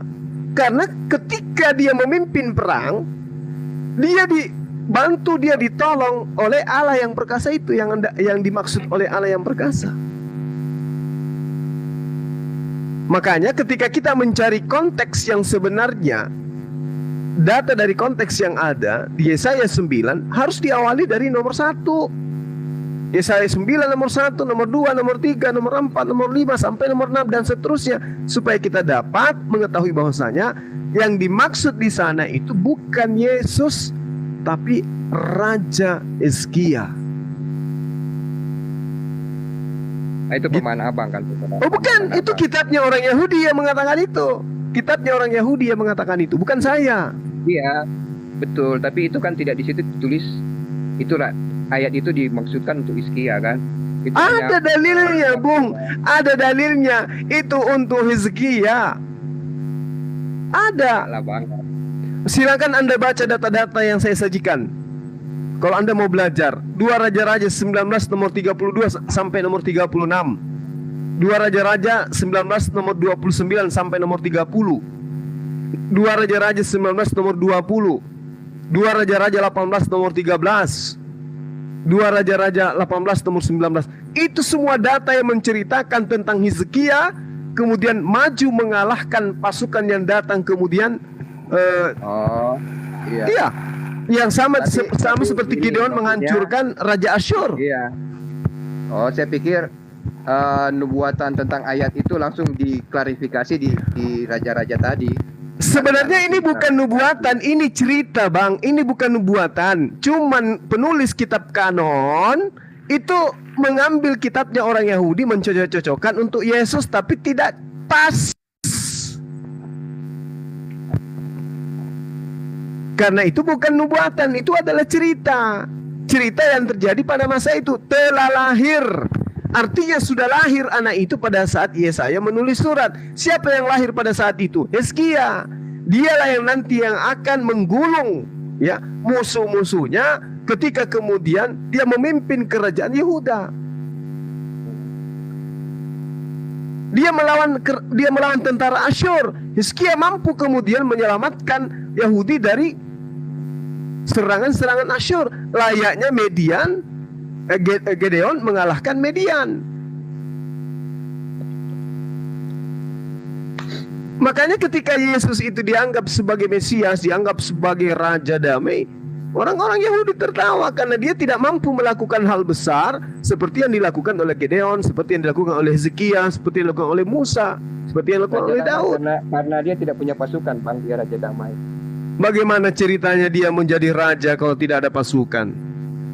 Anda mau katakan dia raja singa? Kan tidak mungkin. Orang dikatakan raja kalau dia punya pasukan. Anda mengatakan dia tidak punya pasukan. Itu raja apa? Raja ngibul. Ada Bang, raja yang tidak punya pasukan ada. Namanya apa? Raja singa? Raja Dandut. Raja Dandut saja ada pasukannya, pasukan Son. Iya, Yesus kan bilang, kerajaanku bukan di sini. Oh, berarti bukan dia yang diceritakan di Hizkia kalau begitu. Karena yang dikatakan di Hizkia itu adalah raja di atas dunia, bukan di atas dunia hayalan, bukan. Tapi ngomong-ngomong pembicaraannya sudah jauh di iya betul, terlalu jauh. Begitu. Kan yang kemana-mana itu kan sendiri. Bang Jervo yang kemana-mana. Memang klarifikasinya untuk belajar ini butuh waktu, Bang. Saya juga 40 tahun sampai sekarang masih belajar, Bang. Iya. Jadi ya mungkin terima kasih, Bang, masukannya. Ya, sama-sama saudaraku Jervo. Kita bisa menemukan yang terbaik. Iya. Nanti kalau mau syahadat bisa hubungi saya ya, Bang ya. Kalau enggak Kang Dewa kasih pertanyaan yang ringan aja Kang Dewa, yang misteri huruf K itu. Yang mana, Bang? Udah nggak usah. Tadi aja sebenarnya udah kemana-mana ya, Bang Jervo. Begini, Bang, Abang bisa mau syahadat saya kalau saya dapat hidayah. Saya juga bisa membawa Anda untuk dibaptis kalau Anda Roh Kudus turun ke atas Anda. Jadi enggak salah. Roh Kudus itu sudah terangkat ke langit, pengajarannya udah selesai. Oh gitu ya. Menurut paman Abang tadi kan menurut kita bahwa enggak, baca Yohanes 16. Roh Kudus itu tidak berkata-kata kecuali apa yang diperintahkan untuk ia katakan. Itulah maksud saya, kalau Roh Kudus berkata-kata kepada Anda, maka Roh Kudus telah menamatkan perkataannya melalui Al-Qur'an. Bukan bisikan-bisikan. Bukan bisikan. Makanya kami apologet Muslim itu mendalami apa sih yang dimaksud dengan Roh Kudus oleh teman Kristen. Oh, ternyata Roh Kudus itu malaikat Jibril. Oh, itu menurut masing-masing kan, Bang. Kalau di Alkitab kan Roh Kudus itu apa? Beda. Roh Kudus itu apa kalau di menurut Anda? Roh Kudus itu burung. Enggak lah, Bang. Ya, jadi apa dan pernah dengar Allah, Putra, Bapa dan Roh Kudus, tiga Allah yang esa ya. Tiga Allah yang esa. Ini jadi Anda akan kelimpungan semua. Anda akan jungkir balik nanti kalau Anda mengatakan tiga. Bang, saya ceritakan, maksudnya Roh Kudus itu adalah pertolongan Allah kepada kita lah. Pertolongan Allah kepada kita. Ya, seperti yang Yesus yang janjikan toh. Bang, sini sering gempa, Bang. Sorry. Sebelum Yesus naik kan, bahwa dia akan mengutus Roh Kudus untuk menjadi penolong kita. Bang, saya di Jayapura, Bang. Ini Jayapura sudah gempa sudah puluhan kali, jadi saya agak kaget-kaget. Gitu, Bang. Gempa itu. Gempa lagi di sana. Iya, ini masih gempa lagi, ini agak kencang. Semua ada. Di mana posisi, Bang? Di Jayapura, Bang, kalau ada lihat. Oh, Jayapura. Kita di Jayapura, iya. Jayapura itu di mana, yo? Papua. Aduh, Bang, ayo Bang, cepetan syahadat Bang, nanti gempa lagi Bang. Enggak, Bang. Itu yang saya bilang tadi, Bang. Saya akan syahadat Kalau saya menerima hidayah. Nah, Dan hidayah saya itu kembali datang, ke- hidayah ke itu Roh datang ketika Anda menjadikan akal sebagai filter untuk menelaah kitab saudara. Pasti hidayahnya datang. Coba aja. Kayak tadi menjadi kelinci. Ternyata kelincinya ini datang bukan atas kehendaknya sendiri, kan itu tidak rasional. Belum genap juga ini pembahasan kelinci ini, Bang. Ya, mudah-mudahan dengan konsep kelinci ini Anda bisa bersyahadat kan gitu. Ya, semoga mudah-mudahan juga dengan konsep kelinci tadi Abang bisa Murtad. mengenal pribadi Yesus. Tidak. Ya, saya sudah kenal beliau. Saya sudah kenal beliau adalah nabi, Masalahnya- utusan Tuhan. Masalahnya Abang belum percaya itu aja. Enggak. Masalahnya gini loh. Apa pembeda kita? Anda lebih percaya oknum di luar Yesus daripada Yesus. Itulah pembeda kita. Kalau saya percaya Yesus berdasarkan ajaran Yesus tentang dirinya. Kalau Anda percaya Yesus berdasarkan kesaksian orang lain. Kalau saya kagak. Coba kalau saya tanya, siapa Yesus menurut Yesus? Apa jawaban saudara? Ayo. Ayo. Siapa Yesus menurut Yesus? Ayo. Panjang. Enggak, pendek aja pun. Ayo. Siapa Yesus menurut Yesus? Bingung kan? Enggak sih, Bang. Cuma saya lagi memikirkan Ya udah, jawab. Siapa Yesus menurut Yesus? Jawaban yang umum aja. Ya silakan. Jawaban yang umum. Ya silakan. Yesus menurut Yesus adalah, kalau Yesus menurut Kristen kan Yesus Ya. itu Tuhan. Kalau- Yesus itu Pak, kalau secara rohani saya akan bilang Yesus itu Tuhan dan juru selamat. Nah, itu bukan secara rohani, itu Nah, secara mimbar gereja. Ini yang saya lagi memikirkan. jawaban Kenapa yang Anda umum. pikirkan? Seakan-akan Anda tidak tahu ajaran Yesus. Oh, Nggak perlu Anda pikirkan. Yesus itu Siapa adalah Yesus anak menurut Yesus? Allah yang dikandung ini. dari Roh Kudus, Ini dia. lahir dari anak darah Maria, Ini dia. yang menderita di bawah pemerintahan Pontius Pilatus, Ini dia, ini disalibkan, mati dan dikuburkan, turun Ini ke dia. dalam kerajaan maut, naik Ini ke dia. surga. Ah, Saudaraku, yang saya tanya, siapa Yesus menurut Yesus, bukan menurut Kristen, menurut Yesus loh. menurut Yesus. Ya, aku adalah Oke, ini Bang. Waktu dia masih kecil, Yesus, Maria cari dia. Maria bilang, kau kemana saja? Yesus bilang, kenapa kau cari saya? Bukankah saya ada di rumah Bapa? Iya. Perkataannya Yesus loh. Saya ada untuk apa ibu cari saya? Saya ada di rumah Bapa. Mungkin itu saja jawaban. Iya. Saya tidak tanya Yesus di mana menurut Yesus. Saya tanya siapa Yesus menurut Yesus. Menurut Yesus kan? Kalau dia Siapa? di rumah Bapa, Siapa saya menurut saya? iya, maksud saya begitu toh, Bang. Maksud saya dia bilang waktu mamanya cari dia waktu dia tersesat di bait Allah, dia bilang saya ada di rumah Bapa. Kenapa mama cari? Bukan di mana Yesus. Iya loh. Bukan di mana Yesus, Tanya tapi Yesus siapa itu, Bang. Yesus? Menurut Siapa Yesus, Yesus? Siapa Yesus menurut Yesus? Katanya Anda percaya kepada Yesus. Nah, kalau Anda percaya kepada Yesus, maka Anda harus menggali perkataan Yesus tentang dirinya. Aku ini siapa menurut Yesus? Kan gitu, jangan menurut gereja. Itu yang kan dia bilang tadi. Dia di rumah Bapa berarti dia anak Bapa. Loh. Maksudnya gimana? Jadi orang-orang yang masuk ke sinagoge juga dia adalah anak Bapak gitu. Berarti mereka juga Tuhan. Yesus begitu, Bang. Hah? Perkataan Yesus begitu. Jadi orang-orang yang datang ke rumah Bapak Bukan dia abang juga tanya anak menurut- Bapak. Menurut perkataan Yesus. Nah, inilah kenapa hidayah itu nggak datang. Oke, begini Bang. Sebelum dia mati, Yesus pernah bilang bahwa yang di ini kan, kamu dengan aku sekarang berada di Firdaus. Pada Siapa hari ini dia? juga. Iya. Pada hari ini juga engkau akan bersama meninggal aku di Firdaus. kembali. Kan gitu. Lepreng. Ah, Terbukti nggak tuh? perkataan dia loh. Terbukti nggak orang-orang yang disalib di kiri kanannya itu hari itu juga ada di Firdaus? Terbukti nggak? Kita Ya. buktikan gimana bang? Abang Nggak ada, Bang, nggak ada. Ya. Loh, ini Aduh, kan abang bilang menurut perkataan Yesus. Iya, tapi kalau orang ini ternyata tidak ada di Firdaus hari itu juga, jangan-jangan penulis kitab Anda itu ngarang. Karena Yesus nggak mungkin bohong. Faktanya hari itu juga dia tidak ke Firdaus, malah setelah kebangkitannya dia masih mutar-mutar 40 hari. Ayo.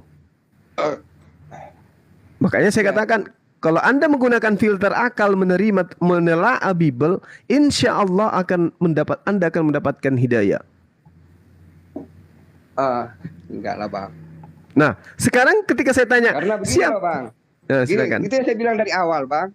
Gini bang, bukan saya mau merendahkan abang. Itu yang saya bilang dari awal bahwa apapun yang abang angkat dari Bible tidak bisa membuktikan kebenarannya Allah atau keberadaan Allah. Jadi abang mau suruh saya nggak bisa. mau suruh hidayah karena Alkitab lucu sekali bang. Jadi gini. Al-Quran gini. Apa yang dikatakan kemudian Al-Quran terhadap Nabi yang kami imani sebagai utusan Tuhan kepada Bani Israel? Diterangkan begini. In huwa illa abdun an'amna alaihi wa ja'alnahu matalan li Bani Israel. Isa, manusia yang lahir tanpa ayah, yang membangkitkan orang mati, membuat orang lumpuh berjalan, orang buta melihat. Itu tidak lain hanyalah seorang hamba yang kami beri nikmat kenabian kepadanya, dan kami jadikan dia sebagai contoh pelajaran bagi Bani Israel. Apakah ini salah menurut Bible Anda? Dia hanyalah hamba Allah, dia hamba Tuhan yang diberi nikmat kenabian sebagai contoh, tanda, mujizat, kekuatan kepada Bani Israel. Apakah Al-Quran saya ini salah? Kalau hanya Nabi, ya salah lah bang. Lalu apa selain Nabi?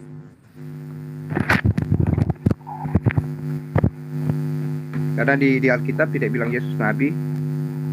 Tapi Yesus mengaku. Yang dibilang dia itu utusan Allah. Enggak. Gitu. Dia mengaku secara de facto, dia mengatakan dia adalah Nabi. Dia sendiri yang mengatakan itu. 4 kitab yang Anda imani, 4-4-nya mengatakan Yesus itu Nabi melalui pernyataan Yesus itu sendiri. Ayo. Jadi gak bisa Al-Quran itu keliru, gak bisa. Sekarang masalahnya adalah satu, Anda menutup diri terhadap Al-Quran. Kedua, Anda menjadi Kristen tidak memfilter ajarannya berdasarkan akal Anda. Sementara manusia dibedakan dengan makhluk lain karena akal. Anda menjadi Kristen lebih mendahulukan iman daripada akal. Kan gitu, saudaraku. Sekarang gini, kalau Anda dikasih botol tertutup, botolnya dibungkus, Anda nggak tahu apa isinya. Tapi kemudian Anda hanya berdasarkan iman, Anda haus, Anda buka botolnya, Anda seketika beriman, pokoknya isinya apapun, yang penting saya minum, saya hilangkan dahaga saya. Itu berkat iman. Juga bang, nggak seperti itu juga. Kita ini kan memang Kristen dari lahir, bang. Tapi itu sudah begitu, bang. Itu sudah begitu. Anda ibaratkan sedikit 30 detik. Anda ibaratkan oknum yang kemudian meminum sebuah isi botol tanpa Anda tahu isi botol itu apa dalamnya. Tahu-taunya bensin, tapi Anda imani, sudahlah ini air putih pasti. Anda minum. Karena Anda imani. Sama, sekarang apapun dasarnya, Anda menuhankan Yesus itu, mau dia Tuhan ataupun bukan Tuhan, yang penting saya tuhankan. Selesai. Itu yang terjadi. Enggak bang, enggak seperti itu bang. Nah buktinya? Kita ini enggak seperti itu. Buktinya sekarang, atas dasar apa Anda menuhankan Yesus? Coba. Atas dasar apa Anda meminum air yang ada di dalam botol tadi, padahal botol itu bukan air putih, isinya adalah air kencingnya Bang Dewa. Kayak mana itu? Kalau dasarnya jelas. Pertama dasarnya Alkitab kalau di Kristen kan. Tapi maksud saya gini bang, pemahaman, akal budi kita ini kan berkembang sesuai dengan kita bertambah hikmah. Kita juga bukan langsung tiba-tiba mengimani, kita mempelajari, kita mendapat apa ya? Begini Bang, saya secara pribadi sudah punya pengalaman banyak, punya apa namanya dibilang Bang, mujizat, sentuhan langsung dari Tuhan.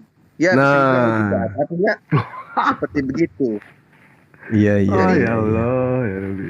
Benar, apakah Anda berpikir atau apakah Anda tidak pernah, kenapa orang-orang yang menyembah pohon itu tetap menyembah pohon? Orang yang menyembah sapi tetap menyembah sapi. Kenapa? Karena ketika mereka datang di sebuah pohon minta sesuatu, lalu kemudian dia pulang, sesuatu yang dia minta itu betul-betul ada, maka dia imannya akan semakin mantap terhadap pohon itu. Kan kita tinggal bedakan, itu kuasanya dari mana. Nah sekarang dari mana Anda tahu bahwa itu kuasa dari Tuhan yang Anda alami? Ini pengalaman pribadi Bang. Jadi sama teman-teman kita di luar agama Islam dan Kristen juga memiliki pengalaman pribadi. Saya tidak meminta ke pohon, tidak minta ke sapi, saya minta ke Yesus. Dan iya sama, mereka yang beriman kepada sapi minta ke sapi. Anda yang beriman kepada Yesus juga minta ke Yesus. Kami yang beriman kepada Allah minta kepada Allah. Iya. Betul. Ya, nah sekarang gini. Coba kita tidak bisa membuktikan kalau Yesus itu benar-benar Tuhan gitu. Apa tidak beda dengan orang meminta kepada sapi. Kalau kita mengimani, ya itu maksud Abang begitu kan? Jadi gini saudaraku. Kita ada 3 di sini. Saya, Anda, dan penyembah sapi. Oke? Ketika kemudian penyembah sapi ini minta kepada sapi yang dianggap Tuhannya, dan ketika Anda juga minta kepada Yesus yang Anda anggap sebagai Tuhannya, lalu kemudian saya minta kepada Allah yang saya anggap Tuhan saya, Tuhan yang benar-benar Tuhan itu kira-kira ketika hambanya membutuhkan makan tapi tidak menyembah kepada dirinya, apakah Tuhan ini ogah untuk memberikan makan? Berarti kita tidak bisa menjadikan dasar pertolongan Tuhan atau mujizat itu sebagai Tuhan gitu Bang. Nah, Anda cerdas di situ. Anda cerdas. Tuhan yang menciptakan kita, meskipun kita tidak sembah Dia, tetap saja Dia memberikan kepada kita itu kasih. Dia memberikan kita makanan, Dia memberikan kita kesehatan, Dia memberikan kita tanda-tanda, Dia memberikan kemudian kita kebahagiaan. Meskipun kita tidak sembah Dia, tetapi ada hari pembalasan. Nanti Anda akan dihakimi. Siapa yang memerintahkan kamu ketika kamu hidup menyembah kepada manusia? Sedangkan manusia yang kau sembah ini mengajarkan diri menyembah kepadaku. Kenapa justru kau menyembah kepada dirinya? Aku menyembah kepadanya karena ketika saya sakit saya berdoa kepadanya, saya sembuh Tuhan. Lah, yang menyembuhkan kamu itu aku, bukan dia. Berarti kalau begitu Bang, kita mencari kebenarannya ya berdasarkan akal. Gitu. Makanya saya minta kepada saudara tadi, siapa Yesus menurut Yesus, tapi Anda menyembunyikan akal Anda untuk menemukan kebenaran itu. Kan Abang bilang kata siapa Yesus menurut Yesus, bukan menurut saya kan. Jadi ya, menurut Yesus siapa dia? Saya ambil perkataan Yesus yang tadi kan menurut Yesus. Siapa Yesus menurut Yesus? Apa jawaban saudara saya? Silakan. Yang tadi saya ngomong apa yang dia katakan waktu dia masih hidup kan? Iya, apa itu?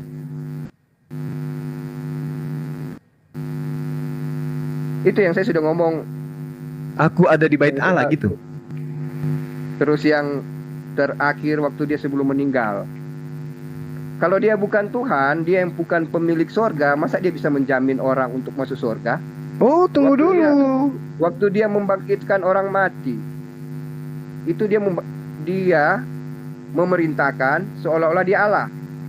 Kau bangkit, maka orang itu bangkit. Dia tidak bilang dengan kuasa Allah kau bangkit, tapi dia bilang kau bangkit. Orang itu bangkit. Masalah. Itu kuasanya dari dia, kuasa Allahnya ada di dia. Aku tidak dapat berbuat apa-apa dari diriku sendiri. Itu konsep kelinci tadi Bang. Loh. Inilah yang saya katakan, bahwasanya yang berkuasa ini adalah otoritas yang ada di belakangnya Yesus. Mau bukti dalilnya? Di dalam Kisah Para Rasul 2 nomor 22. Tuhan telah menentukan Yesus sebagai perantara dengan memberikan Yesus kekuatan, mujizat, tanda-tanda untuk diperlihatkan di tengah-tengah Bani Israel. Pengakuan Yesus di dalam Yohanes 5 nomor 36. Ada kesaksianku yang lebih penting dari kesaksian saudara Jervo. Apa itu? Bahwa segala mujizat, segala kekuatan, semua pekerjaan yang diberikan Tuhan untuk aku lakukan, pekerjaan itulah yang bersaksi tentang aku, bahwa Bapa yang telah mengutus aku. Aku adalah utusan Bapa. Itu kesaksian Yesus menurut dirinya. Dia adalah utusan Bapa. Dia adalah Rasulullah. Bukan Allah itu sendiri, Bang. Itu menurut Yesus. Iya, bahasa utusannya dia ini kan, Bang, karena dia punya misi. Dia misinya untuk menyelamatkan Bani Israel. Iya, makanya dia bilang dia utusan. Iya, karena dia ingin menyelamatkan Bani Israel. Dengan cara apa dia menyelamatkan? Dengan meyakinkan Bani Israel kalau dia adalah utusan Tuhan. Di mana itu tertulis? Yohanes 17 nomor 3. Hidup kekal itu adalah mereka mengenal Engkau, satu-satunya Tuhan yang benar, dan mengenal aku yang Engkau utus. Berarti yang Tuhan cuma satu-satunya, Yesus utusan. Nah, sekarang Anda beriman tidak bahwa Yesus itu utusan Tuhan? Dalam konsep utusan ini yang saya bilang tadi, Bang, dia Allah turun ke bumi punya misi. Misinya menyelamatkan Bani Israel. Dengan cara apa? Dengan mengajak Bani Israel menerima dirinya sebagai utusan Tuhan. Tetapi Bani Israel lebih banyak yang tidak menerima dia sebagai utusan Tuhan. Gitu loh, Bang. Bukan. Menerima dia sebagai Tuhan dan Juru Selamat. Nggak ada itu, Bang. Nggak ada. Itu nggak ada. Nggak ada ajaran Yesus kayak begitu. Akulah jalan, akulah kebenaran, akulah hidup.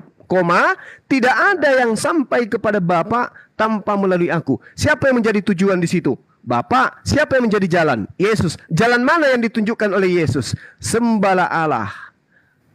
Betul? Dan terimalah aku sebagai utusan Allah. Itu jalannya. Hidup kekal itu adalah mereka mengenal Engkau satu-satunya Tuhan yang benar, dan mengenal aku yang Engkau utus. Berarti jalannya adalah menyembah hanya kepada Allah dan beriman kepada Yesus sebagai utusan Allah. Selesai. Yesus jalan, Bung. Tidak ada yang sampai kepada Bapa tanpa melalui Yesus. Yesus jalan. Bagaimana mungkin kemudian Anda pergi ke kantor kalau yang Anda anggap kantor itu adalah jalan yang menuju ke kantor? Anda harus sampai ke kantor. Kalau Anda, maaf Pak, Bang. Maksudnya kalau Abang yakini ini benar-benar untuk jalan ke surga harus melalui Yesus, harusnya Abang sekarang sudah percaya dia sebagai apa? Selamat, Mesias. Iya, betul. Saya percaya Yesus itu juru selamat bagi Bani Israel. Percaya saya. Tapi dia bukan juru selamat untuk seluruh umat manusia. Aku datang, aku diutus hanya kepada domba-domba yang hilang dari Bani Israel. Dan Yesus tidak pernah menyeru setiap manusia. Gak pernah dia. Gak ada satu perseruannya untuk non-Yahudi. Gak ada. Jedor. Gak ada, Bang. Yesus itu juru selamat. Kita sepakat di situ. Waktu dia Kita sepakat. dia bilang apa, Bang? Apa tuh? Jadikan semua bangsa muridku. Itu perkataan siapa? Yesus lah. Oke. Nah sekarang oke, nggak apa-apa. Sekarang kalau Anda menjadikan Matius 28 nomor 19 itu untuk dijadikan semua bangsa menjadi muridnya, Anda sekarang menjadi murid atau menjadi hamba? Murid. Kalau Anda murid, berarti Anda mengikuti nasihatnya Yesus. Apa nasihatnya Yesus ketika dia datang kepada Bani Israel? Wahai Maria, datanglah kepada saudara-saudaraku, katakan kepada mereka, aku pergi kepada Tuhanku dan Tuhanmu, Bapakmu dan Bapakku, Allahku dan Allahmu. Ayo. Lantas kenapa Anda kemudian menjadikan Yesus itu sebagai Allah itu sendiri? Atas dasar apa? Kalau bilang dasarnya dia itu Allah terlalu banyak, Bang. Nggak ada, satu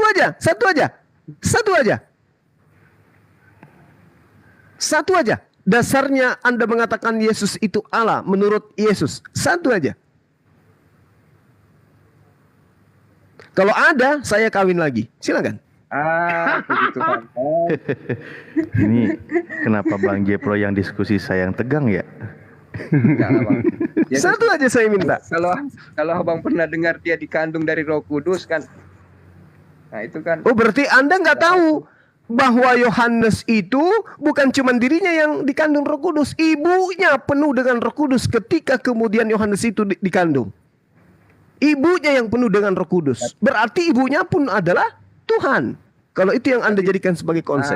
Tidak, itu artinya kan betul-betul Roh Kudus, bukan Roh Kudus yang maksudnya bukan melalui hubungan suami istri. Itu memang pertolongan Roh Kudus juga, tapi melalui hubungan suami istri. Saudaraku, Elizabeth itu adalah wanita tua yang tidak mungkin hamil. Ya. Ya, tapi karena dia kepenuhan Roh Kudus, dia hamil. Ayo. Makanya di dalam kitab saudara, di dalam Matius itu, dengarkan saya sedikit, dikatakan bahwa semua manusia yang pernah dilahirkan oleh wanita, ya,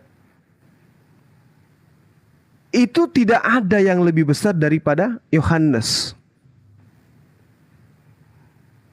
Itu ada dalam kitab saudara. Iya, tapi Bang, begini maksudnya. Kalau Maria hamil,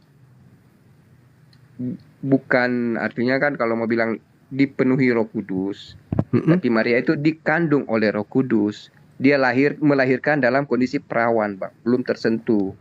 Kalau Elizabeth, apa seperti itu? Iya, makanya saya katakan Elizabeth itu lebih hebat karena dia penuh dengan Roh Kudus. Kalau Maria hanya mengandung. Artinya kehamilannya kehamilan seperti Maria dikandung oleh Roh Kudus kan tidak, Bang. Dia itu karena sudah tua tidak bisa melahirkan. Maka Roh Kudus ada pada dirinya. Dipenuhi Roh Kudus, ya dia bisa hamil, tapi bukan dihamili Roh Kudus, tidak, melalui hubungan tetap. Bukan begitu, Bang. Di kitab saudara Yohanes di Lukas 1 ya, nomor 41. Di sana Elizabeth penuh dengan Roh Kudus, berarti di dalam rahimnya, di dalam perutnya, di dalam dadanya itu penuh dengan Roh Kudus. Lebih hebat. Makanya di dalam data yang ada di dalam kitab saudara Lukas 7 nomor 28, aku berkata kepadamu, di antara mereka yang dilahirkan oleh perempuan tidak ada seorang pun yang lebih besar dari Yohanes.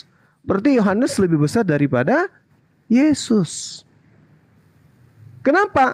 Karena jangankan dirinya, mamanya pun penuh dengan Roh Kudus. Kalau hanya karena itu. Ini data ya, ini data yang ada di kitab saudara. Makanya kami sebagai muslim itu sangat bangga mengatakan in huwa illa abdun al'amna alaihi wa ja'alna matalan li bani Israil. Dia dikatakan laki-laki yang suci, terkemuka di dunia dan di akhirat, dan termasuk dalam golongan orang-orang yang didekatkan kepada Allah. Kami bangga sebagai seorang muslim. Makanya teman-teman Kristen itu harusnya ya akrab dengan kami umat Islam. Kenapa? Karena satu-satunya agama di luar Kristen yang menghormati Tuhannya Kristen hanya Islam. Hanya agama Islam yang kemudian mensucikan apa yang kemudian teman-teman Kristen sebut Yesus. Kami muliakan beliau. Kami ketika menyebut namanya kami sebut dengan sebutan alaihi salam. Di atasnya keselamatan, padanya keselamatan. Hanya kami umat Islam. Coba tanya orang Yahudi, siapa Yesus itu? Dia akan mengatakan dia adalah anak hasil Sina, dari seorang prajurit bernama Pantera dengan Maria. Itu orang Yahudi. Tapi ketika umat Islam yang ditanya, siapa Yesus? Yesus adalah Nabiullah, dia Rasulullah, manusia suci yang datang kepada Bani Israel dengan bergejibun mujizat di tengah-tengah Bani Israel. Itu iman kami. Tidak sah iman kami sebagai Muslim kalau tidak mengimani itu. Maka saya katakan, hidayah itu akan datang kepada orang-orang Kristen ketika mereka menelaah kitab mereka dengan akal. Dan kalau sudah menjadi seorang Islam, maka dia sudah menjadi pengikut Yesus yang setia.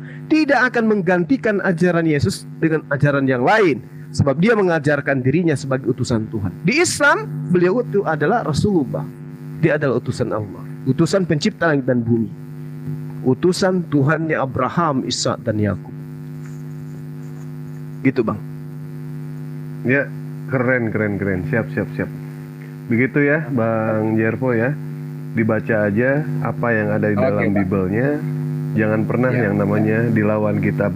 Jangan pernah dengarkan yang namanya bapak-bapak gereja. Tetapi kita harus berpedoman pada kitab kita sendiri, ya kan? Kitab suci itu adalah pedoman kita. Baca aja. Nanti insya Allah Pak Jervo akan mengetahui siapa itu Yesus menurut Yesus ya. Bahkan ayat-ayat gamblang ya di dalam Yohanes 5:37, Bapa yang mengutus aku, dialah yang bersaksi tentang aku. Kamu tidak akan mendengar suaranya, rupanya pun tidak. Nah itu jelas pernyataan dari Yesus langsung.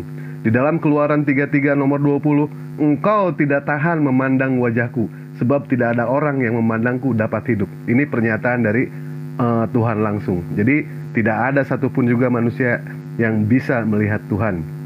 Silakan dipelajari Bible-nya sendiri nanti, ya Bang ya. Oke, ya, kita sambut. Terima kasih semuanya. Saya izin pamit. Terima kasih masukan-masukannya. Ya, makasih saudaraku Jervo. Ya, tidak usah terngiang-ngiang ya. Tidak Bang. Oke Bang. Lupakan aja, lupakan. Semakin aku lupakan. Iya, salam kenal ya Bang Jervo. Kasih. Oke, siap Bang, makasih.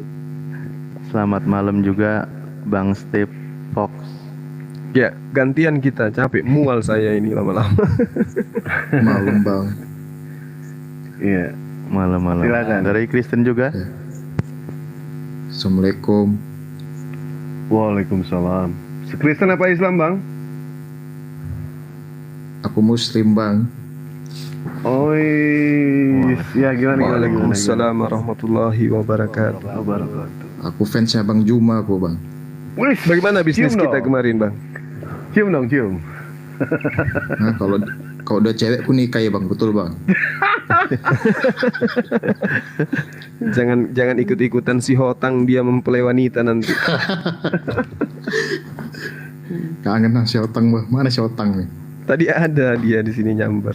Tapi dia puasa. Tiap malam aku nak Bang Juma sama si Hotang. Ketawa aku Bang. Sampai Abang di Medan juga rupanya. 2 juta lah. Ya? Di Medan juga Abang. Iya Bang. Alhamdulillah, Masya Allah. Oke, semalam. Iya. Nggak ngantuk. Jam berapa di sana Bang Juma? Di sini 1:30 hampir. Oh gitu.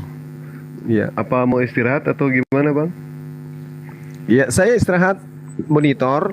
Boleh? Silakan. Enggak, bukan, kita tutup aja Bang. Kita tutup aja. Boleh. Misalkan ini. Mana tahu masih ada pasien berikutnya. Bang Imanes, mana tahu masih mau menerima pasien atau Dinda Alif. Ya, waktu dan tempat saya persilahkan.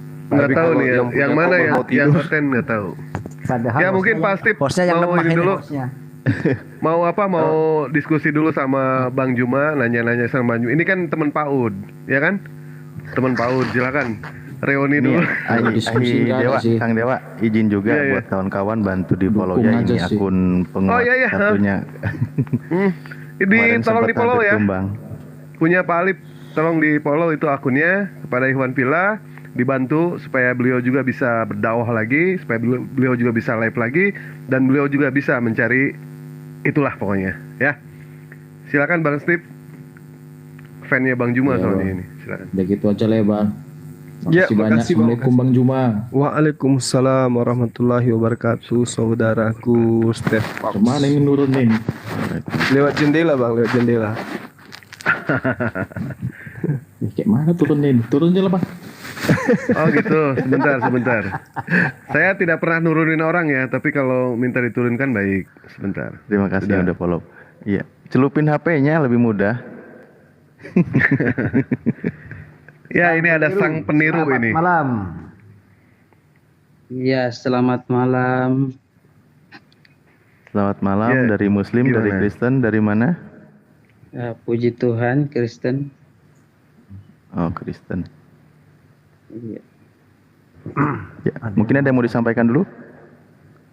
Iya, ya. Sebenarnya saya pemula juga. Tadi saya sempat di room sebelah, saya sempat belajar tentang bertanya-tanya tentang keislaman.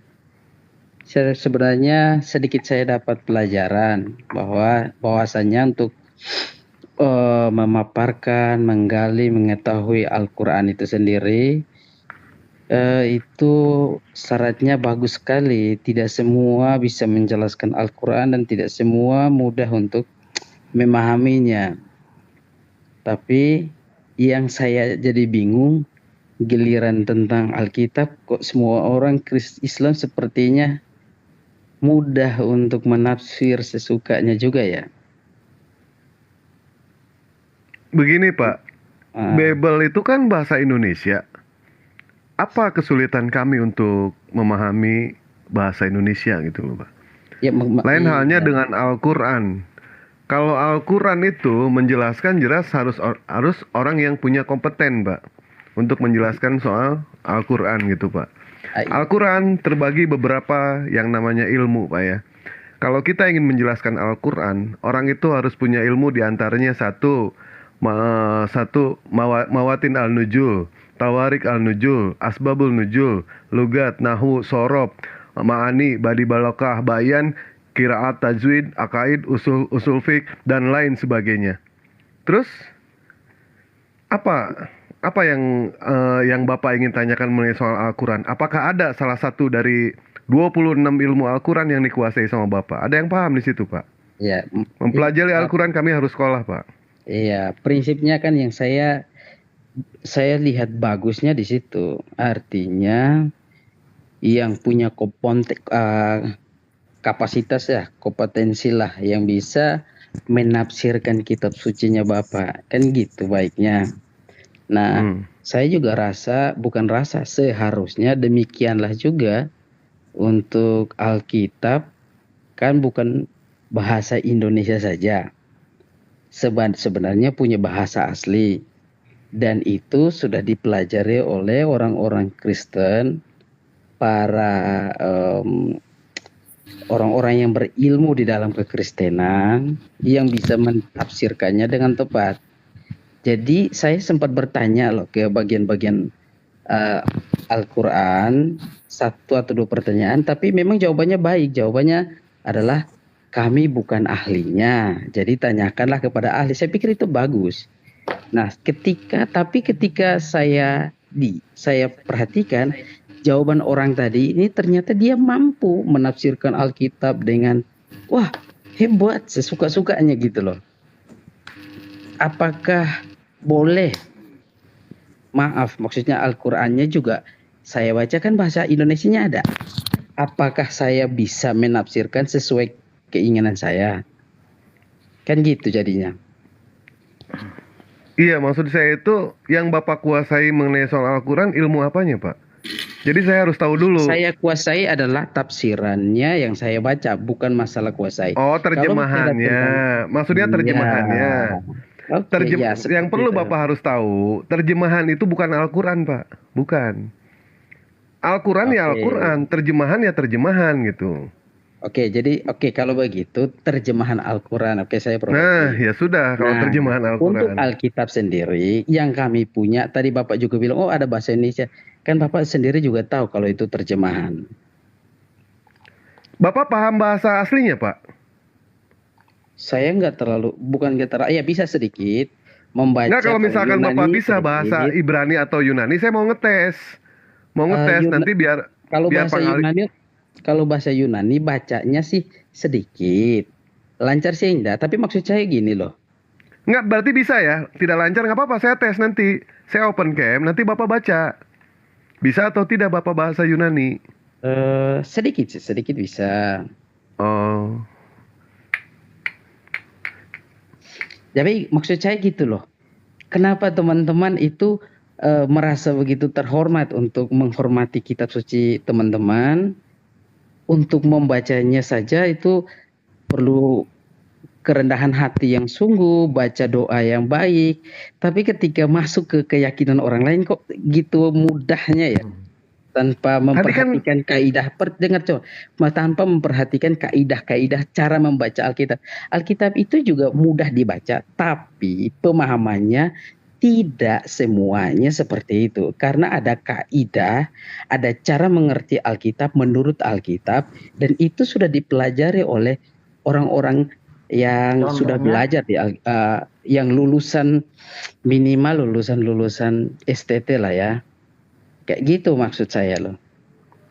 Pak Sang, saya pernah diskusi juga dengan salah satu kawan Kristen, Bible itu terjemah itu sudah cukup, termasuk ada tafsirannya.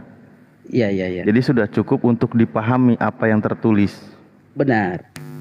Jadi kan jadi gitu. Kita mengikuti teks tertulis berarti kalau gitu, Iya. Pak. Nah, ya itu benar itu. Jadi baca teks tertulis, ada bagian yang Bapak paham, ada bagian yang teman-teman merasa kok ini aneh. Kenapa tidak lebih memberikan itu menjadi bagiannya yang ahli? Kenapa teman-teman itu paling senang buat kesimpulan sendiri gitu? Apakah Contoh Al-Quran aja, Pak. gini, maksud saya gini, terjemahan Al-Quran kan ada terjemahannya nih. Apakah ketika saya membaca terjemahan Al-Quran, bolehkah saya bikin kesimpulan sendiri? Coba aja Pak. Kalau nggak meleset. Coba aja. Kalau nggak meleset nggak apa-apa. Contoh. Silakan. Enggak maksudnya. Iya silakan. Saya kan udah bilang ke Bapak silakan. Oh ya boleh. Jadi boleh ya. Iya silakan. Dikemukakan dong Pak. Enggak. Saya tanya dulu dong. Saya bilang jadi iya, boleh. Silakan. Yang mana silakan? Ya, terangkan kepada kami, ajarkan kami soal Al-Quran, silakan. Kan saya kan bilang saya bukan mau mengajari loh. Saya bertanya, boleh nggak? Kan saya bilang boleh. Ya saya udah bilang boleh. Ya udah. Silakan. Oh ya Yang mana? nanti akan saya baca. Nanti saya akan. Baik, baca. Silakan. Ya sebenarnya kan saya sudah baca, tapi memang saya banyak yang nggak ngerti karena kan nggak runut, jadi agak-agak puyeng-puyeng juga sebenarnya. Nah nanti bisa dikoreksi dengan teks aslinya Pak. Iya. Ya, itu yang saya maksudnya kan. Tadi kan saya bilang sore tadi saya belajar. Saya tanya, saya dijelaskan dengan baik. Saya dengar kurang lebih 2 jam saya dengar. Saya dijelaskan bagaimana kedudukan Al-Quran, bagaimana kedudukan hadis tidak boleh ini. Saya pikir waduh indah sekali, bagus sekali. Tapi yang saya sayangkan, kenapa kok sampai Alkitab mereka nggak perhatikan penjelasan bapak-bapak gereja atau orang gereja? Saya tadi sudah poinnya Pak ya, poinnya. Kita jangan muter di situ aja Pak, ya kita maju ke depan. Saya sudah bilang tadi ke Bapak, Alkitab, Biblos itu bahasa Indonesia. Bahasa Indonesia, Biblos itu. Jadi apa yang kami kesulitan memahami bahasa Indonesia? Nah sekarang Bapak tadi mau mengajarkan kami soal Al-Quran terjemahannya. Kan saya bilang silahkan Pak, yang mana? Silahkan. Saya pikir silahkan sekarang, ini aja. Bapak salah, saya tidak. Tadi saya nggak pernah bilang kalau saya mau ngajarin kalian kok. Baik, silakan. Sekarang silakan. Ya, silakan. Saya yang mana yang mau? Saya hanya menyampaikan saja bahwa begitu hormatnya teman-teman sama kitab sucinya, tapi ke kitab suci orang lain kok kurang terhormat gitu. Tadi saya sudah menjawab. Bapak muter lagi di situ. Saya jawab sekali lagi Pak ya. Biblos itu bahasa Indonesia. Apa yang sulit bagi kami untuk memahami yang namanya bahasa Indonesia? Al-Quran, kitab suci itu adalah bahasa. Bapak menerjemahkan sesuai keinginan bapak-bapak. Ternyata Pak tinggal baca kok Pak. Al-Quran pun kan tinggal baca, tapi kan teman-teman itu menghormati, jadi tidak boleh diasal tafsirkan, tidak boleh asal mengerti, kayak gitu kan. Ada bahasa Indonesianya, maksudnya terjemahan Al-Qur'annya ada. Tapi Ya kan silakan Pak, silakan. Saya kan udah bilang silakan. Yang mana? Yang mau Bapak tafsirkan di dalam Al-Qur'an yang mana? Terjemahannya silakan. Atau mau dibantah gitu loh. nggak ada. Saya nggak berminat untuk membantah Al-Qur'an Bapak atau mengajarin, enggak. Saya menyampaikan saja. Saya pikir jika teman-teman menghormati itu, layaknya juga lah hormati. Misalnya begini, oke, bahasa Indonesia gampang kok, tapi saking gampangnya menurut saya itu suka memplesetkan karena itu tidak sesuai dengan kaidah kekristenan, ajaran kekristenan dalam memahami teks dan konteks. Tunjukkan saja Bang, tunjukkan saja di mana kami ini memplesetkan. Ya. Jumpa lagi dengan Saifuddin Ibrahim, pendeta Saifuddin Ibrahim yang sekarang menjadi pendeta. Ustadz Saifuddin Ibrahim yang sekarang menjadi pendeta. Pendeta Abi, karena prank. Abi selamat malam Abi. Iya. Enggak, ini sebenarnya disiplin ilmu apa menurut Anda ini ya dalam Kristen ini untuk membaca Bible? Disiplin ilmu apa? Gitu. Pertama, monggo. Ya, pertama itu hermeneutik homiletik itu diperhatikan. Dan kaidah dalam menafsir Alkitab itu memperhatikan konteks dan teks, sehingga pengambilan ayat itu tidak menurut suka-sukanya kita, tetapi bagaimana tradisi gereja dalam memelihara teks-teks itu. Saya pikir itu tidak jauh dari, tidak mungkin beda, tapi memiliki gambaran yang tidak jauh dari apa yang saya dapat tadi sore dari pembelajaran saya terkait dengan cara memahami Al-Quran dan hadis gitu. Oh, cuma ngiri doang. Iya, tapi kan itu yang saya maksudkan. Lah kalau bisa menghormati itu, menghargai itu, saya pikir kan indah juga ya Bapak-bapak bisa menguasai Al-Quran dengan baik dan tidak harus mengotak-atik ajaran orang lain, kan gitu kan indahnya. Lebih baik Bapak sampaikan itu kepada rekan Bapak yang Kristen ya. Karena pertama kali yang muncul itu ya Pak ya, ketika agama itu mereka itu menghujat, yang pertama kali bukan kami Pak Muslim, tetapi dari mulai StreamYard mereka duluan, dari mulai Zoom mereka duluan, dari mulai TikTok mereka duluan. Lebih baik Bapak sampaikan kalau misalkan mereka pun jangan mengotak-atik Al-Quran kami sama hadis. Bapak sampaikan saja kepada mereka seperti itu. Siap. Ya, Pak ya? Nah, udah. Kalau terus ini ajang diskusi Pak, diskusi lintas agama di sini. Kalau Bapak tidak setuju dengan diskusi agama ini, lebih baik Bapak masuk ke ibu-ibu PKK atau enggak ibu-ibu arisan. Silakan. Kan ini kan diskusi kan Pak. Tunggu Akhi Dewa, saya mau tanya dulu. Ketika Yudas itu mati ya, mati gantung diri atau mati jatuh telungkup? Nah, ini dengan disiplin ilmu apa untuk memaknai ini? Oke, monggo. Ya. Baik, dalam memahami teks-teks Alkitab itu salah satunya itu melihat dari latar belakang penulis dan konteks penulisan. Jadi ada yang melihat dengan sudut pandang penulisan menyatakan dia digantung, gantung diri. Ada yang melihat perspektif dari setelah kejadian menggantung diri itu jatuh dan jatuh dan sampai isi perutnya keluar. Jadi konteks dari pemahaman Alkitab itu adalah bisa dari gantung diri itu bisa pastinya dilakukan, dan juga jatuh dan jatuh dan isi perutnya keluar itu pun benar. Karena ini saksi mata yang mengatakan itu ya. Antara Matius dengan kisah para rasul ini, mereka adalah orang-orang yang mengaku adalah saksi mata. Nah, kalaupun memang mereka ini adalah saksi mata, mengapa mesti berbeda? Bukankah mereka menyaksikan itu di tempat yang sama, di jam yang sama, di waktu yang sama? Nah, lalu ketika memaknai dengan kalimat kontradiksi ini, kesaksian kontradiksi ini, harus dengan disiplin ilmu apa untuk fahami itu supaya tidak berbeda begitu? Oke. Atau cukup imani saja dan jangan banyak bertanya, ataukah dengan ilmu-ilmu kaidah-kaidah bacaan yang seperti apa begitu. Oke, monggo. Iya. Oke, terima kasih. Ya seperti tadi yang sudah saya sampaikan bahwa untuk memperhatikan, untuk memahami satu teks di Alkitab itu kan keseluruhan kitabnya yang dilihat, tradisi-tradisi yang ada di dalamnya, dan juga gaya-gaya bahasa, dan sebenarnya terlalu banyak bisa dimasukkan ke dalam pemahaman. Nah, cerita seperti tadi itu saya ilustrasikan seperti ini. Saya dan adik kandung saya bercerita tentang kelakuan bapak saya setiap hari.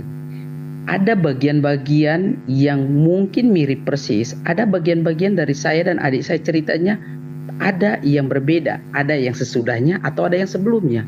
Jadi ada bagian yang sama, ada bagian yang tidak sama. Dan apakah cerita saya dengan adik saya berbeda? Berbeda berarti salah? Tidak harus salah. Bisa saja ketika waktu saya cerita sebelum bapak saya mandi atau bapak saya sebelum makan, adik saya bercerita tentang bapak saya sebelum mandi atau sebelum makan. Jadi mana yang benar? Dua-duanya benar. Maksud saya ini bukan perjalanan hidup sehari-hari, tapi ketika kesaksian di saat itu, kematian Yudas itu. Karena apa? Ketika saya dengan Anda ya tengah berjalan, lalu jumpalah di suatu tempat itu ada akhi dewa di sana. Nah, akhi dewa itu dalam tengah berenang, dan saya dengan Anda melihat ada dari seberang sungai ya, dari berseberangan sungai, dengan melihat jelas bahwasanya posisi akhi dewa itu berenangnya itu dari tempat Anda berdiri ke arah saya. Dan demikian pun Anda melihat akhi dewa itu berenang dari depan Anda ke arah dari arah jadi terbalik-balik ya. Itulah Bible, kalau dikaji mah bikin pusing. Nah, itu tidaklah akan mungkin ketika kita membuat kesaksian ya, karena kita melihat dengan mata kepala kita sendiri maka lalu akan berbeda, itu tidak. Namanya akhi dewa berenang ya tetap berenang gitu ya, tetap berenang. Ketika ada olah TKP sekalipun tetap akan sama ketika penglihatan itu memang benar-benar kita melihat dengan mata kepala kita sendiri gitu ya. Jadi tidak akan mungkin mengada-ada gitu. Masa iya yang satu mengatakan, ketika Matius mengatakan bahwasanya Yudas itu menyerahkan uang itu pada tua-tua, lalu tua-tua itu membeli tanah Priuk itu ya, tanah darah. Namun di Kisah Para Rasul Yudas sendiri yang membeli. Nah, di sini apakah dapat kita simpulkan dengan disiplin ilmu ketika kita membaca dan memaknainya? Tentu Iya, tidak. ada disiplin ilmunya, Pak. Jadi apa itu? Jadi gini, Pak. Yang tadi contoh baik yang Bapak pakai itu contoh yang baik untuk menggambarkan teks kontradiksi. Teks kontradiksi artinya yang satu menentang yang satu. Dari dua contoh yang Bapak sampaikan itu tidak menentang tetapi berbeda cerita. Berbeda cerita itu bukan kontradiksi, itu berbeda tapi bukan kontradiksi. Kontradiksi artinya yang satu menentang yang satu. Sedangkan perutnya yang jatuh, perut terkelut, bahasa lidah saya kok susah sekali ya. Perut jatuh dengan gantung diri itu tidak bertentangan tetapi berbeda. Karena yang satu berbicara tentang waktu dia gantung diri, yang satu berbicara tentang waktu dia telah jatuh. Maka tidak ada konsekuensi logis untuk mengatakan kontradiksi di situ, Pak. Begitu juga dengan cerita ya. Jadi itu indahnya kalau memberi yang memiliki yang memiliki rumah yang memberi penjelasan itu tidak ada masalah. Lalu, kan begitu, Pak. Lalu bagaimana cara memaknainya, dengan disiplin ilmu apa ketika kita membaca di ayat 1 mengatakan bahwasanya yang membeli tanah Priuk itu adalah imam-imam, namun di ayat lain ya itu dikatakan bahwasanya yang membeli tanah Priuk itu adalah Yudas itu sendiri. Yudas Iskariot. Saya akan jawab. Ya, jadi gini Pak, itu kan ilmunya adalah melihat tradisi dalam berbahasa dan dalam memberi pengertian.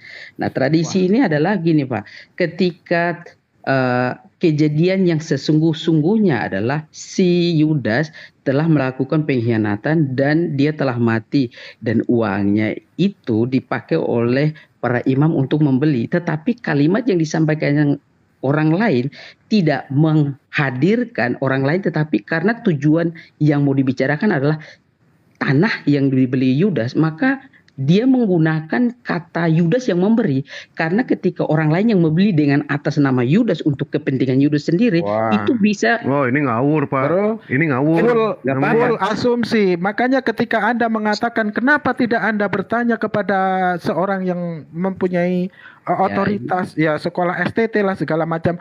Justru orang yang sekolah tinggi-tinggi sampai ke Cambridge lah, sampai kemana, dan pada ujung-ujungnya mereka berbohong ketika kita pertanyakan itu, membohongi kami karena umat, tidak sesuai dengan keinginan Bapak langsung mengata itu bohong, kan gitu kan? Membohongi karena mereka ya tidak jauh Karena beda harus dengan sesuai Anda. kemauan kalian baru dikatakan itu jujur. Bukan. Tapi kalau berbeda itu berbohong, maksudnya gitu.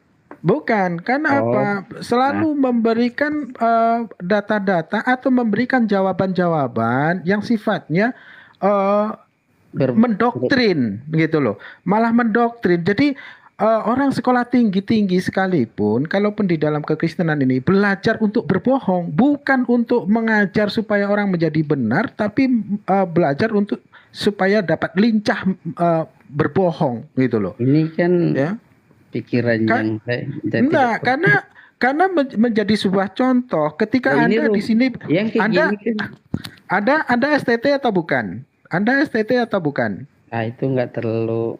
Enggak, sekarang saya tanya status Anda sekarang STT atau bukan? Kalau Anda bukan seorang STT dan kita coba perbandingkan dengan yang STT, itu sama jawabannya, sama seperti Anda. Jadi percuma sekolah tinggi-tinggi pun ya, kalaupun pada akhirnya ketika menghadapi pertanyaan-pertanyaan mereka menjawab sama, antara yang sekolah dengan tidak yang sekolah itu sama. Jadi tidak ada istilah disiplin ilmu ketika kita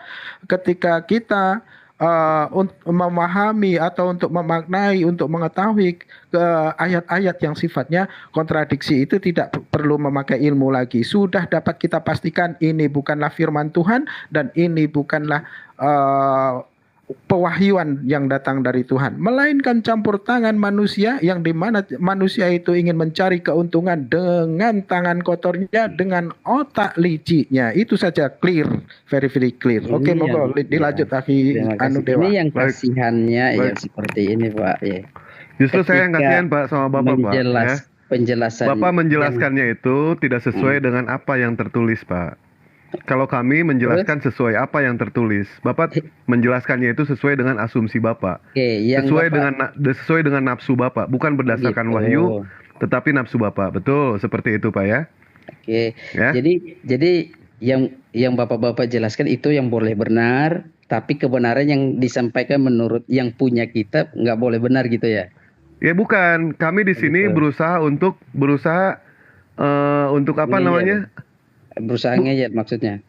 Bapak yang ngeyel di sini, Pak. Iya, jadi yang mana yang benar? Yudas yang beli atau imam-imam yang beli? Coba saya pengen tahu. Oke, saya jelaskan lagi ya. Jangan dijelaskan. Saya cuma minta begini aja. Yudas yang membeli atau imam-imam yang membeli? Jadi nanti ayat-ayat ini ada salah satu ayat yang salah gitu. Saya jawab ya. Yang membeli adalah para imam-imam menggunakan nama Yudas. Nggak ada, Pak. Nggak ada penjelasan seperti itu. Iya. Ini asumsi Bapak. Begitu. Yang mengatakan seperti itu, ya. Ini kan kitab saya, Pak. Saya lebih paham dari Bapak kan gitu. Tapi buktinya Bapak tidak bisa ngarang cerita. Bapak bukannya jujur menjelaskan, malah mengaburkan makna gitu. Oh gitu. Iya, betul, Pak. Silakan Pak Alip. Ada yang mau disampaikan Pak Alip? Kalau nggak Pak Imanes? Jadi dulu kelar belum? Udah kelar belum? Ya ujung-ujungnya pasti ngarang.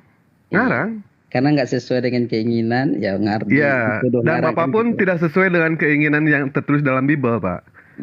Jawaban Bapak tidak sesuai keinginan saya, dan ternyata jawaban Bapak itu tidak sesuai juga dengan apa yang tertulis dalam Bible. Ya nggak apa-apa, Gitu, yang Pak. penting Bapak Ya nggak apa-apa. bahagia aja. Alhamdulillah kalau nggak apa-apa. Untung nggak apa-apa. Alhamdulillah. Alhamdulillah nggak ada apa-apa ya. Amin. Alhamdulillah. Alhamdulillah. Kalau ada apa-apa saya takut, Pak. Oke. Ya. Iya sih. Ya saya senang begitu kalau Ya, ini sih. sang peniru memang kadang-kadang saya juga bingung ya. Kalimat yang kita baca sama, ya kan? Dari sumber yang sama. Saya juga melihat Bible Anda, pasal misalnya pasal berapa, ayat berapa sama. Kata-katanya, titik komanya sama, kok bisa berbeda apa yang dipahamin? Itu kadang-kadang apa sih yang menjadikan seperti itu? Kira-kira apa, Bang? Yang dibaca sama loh. Ya kan? Tapi kok pemahaman saya dan pemahaman Anda berbeda, atau juga pemahaman itu kita semua salah, tidak seperti yang dipahami saat yang ditulis. Si penulis itu mungkin tidak, maksudnya tidak seperti itu, bisa jadi, Bang. Terus bagaimana caranya kita mengetahui bahwa maksudnya ini loh, itu dari mana, Bang? Oke, terima kasih untuk pertanyaan yang baik. Jadi taruhlah saya salah, taruhlah teman-teman mungkin benar. Terus yang paling benar gimana? Yang paling benar kembalikanlah ke gereja. Loh, gereja kan abang-abang juga orangnya, Bang.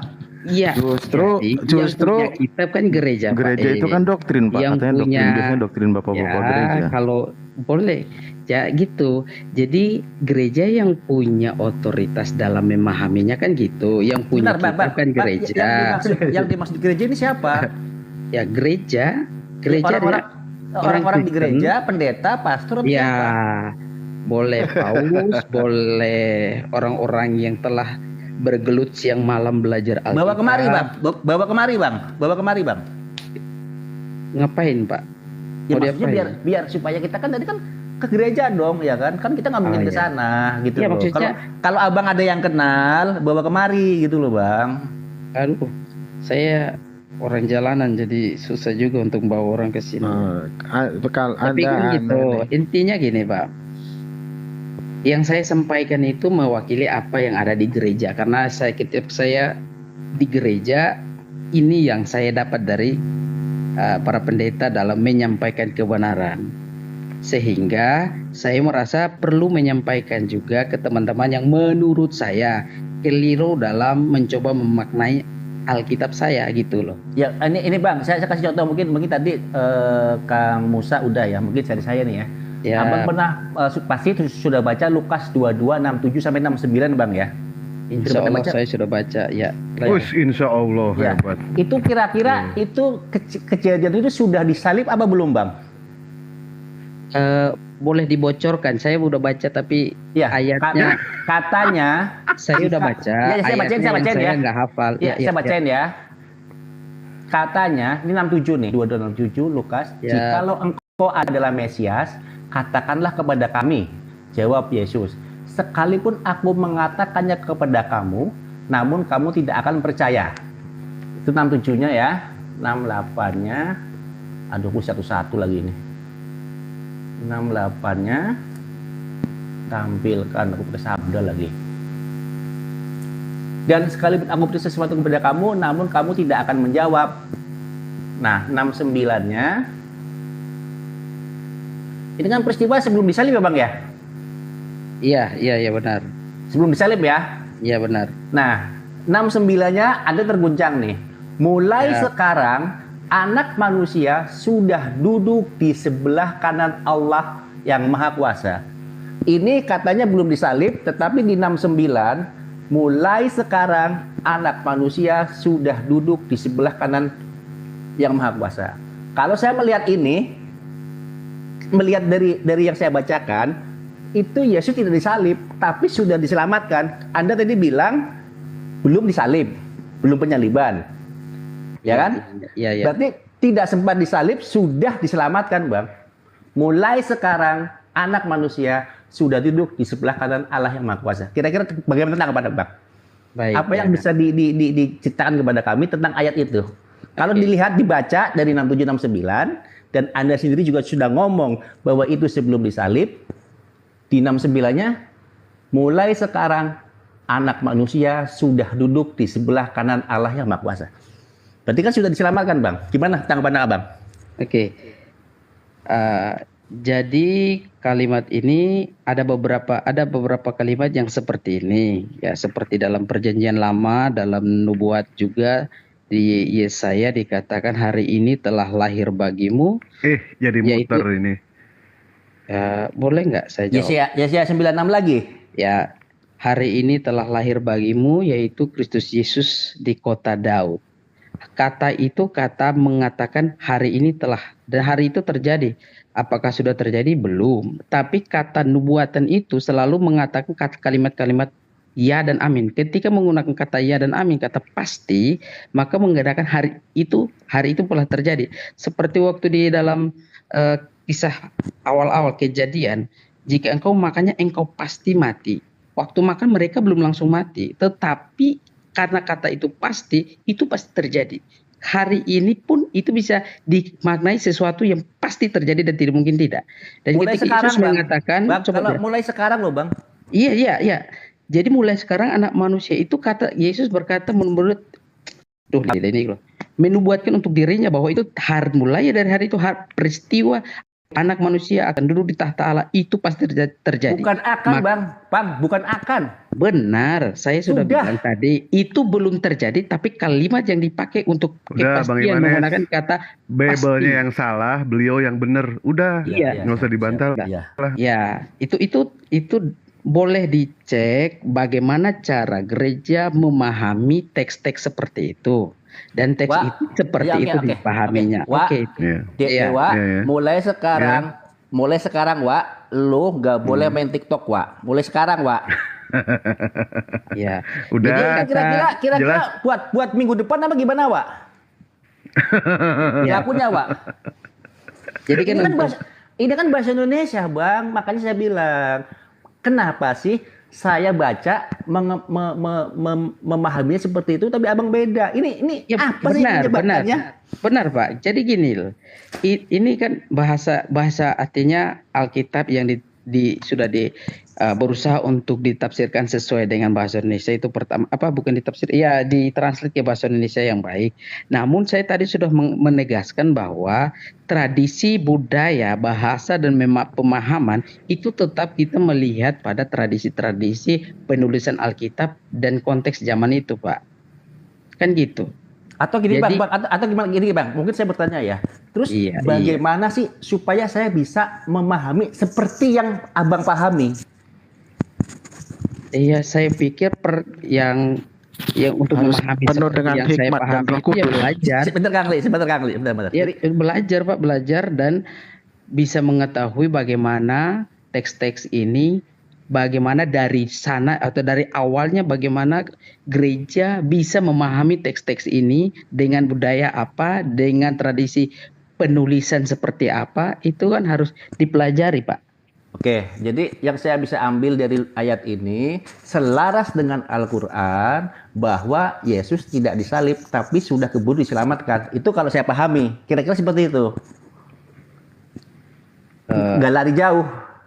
Kalau saya melihat ayat ini gitu loh, belum kejadian disalib, terus dikatakan mulai sekarang anak manusia sudah duduk, artinya sudah diselamatkan, gitu loh. Selaras dengan Al-Quran, tidak disalib, tidak dibunuh, tapi diselamatkan. Kira-kira begitu, Bang. Itu yang saya pahami, makanya saya bertanya. Terima kasih untuk pemahaman itu. Itu kan pemahaman Bapak, itu baik pemahaman Bapak. Tapi jadi kita punya pemahaman sendiri, Pak ya. Ya, punya pemahaman sendiri.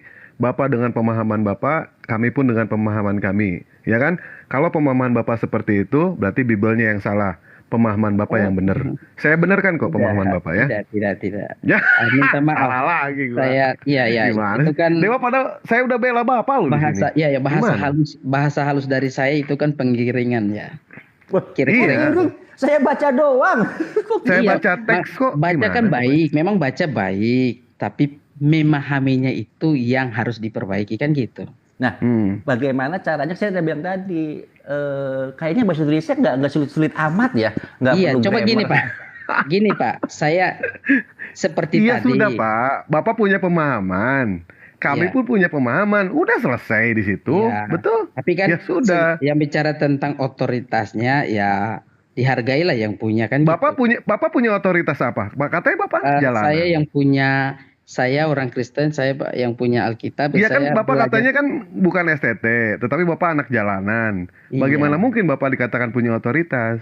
Sementara Kan saya pengakuan Bapak orang mengatakan Kristen, seperti Pak. itu. Masa saya masa orang Kristen nggak boleh punya memahami Alkitab saya kan gitu. Iya, Tapi Bapak boleh pemahamannya tapi kan tadi. boleh dikritik dong, Bang. Boleh Siap. dong. Ya kritik Ya kan? boleh. Ya itu tadi, Bukan saya- boleh. saya- Itu dari saya dulu tidak- dari ribuan tahun yang lalu memang saya tidak Alkitab mengkritik loh, membiarkan Bang. dirinya Bang, dikritik, Pak. Iya, Oke. saya tidak mengkritik loh. Saya tidak tadi- ngomong ini salah, ini Enggak. salah loh. Kan enggak, tapi saya baca. Siap. Mulai sekarang anak manusia duduk ya kan? Mulai sekarang, Wak, lu nggak boleh main TikTok. Berlakunya kan nggak minggu depan kan? Sekarang, Iya, Wak. sekarang. Teks yang Bapak pakai itu kan baik. Permasalahannya cuma satu. Tradisi pemahaman teks yang tadi Bapak sebut itu jangan berhenti main TikTok. Itu sama tidak dengan tradisi pada penulisan Alkitab kan gitu, Pak? Nah, makanya bisa jadi yang kita pahami tidak seperti yang dipahami yang nulis. Bisa jadi loh, Mbak. Bener nggak? Boleh. Ya kan? Boleh saja. Nah, makanya saya nanya, terus kira-kira siapa nih yang bisa memahami yang seperti yang Ya, saya penulisnya? tanya, jawabannya saya bilang minimal paus lah. Atau apa Kan sih? gitu Atau kira-kira. gini Bang, atau disiplin Iya. ilmu apa sih supaya bisa memahami yang kayak Bapak pahami? Saya tadi sudah sampaikan, Pak. Ilmunya paling simpelnya itu adalah membaca teks Alkitab, kemudian membaca literasi-literasi dari kekristenan. Bagaimana sih cara memahami teks ini kan gitu. Oke. Sekarang untuk khusus konteks di ayat ini, literasi apa yang harus saya baca supaya saya bisa memahami apa yang Bapak pahami? Oke, mungkin ginilah, ya saya kalau bisa sebut satu nama, misalnya kayak ya, Pak Stephen Tong kan selama ini belajar, dia cukup mendalami Alkitab. Mungkin Bapak bisa tanya arahan dari beliau, atau Pak Deki Ngadas misalnya yang biasa ribut-ribut juga di medsos. Pak Deki Ngadas kan sampai rektor nih, pasti belajar Alkitab dong. Pak, teks ini seperti apa kan gitu, Pak? Suruh ke sini bisa nggak Pak? Suruh ke sini Ya. Pak. Suruh ke sini. Waduh, saya kalau suruh dia ke sini bahwa saya dijitak, Pak. Iya, wow dijitak. Kalau gitu nanti aja Bapak nggak usah menerangkan ayat itu Nah, karena kan- Bapak tidak punya kapasitas. Kan gini, Pak. Silakan nanti saya yang Deki orang Ngadas Kristen, aja. Pak. Karena saya sampaikan sesuai dengan apa yang saya peroleh. Nah, tadi kan pertanyaannya adalah, terus bagaimana Pak? Bagaimana supaya saya memahami seperti itu? Ya, saya sampaikan bahwa gini loh caranya. Gitu kan. Ya, Saya cuma makanya ditanya kami pengen bagaimana belajar. caranya. Ya, saya kasih kami tahu pengen caranya. belajar. Silakan Deki Ngadas bawa ke sini. Kalau nggak Stephen Tong bawa ke sini. Atau mungkin gini, Wak, Silakan. karena Ya. kita lo gua segala di sini tuh belum di apa? Diurapi Roh Kudus gitu kata Bang Ali Bisa Musa kan jadi gitu. seperti itu. Ya. Ya sudah, kalau seperti itu, Bang Juma. Bang Juma. Tidur kayak Bang Juma ya. Ya, Bang Juma. 3 ya. Enggak, soalnya Bang Juma kasihan gua udah jam 2 di sana berarti ya.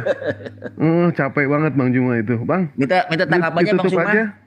Atau sebentar sedikit 2 menit Oh ya terserah. Ya, silakan Bang Juma. tentang Sekalian yang tutup nanti saya ya. bawakan tadi Lukas 22:69, Bang. Iya, jadi gini, terkait dengan permasalahan yang dibahas gitu. Kenapa umat Islam itu kemudian dengan mudahnya membahas Bible? Betul yang dikatakan tadi itu. Ya, umat Islam mendalami Bible itu dengan akal. Jadi bukan iman. Pembeda antara Kristen dengan Islam dalam membahas Bible, Kristen mendalami Bible-nya berdasarkan iman. Jadi harus diarahkan kepada apa yang diimani. Sehingga umat Islam ketika menjelaskan Bible yang berdasar terhadap akal, pasti iman menyelisih akal. Gitu, itu yang pertama. Kemudian, kenapa Al-Quran itu kemudian tidak bisa semudah memahami Bible? Ya nggak bisa emang. Sekarang begini, kalau kita mengacu kepada satu hal yang ada perbedaannya antara kubu Islam dan kubu Kristen, terkait dengan satu data di dalam Bible. Apa acuannya kemudian? Hermetika kan? Penafsiran. Kenapa nggak dimunculkan original teksnya? Ya karena memang sudah tidak ada. Kan begitu. dengan Al-Quran itu berbeda. Ketika kemudian umat Kristen memahami Al-Quran, yang dia gunakan hanya terjemahan. Sedangkan terjemahan itu bukan kalam Allah. Terjemahan itu adalah upaya manusia untuk mendekati makna daripada kalam Allah itu sendiri. Sehingga untuk mengerti tentang apa yang terkandung dalam terjemahan harus mengacu kepada original teksnya. Contoh sederhana, di dalam surah Al-Baqarah ayat 2 misalnya, "Dzalikal kitabu la raiba fihi hudal lil muttaqin." Kitab ini tidak ada keraguan padanya, petunjuk bagi orang yang bertakwa. Nah, kata kitab ini itu dirujuk untuk siapa? Untuk siapa? Bibelkah? Injilkah? Zaburkah? Atau Taurat? Atau Al-Quran? Sedangkan terjemahannya hanya mengatakan kitab, sementara kitab itu banyak. Lalu bagaimana cara kita itu kemudian memahami? Harus kembali kepada original teks, bersandar kepada disiplin ilmu yang menjadi penjabat daripada ayat suci Al-Quran itu sendiri. Nah, kalau di terjemahan dijelaskan, maka akan lari kepada penafsiran. Kalau di terjemahan dipahamkan tentang nahwu Arab, maka di situ akan panjang lebar. Artinya kitab yang membahas tentang makna daripada ayat 2 dari Al-Baqarah itu bukan terjemahan, tapi ada kitab tersendiri.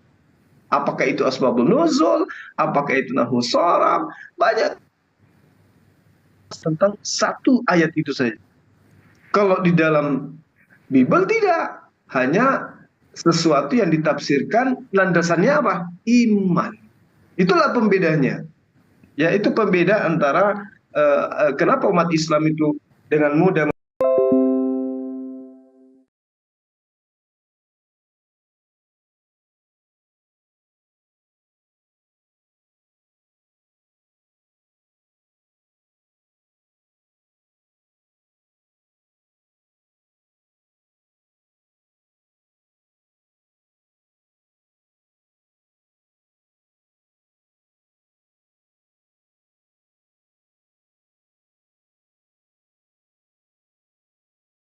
sudah dibatalkan. Tetapi umat Islam kemudian memaknai berdasarkan akal. Apa akal itu di sana? Maksudnya tidak bisa dibatalkan hukum Taurat itu berdasarkan pengakuan Yesus. Itulah bedanya antara Islam dan Kristen di sana. Nah, duduk perkaranya sekarang adalah yang mana yang benar? Yang berdasarkan penjelasan umat Islam atau berdasarkan penjelasan iman teman-teman Kristen? Itu pembedanya. Lebih mudah langit dan bumi lenyap dibandingkan setitik dari hukum Torah itu batal. Nah, apa maksudnya? Tidak boleh hukum Taurat itu dibatalkan. Tapi karena Kristen hadir berdasarkan iman, maka dikatakan dilanjutkan dengan sebelum semua itu terjadi, yaitu sebelum Yesus disalibkan. Ini yang membedakan kita. Islam menelaah dengan akal, Kristen menelaah dengan iman. Itulah yang membedakan. Sekian dari saya barangkali ya, sekira cukup. Nanti kalau misalnya masih mau dibahas tentang ini, boleh kita tentukan waktu lalu kita bahas masalah yang mengerucutkan masalah yang sedang kita hadapi. Saya kira demikian teman-teman sekalian. Baik. Terima kasih banyak Bang Juma. Dari Kang Alip ada tanggapan, Kang Alip? Kang Alip. Atau ke ya silakan Kang Alip. Lanjut. Aku lagi nyimak mantau mungkin saya boleh nanggapi Bang Juma tadi. Nggak usah Pak, nanti yang ada debat Pak. Kalau tanggapi gitu. Mungkin besok lagi aja Pak. Iya Pak. Siap ya. Komandan. Pak dari Bang Imanes, Pak Imanes? Ya tadi saya sih ya tadi lah. Saya cuman mendudukan apa yang saya baca. Makanya saya tadi bilang kan, ayat yang dibaca sama, bunyinya sama, saya baca apa adanya, kemudian saya bisa dengan yang saya baca itu saya memahaminya seperti ini, ya kan? Dan ada keselarasan dengan Al-Quran tentang Yesus diselamatkan dulu sebelum. Makanya aku ditanya dulu dari awalnya kan, tanya dulu, ini sudah terjadi penyaliban belum? Dia dengan tegas bilang belum. Nah, terus ada bunyi lagi mulai sekarang, ya itu aja. Jadi cuman bagaimana sih saya bisa memahami seperti apa yang Anda pahami, itu aja sebetulnya sih Pak. Apa yang bisa dilakukan gitu loh, kayak kira-kira gitu Pak. Mungkin sedikit Dewa ya. Silakan. Mengenai tadi poin ke awal yang di begitu Islam itu ya, bagaimana memahami Al-Qur'an gitu kan, saya kembalikan dulu ke sana. Karena di dalam Islam sendiri ada tuntunannya bagaimana kita misal membaca Al-Qur'an, memahami Al-Qur'an dan lain sebagainya. Syarat-syarat untuk memahami Al-Qur'an itu sudah ada syarat baku yang ada di dalam ajaran Islam gitu kan. Bagaimana ketika kita membaca Al-Qur'an, pahala ketika mengucap dari original Al-Qur'an itu sendiri kan membedakan dengan terjemah. Terjemah itu ya memang benar terjemah, namun terjemah itu tidak mewakili seutuhnya apa yang ada di dalam Al-Qur'an karena berbeda bahasa. Makanya ketika menafsirkan Al-Qur'an, syarat menjadi mufasir itu seperti apa, itu ada ketentuannya Pak. Makanya kami menyerahkan ketika menjelaskan Al-Qur'an bagaimana tentang ayat ini, maksudnya kemana, arahnya kemana, penafsirannya kemana, tafsir ayat bil ayat gitu, bagaimana ayat nasakh dan mansuh dan seterusnya, kaitan dengan hadis itu apa. Begitu banyak perlu yang harus dimiliki sehingga kami harus tidak sembarangan dalam memahami Al-Qur'an itu sendiri kan, tidak seenaknya, sudah ada tafsir bakunya. Itu yang ada di di Al-Qur'an. Itu banyak sekali ya ketentuan-ketentuan, dan Al-Qur'an sendiri menceritakan tentang apa itu Al-Qur'an, tentang apa itu isi ayat-ayat Al-Qur'an, itu dijelaskan juga bagaimana ayatnya ada yang muhkamat dan mutasyabihat dan seterusnya ya. Kenapa kami tidak bisa sembarangan gitu, beda dengan terjemah ya. Nah, sementara kan kalau kita Bapak, beberapa kali kami diskusi, ada yang mengatakan cukup dengan yang tertulis, sudah dipahami karena sudah ada tafsirannya juga di sana gitu, karena sudah ada kalimat tambahan. Makanya ketika kami membaca dan itu kalimatnya jelas dan mudah dipahami, namun anehnya mungkin karena berbeda, tidak sesuai dengan doktrin, maka dianggap salah gitu, padahal konteksnya demikian, tertulisnya demikian, kayak gitu kan Pak. Kalau memang kita harus misal bagaimana memahami kitab Anda, mestinya kan ada tafsir baku yang memang disepakati oleh kawan Kristen, sehingga kami ketika berdiskusi lintas agama, oh penjelasan ayat ini kitabnya ini tafsirnya yang memang disepakati. Masalahnya kadang-kadang dari internal sesama Kristen sendiri pun kan masalah penafsiran beda juga Pak, beda denom, beda tafsirnya juga. Nah itu yang bikin repot, makanya kami kadang-kadang harus bongkar pasang, menyesuaikan bagaimana kami berdiskusi dalam gaya diskusi ini, pahamnya kemana arahnya gitu Pak. Mungkin itu saja ya. Dan memang indah Pak kalau Al-Qur'an dipelajari, didalami, indah. Termasuk tadi siang juga kami memang sempat berdiskusi, bukan mengikuti standar pemikiran orang, tetapi ikuti apa yang diarahkan oleh Al-Qur'an gitu. Bukan doktrin orang, bukan, tapi ikuti bagaimana pemahaman yang diajarkan oleh Al-Qur'an, yang diajarkan juga oleh Nabi Muhammad. Nabi Muhammad SAW gitu. Nabi kami sudah banyak menjelaskan, diperkuat dengan hadisnya kan gitu, diperkuat oleh asar para sahabat yang mendengar bagaimana Nabi kami menjelaskan, sehingga dibukukan begitu Pak cara memahaminya untuk Al-Qur'an. Mungkin itu saja kali ya yang saya tambahkan. Maaf para gurunda semua. Iya. Ada lagi dari Pak Mualaf, Pak Musa? Oke, saya tidak akan menambahi komentar lagi karena memang sudah dikomentari semua dan itu saya rasa sudah cukup. Yang jelas saya meminta untuk para kawan-kawan Kristen ya, kalau memang tidak cocok dengan apa yang umat Islam sampaikan, lebih baik didebat saja. Jadi jangan main santet. Masa akun saya disantet, belum juga saya ngomong, baru saya tarik nafas sudah disantetnya. Jadi ini akun yang ketiga kalau disantet mendadak saya bikin tadi, meminta anak depan itu bikinkan, dibikinkan. Oh ya, ini aja apa Bang Ali. Ini minta ini ya kepada Ikhwan Fillah untuk di ini juga, di follow juga Bang Mualaf Ali Musa Official, sama Pak Alip, sama Pak Imanes, sama punya Dewa juga. Kalau Bang Juma nggak usah lah, Bang Juma udah banyak pengikutnya.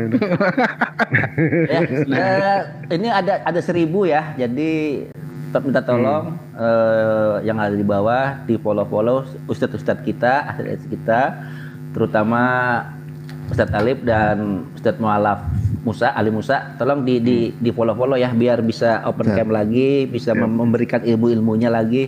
Itu aja sih.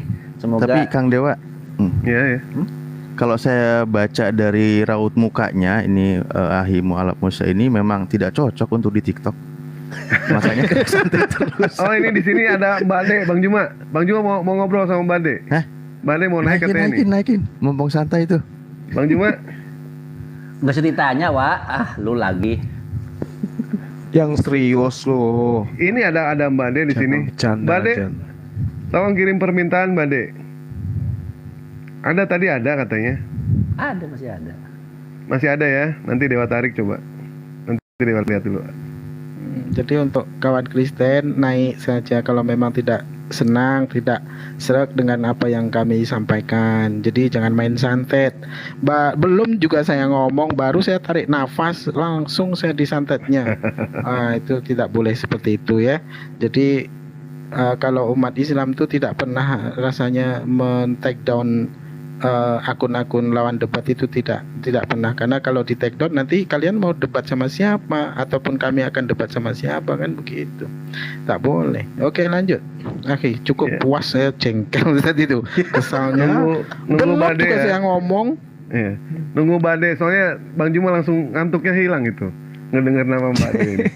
Mbak Ade, kirim permintaan Mbak Ade ya. Mbak Ade, kirim permintaan. Bentar Bang Juma, Dewa bakar menyan dulu ya. Bentar. Hadir dia nih bentar. Bukan menyan, buhur. Oh, bubur. Maya di dalam Al-Quran itu ya, Ikhwan Fillah ya.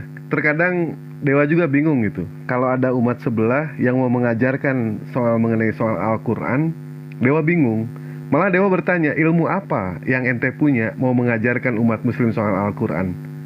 Dewa sebutkan satu-satu dari ada 26 ya kaidah dalam Islam itu mempelajari Al-Quran. Ternyata dia satu pun tidak menguasai. Terus apa yang mau diajarkan kepada kami? Ternyata terjemahan. Oh, kalau terjemahan silahkan, kata Dewa.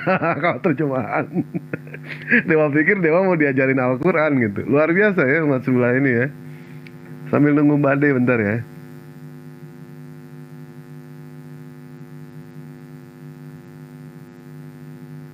Mbak Ade, jam segini belum tidur dia. Oh, dia mah minumnya bensin, Bang. Minumnya bensin dia. Kita minumnya air putih, dia mau beda. Itu ada lagunya itu.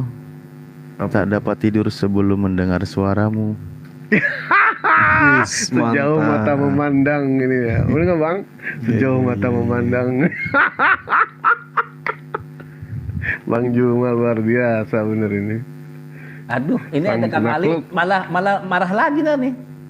Cemburu lagi nih, Mak. Mana nunggu Mbak Ade dulu ya bentar ya. Tadi nongol dia. WA sih ke Dewa tadi. Wah, bentar saya makan dulu ya katanya. Iya silakan kata Dewa. Sambil nunggu Mbak Ade. Lu mau menyan. Jam segini belum tidur, udah jam 2 di sini. Enggak. Sebentar ya. Udah tidur dia kali, Dek. Enggak, udah tadi ada Bang tadi nongol sebentar. Tadi nongol sebentar. Insya Allah kalau Mbak Ade masuk mah minimal ikan peda, ikan tongkol mah dapat. Dia mana ini Mbak Ade istirahat ini? itu. Oh istirahat ya. Ntar coba kita lihat deh.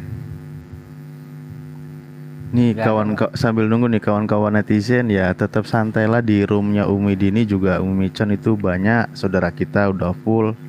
Atau Umi Dini juga sudah cukup katanya. Jadi santai, jangan nyuruh-nyuruh ke sana-sana. Ya, bikin jadi, orang ya. nggak fokus. Jadi iya benar ya teman-teman tolong ya. Jadi kalau kita lagi di sini ngobrol, kalau lagi ngobrol santai mungkin juga bisa juga lah. Tapi kalau udah lagi berhadapan-hadapan jangan terus tolong dong ke sana, di sana begini-beginian. Jadi buyar. Iya makanya tak tengok barusan ke sana.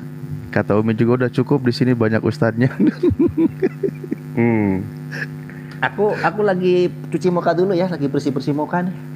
Dan ini kemarin Dewa pesan ya ke Ikhwan Fillah, jangan pernah yang namanya nonton ke Komal Kiamat, jangan.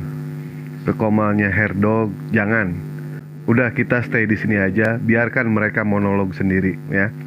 bagaimanapun pertanyaan mereka kita jawab dengan baik, mereka tidak akan pernah yang namanya menerima. Kita sakit hati. Jangan ke sana. Udah, kita di channel-channel Komal Muslim aja, nongkrong di situ aja ya. Jangan sampai ke sana lagi. Kita rapatkan barisan, kita kompak ya semuanya ya. Coba paham di situ. Silakan memblokir diri dari akunnya Kiamat ya, agar sebagai penebusan agar tidak nongol di berandanya gitu. Diblok kalau perlu. Iya, bila perlu diblok aja ya. Jangan sampai nonton ke mereka lagi. Nggak ada manfaatnya. Yang ada kita saling menghujat di typing juga itu sama pihak mereka. Kalau kita, dosa kita itu belum ditebus loh. Kita setiap hari sholat, minta ampun, bertobat. Mereka enak, dosanya sudah ditebus, langsung masuk ke surga. Kasihan dong sama kita, ya kan? Tolonglah, jangan nonton ke mereka udah. Udah, kita stay di Komal Muslim aja. Adapun mereka mau monolog, silakan mereka monolog. Banyak orang yang kirim ke Dewa ya, di DM ya. Mas Dewa, dia ngehujat. Untuk apa Dewa masuk ke sana juga? Diluruskan mereka jelas tidak mau. Belajar sendiri mereka ogah, diajarin mereka enggan. Terus mau gimana lagi? Nggak bisa. Udah nggak bisa dibenerin mereka itu. Dan orang-orang seperti ini memang harus ada, diakui harus ada. Supaya apa? Itulah pengujian iman kita gitu di situ. Pengujian apakah iman kita akan luntur hanya karena makian? Apakah iman kita akan bertambah hanya karena pujian? Itu harus ada orang seperti itu. Kalau hidupnya pengen enak, jangan di dunia, jangan. Di surga ntar. Di surga udah nggak ada orang kayak gitu. Selama di dunia ya wajar. Betul tidak? Tumben antum waras akhi. Lagi waras ini. Mana Mbak Deya, nggak ada ini. Oh nggak ada, kayaknya dia udah tidur kali ya Bang ya. Tadi WA ke Dewa. Sebentar katanya mau makan dulu. Pengen ngobrol sama Bang Juma katanya, sebentar aja. Aku tak bisa tidur tanpa mendengar Bang Juma. Wih, kata Dewa teh. Padahal Kalau ada yang bilang ku tak baik, mulai cendol. Padahal kalau nyanyi itu suaranya hancur Bang Juma itu. Ngarang bebas. Lagu ini teh Bang, yang kemarin Abang kirim ke Dewa, Terajana itu Bang. Terajana. Lagu teh ini bener Bang Juma ini. Nyanyi Terajana. Sambil pegang handuk lagi itu.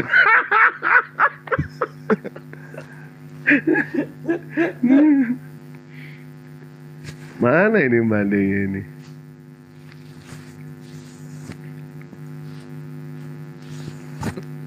Beliau udah tidur itu deh. Tadi dia nongol Bang, nongol sebentar ya itu. Tadi ada. Ada. Mungkin orang lain kali. Dia. Orang dia kok. Di bawah dia mengucapkan Waalaikumsalam kawan-kawan. Dewa sempat membaca kok ini. Ada. Aku juga ngeliat. Iya. Soalnya kecium Bang baunya Bang. Handphone Dewa kecium kalau bau Mbak De itu. Iya. Langsung bergetar, apa berdering? Ada alarmnya langsung. Ada Sama sensornya, kayak Wak. Pakai sensor. Iya, Badan Dewa ini aneh loh Bang sekarang Bang. Kalau diajak apa sih? Kalau diajak ke sesuatu yang salah, ada alarmnya ini Badan Dewa sekarang. Jadi nggak bisa orang bikin ngajak Dewa ke jalur yang salah itu nggak bisa. Ini alarm tiba-tiba bunyi. Akhi Dewa. Iya, Akhi Dewa. Bang Ali. Mungkin yang ini mohon maaf ya, saya ulangi lagi jadi berulang-ulang ya macam orang curhat. Mungkin yang menyantet saya itu Ade Reon karena saya bilang Akhi Zul ini kan tampan, ganteng. Mungkin dia cemburu Ade Reon ini. Lalu saya santetnya. Nggak ada Itu tadi. ya. Nggak ada tadi. Ya manalah tahu dia pas lewat lalu terdengar cemburu kan. Pakai akun lain. Cemburu dia. Astagfirullah. Ya udah berarti Mbak D-nya lagi nggak ada. Nanti kalau Bang Juma berkenan sih ya, Dewa mau ngeramal antara Bang Juma sama Mbak D nanti bagian kedua, insya Allah ramalan Dewa tidak akan meleset ini Bang. Ya. Kalau toh memang berjodoh, ini pasti berjodoh. Kalau tidak, pasti Kita ke berjodoh sama Malaysia. dewa. Pasti berjodoh sama dewa gitu loh, Bang. Kirain terbang ke Malaysia gitu. Oh pasti itu, Bang. Jangan ngomong dulu, Bang. Nanti aja, Bang, ya. Baik, Ikhwan Fillah, kita tutup aja sampai di sini. Terima kasih banyak atas semua perhatiannya. Pesan dari Dewa, jangan biasakan diri kita itu bergantung kepada orang lain. Karena kalau kita bergantung sama orang lain, pasti orang itu akan meninggal. Jadi bergantunglah kepada Yang Maha Kuasa. Jangan sampai bergantung sambil makan pisang pun nggak boleh. Ya, silakan Bang Juma untuk membacakan doanya untuk menutup. Silakan. Oke, sahabat-sahabat sekalian yang ada di Komal, saudara kita Bang Dewa, yang ada di typing Komalnya TikTok dan juga di channel Zulkifli Mabas dan juga Mu'alaf Musa Official, Alif Official, Imanis Official, dan juga Baginda Domba. Baginda siapa namanya? Bonita Kak. Iya, Bonita. Terima kasih atas kebersamaan antum semua. Ya, berkat antum kita masih tetap siaga di sini untuk memberikan yang terbaik terhadap bangsa ini, yaitu dialog lintas agama, untuk kemudian menyatakan bahwa Islam Kristen itu bisa berdialog dengan baik selama yang hadir itu adalah orang-orang yang bisa menjaga lisannya. Ucapan doa teriring kepada sahabat-sahabat sekalian, ya, semoga kiranya Allah melimpahkan rahmat dan hidayah kepada kita semua. Amin. Dan kiranya Allah mengangkat penyakit teman-teman yang lagi sakit, yang teman-teman yang ada masalah dengan perekonomian, agar dimudahkan oleh Allah urusannya, semuanya diijabah, doa-doanya yang baik, dan yang paling utama dibahagiakan di dunia dan di akhirat. Dan diampuni Ya. dosanya, Bang. Iya, diampuni dosa-dosanya, dosa yang dulu, sekarang maupun yang akan datang. Oke, sahabat, saya mewakili teman-teman yang ada di sini mengucapkan banyak terima kasih dan mohon maaf. Subhanakallahumma bihamdi, asyhadu an la ilaha illa anta, astaghfiruka wa atubu ilaik. Salam tauhid, salam satu Tuhan, Allahu akbar. Allahu akbar. Assalamualaikum warahmatullahi wabarakatuh. Waalaikumsalam warahmatullahi wabarakatuh.